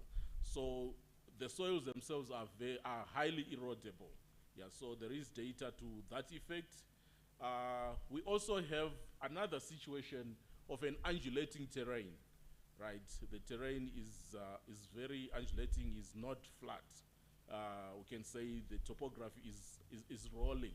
So we have these 3 factors, right, that are causing havoc in terms of erosion: rainfall intensity, erodibility, which are the inherent soil factors, right? For example, we know soils that are sandy, they erode so easily.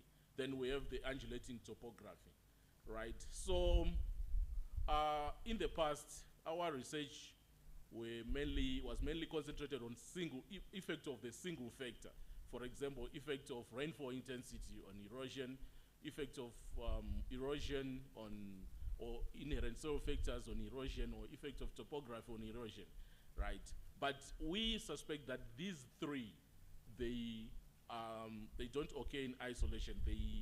It's either they are interactive or there is a cumulative effect which is not known, right? So that could be the reason why there is the erosion is very high, right? So it's very important that we understand these factors so that we expend resources into providing a holistic diagnosis of the whole soil erosion puzzle in the Eastern Cape. So it's a coastal area, right?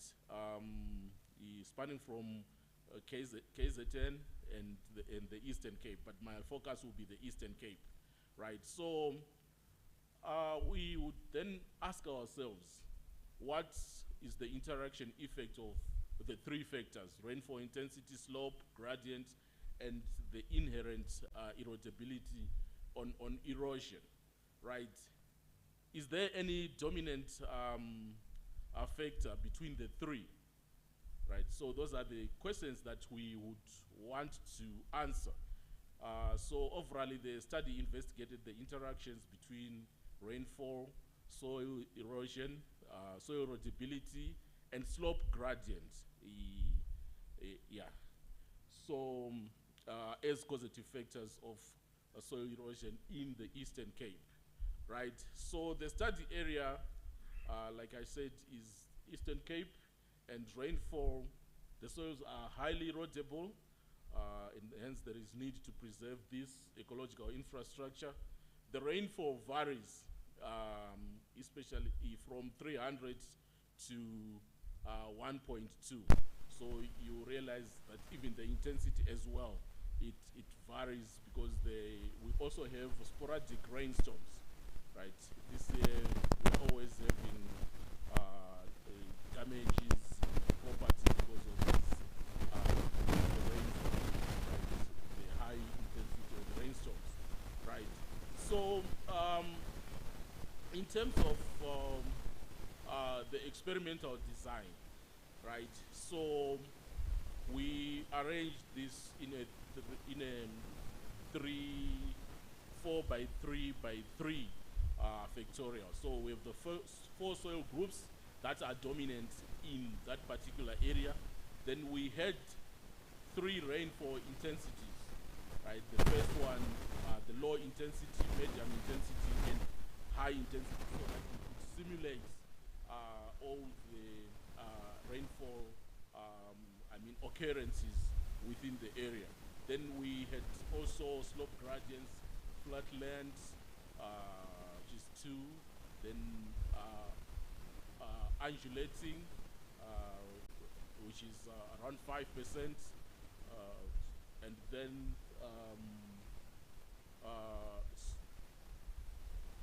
the highest was 8, right? So we simulated the 3. So the rainfall intensity is 40 millimeters, representing the low rainfall intensity, then 60 millimeters, and then 80 millimeters per hour, right? So this is, we got these figures from previous studies which had simulated rainfall, right? So, so after each simulation, the runoff and the sediments were collected and stored and transported to the laboratory. Yeah. So this picture, don't worry about it. It's more of the rainfall simulator. So where we had to pour water from the top, and then we collected through the white cup, if I may call it, right? So of course these are the 3 slope gradients that I was talking about, 2, 5, and 8. So then our statistical model, we used a three-way ANOVA and regression, right? So yeah, that's the statistics. So in terms of our key findings, let's go to the key findings. Key findings, slide number 16. All right.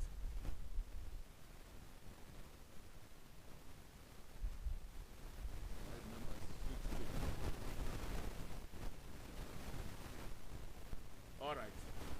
Okay, so these are our key findings. The data was normally distributed. That's the first thing. And then we realized that individual factors such as rainfall, soil type or erodibility, and slope, they had a significant influence on erosion. So as individual factors, they had a significant influence. But what we found out was there was no interaction there was no interaction of the three factors, right? Why could that be? Right. So one of the things that we realized was in terms of the lack of interaction, there was a masking effect, right? For example, where you have intensity as the most dominant factor, then it could be site-specific, right? It could be site-specific and depending on the soil type. So some soil types were affected by high rainfall, some were not. Other soil types were affected by, say, slope, others were not. But when we looked at the three of them occurring at one particular site, that was not the case. So it was one site and one dominant factor. So there was no interaction, no evidence of interaction, right? So when you look at the next slide, please.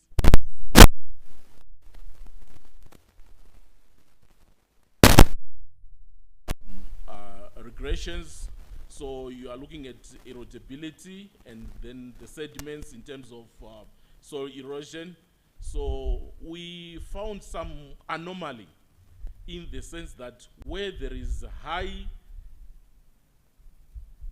low erodibility, we got more sediments, right?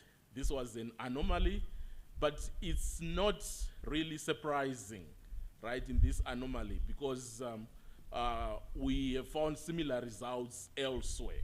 I mean, not elsewhere, but within the Eastern Cape, we have found similar results. Actually, it's actually the norm in the Eastern Cape.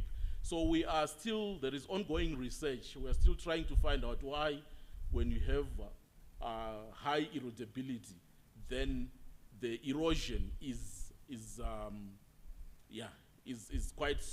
not as high as we had expected.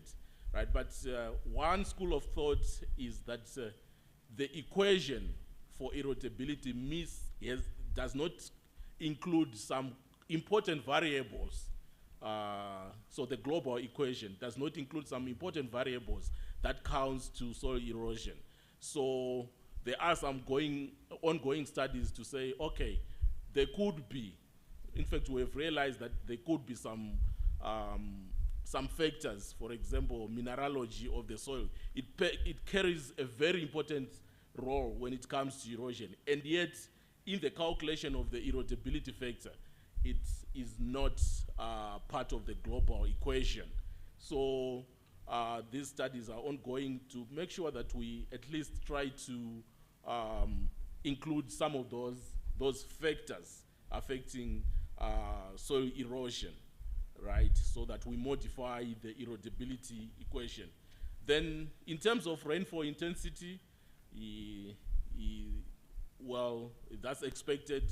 As the rainfall increases, then erosion increases as well. So here, there was really not a big debate. The results were not quite surprising. Well, let me go on to the third one, which is the slope. The same thing with the slope, where as the slope increases, the erosion also increases, which is quite expected, right? So those are some of the findings that we got, and well, for the other two factors, that's what we were expecting, and the results corroborate very well with other studies in the region and elsewhere, right? So this is a preliminary study which is ongoing. So we have realized that all the three factors contribute to erosion, but there is no conclusive evidence of the dominant factor affecting erosion, right? There are also no interactive effects between the three factors, right? And also, we need, for control measures, they should be site-specific, right? Remember, we are trying to do this so that we find ways of implementing control measures, right? So control measures should be site-specific or soil group-specific. For example, we focus on a particular soil group. Say, okay, for this soil group, because erosion is mainly on rainfall intensity, what should be the specific soil control measures for this particular soil group? Where you have slope factors as the main causative effect for soil erosion, then you concentrate on slope, controlling the slope or trying to find out, figure out how you can manage the slope. Same with the soil type itself, which is the erodibility, right? So yeah, that's, so for further studies, like I've already said, we need to modify the erodibility equation. That's one of the areas where we are currently focusing on in terms of modification of the erodibility equation so that it suits the scenario or the conditions in the Eastern Cape. Yeah. So yeah, I thank you. Thank you very much, Ellen. Thank you. Thank you. Yes, you can have your seat. Yes, yes. Okay. So I'll throw my first question. I'll wait for you to settle down. Okay. I know you said this is a preliminary study. Am Yes, I right? yes, that's okay. correct. However, given the implications of soil type, you mentioned soil type, rainforest, slope, on erosion, yes, what policy measures can mitigate the impact of extreme weather conditions on ecological infrastructure? Okay. Yeah, so we are currently, some other studies, remember I said this work is part of the ecological restoration studies going on in the Eastern Cape. We also have conservation agriculture practices. There are some studies that are looking at mainly conservation, smart agriculture, and yeah, from the smart agriculture, from the results, probably we would want to, yeah, to recommend to the government what can be the, what can be done. But for example, what we have realized is in terms of the slope, at times in the past, the government had given a blanket recommendation to say for all the land that is above 6, you don't need to cultivate, right? So it was a sort of like a policy measure. But we have realized that also erosion can occur, high erosion can occur even on slopes that are between 0 and 2. So one of the recommendations or policies that we would want to envisage on such type is on such type of study is to make sure that we at least give recommendations that are soil specific or site specific instead of blanket recommendations like everything above 6% don't cultivate. Right. Thank you. Thank you very much. So, do we have questions for him? Okay, yes, you can ask. Thank you. Okay, thank you very much for that very insightful presentation, especially on ecology and all that. My question is very, okay, sorry. My question is very straight. You talked about the model that you used, the estimation method that you used, them three-way analysis of Just variance. a second, can you hear him? Can you hear me? Okay, sorry, let me put more energy. Okay, very insightful presentation. Thank you very much. Okay, my concern is just on the method used, the methodology. You used them three-way analysis of variance method. How did you arrive at that? Okay, remember we want to look at the interactive factors and of the three, what do you call it? The three factors. So one of the factors is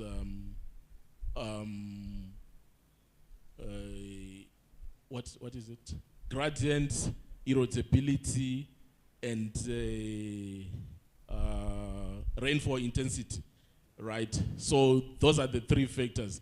So normally in such instances, if you want to look at the interactions, your three-way analysis of variance, it gives you interactions. So that's one of the main reasons why we had to use a three-factor analysis. Yeah, thank you. Thank you. Do we have further questions? Yes.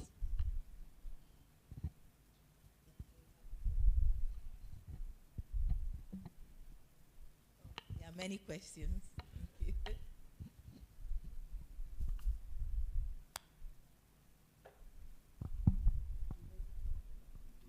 Thank you very much. Is the Eastern Cape area that you're talking about, is it a highly agricultural area? And also, is there grazing of animals? Because I'm wondering how much soil disturbance would take place because of the agricultural use of this area, as well as the grazing of animals. Thank you. Yes. There is, yeah, it's really, in terms of cropping, it's not high intensity cropping, but there is also, so basically in short I can say the area is rural based, right? It's a communal area. There is really no controlled grazing, but what we have found out is the areas are also abandoned, and it's very difficult to sort of like include the grazing part. Yeah, there are some studies that have looked at that, especially in the rangelands, but mainly these are controlled areas. But for these communal areas, there is no controlled grazing. Yeah, but it could be correct that grazing also takes center stage there, like the Lesotho highlands. Yeah. So, but we are looking at these factors as we go, right? So these are three factors that we have looked at, but I guess in future we also need to look at the grazing, especially in those uncontrolled areas. Thank you. Next. Thank you.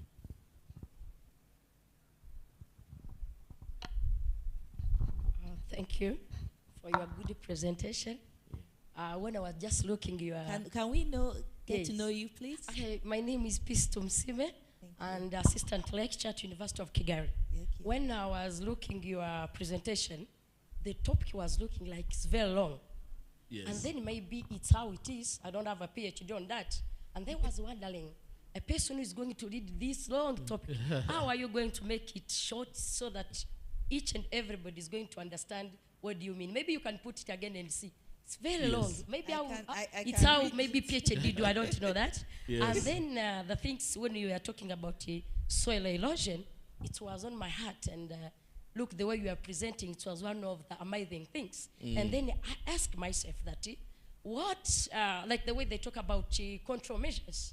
And then I asked myself, like a PhD candidate, how are you going to make it that you make sure that the government of South Africa, but not only of South Africa, even other African country, to make sure that they are working on this issue, because it's like tackling all the communities of Africa. And how are you going to make it, to make sure that people, they are understanding, and then also they are hearing you? The way I heard also that you are a student there in South Africa.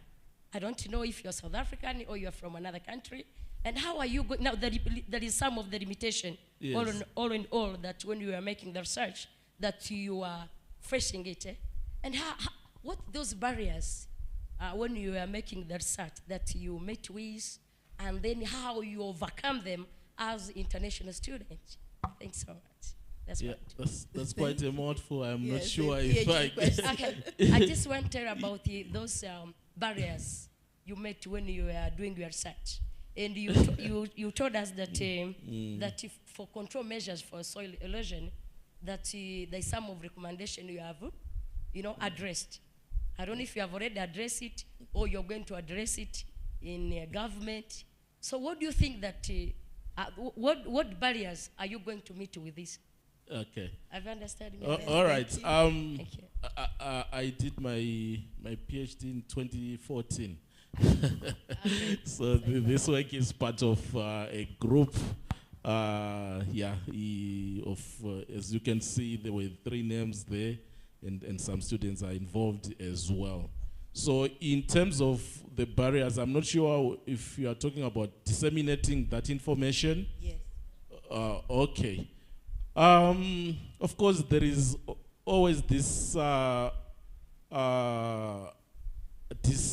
disjuncture between what we are doing as academics and the researchers. I mean, as academics and policymakers.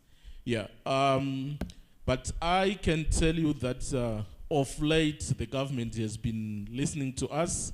We have recently been, with my colleagues, been given some money to continue with this kind of work by the Land Care, which is part of the government initiative to look at that. So it was, when we presented some of these results, they felt that these results would make sense in terms of change in policy. If you look at the country, what I'm saying right now, South Africa is quite diverse in terms of the biophysical properties or conditions, right? The Eastern Cape, which is to the coast, it's a coastal area. It's totally different from up north, right? Up north, the soil is very flat. It's very little erosion and so forth. Whereas in the coast, it's highly undulating in terms of the terrain, and also the soils are generally highly erodible. So for them to just give a one blanket recommendation, it's really not good. So the research that we are currently doing is supposed to give guidance on some of these policy matters. So the fact that they are giving us money to continue with this kind of research, it means they appreciate what we are doing, and probably they are really sort of willing to take our recommendations. Thank you. And they love the topic. Yeah. Yes. Thank you. Yes. Thank you. Okay. Thank you. Any more? We're wrapping up. The topic. Oh, okay. The topic might sound as if it's very long, but if you look at it, there is interaction there, interactive factors, and then there are the 3 factors. It's only that I mentioned them: slope, then blah blah blah. Then the other factor is, I'm sure, the other factor is rainfall intensity. Yeah. Soil erodibility. Yeah. So those are the 3 factors, and the interactive effect. What else is there in the topic? Yeah, I think the only thing that is the ecological infrastructure. I could just have said soil erosion. Ecological infrastructure degradation. Yeah, I think I could have just said soil erosion, because the ecological infrastructure degradation is basically land degradation. So it was a topic of the the whole niche area that we are looking at. So here I was just looking at soil erosion. It could be sedimentation, it could be other things. So yeah, ecological infrastructure, we could have just said soil erosion there. Then undulating terrain is the rolling terrain of the topography. Yeah. I actually found the topic very interesting. Thank you. Great question. So Thank you. Do we have any more? Yes, please.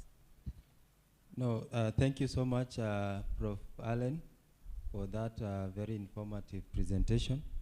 I think I don't want to ask a question. I just want to note that this kind of research can actually be applicable to different places, including here.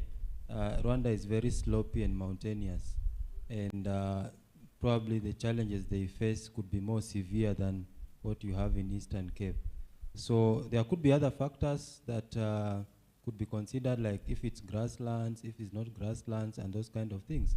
But also is maybe building sort of things like prototypes that can be used to control this soil erodibility, and you know, and again, the implications of this study in terms of, say, farming, rural farming, and so on and so forth. So I just want to acknowledge the relevance of this research, especially as we talk about sustainable development. One of the challenges is that now there seems to be no food security. And this emanates from issues like soil or erosion and those kind of things. So then this can therefore inform sustainable agriculture, and I just want to appreciate this research. Thank you. Thank you. Thank you very much. Today's discussions, I believe,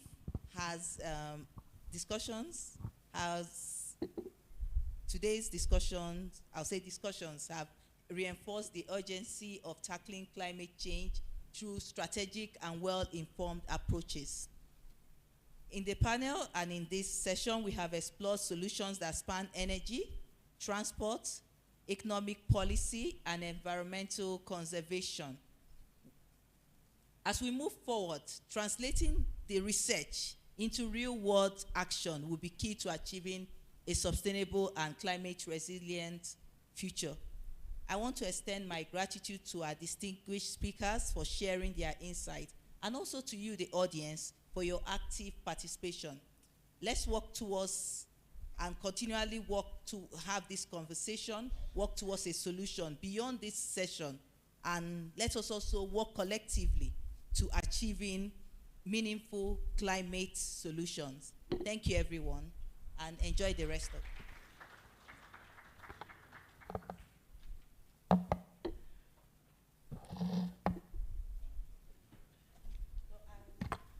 I will hand over to the moderator. Okay. Yes, thank you. Thank you too. Yeah.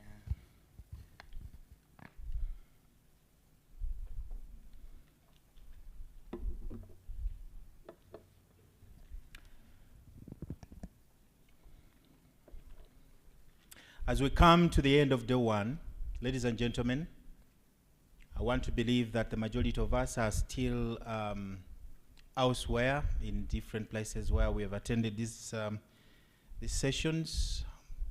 And I'm so happy that we may have a lot of good things we can say about day one. Ladies and gentlemen, recently I heard that our moon, the Earth moon, is trying to run away from the Earth. I don't know how much of the study has been done on that and how we can persuade it to not to leave us. And I really can't comprehend what will happen if the moon goes to another planet. But I want to believe, as we are facing the challenges, and as we can see, it is no longer something to study or discuss in conferences. The global warming is an issue, and we have seen how it may be raining and too hot.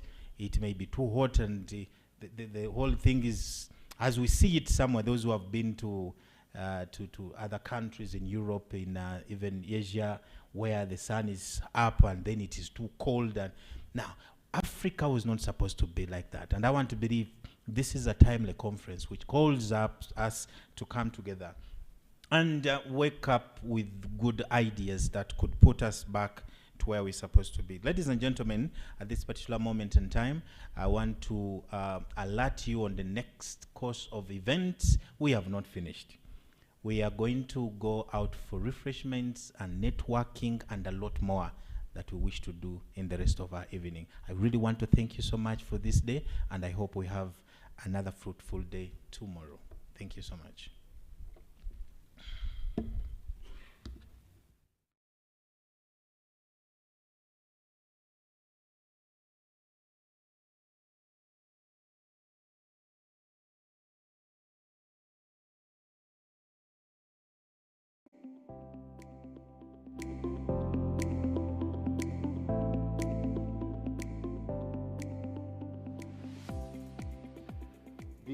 University of Kigali will be the window to the world between the 10th and the 13th of March. Window to the world because upon it we'll be experiencing a convergence of people from different parts of the world coming to talk about very, very crucial issues around sustainability and the green economy in higher education and in society in broad terms. The world expects us as an institution and as institutions of higher education to be leading in terms of research which tries to avert some of the consequences of climate change, of global warming, of lack of sustainability in our higher education systems, of poor production, of poverty, and so on and so forth. The conference comes at a time when the university is also making a very, very important strategic decision to become the first green university in Rwanda. So we look forward to receiving guests from all over the globe in one of the most peaceful cities in the world and in one of the most peaceful countries in the world.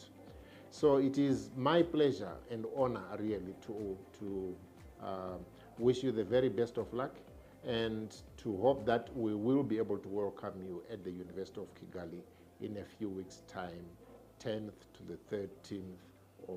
It is becoming increasingly important to distinguish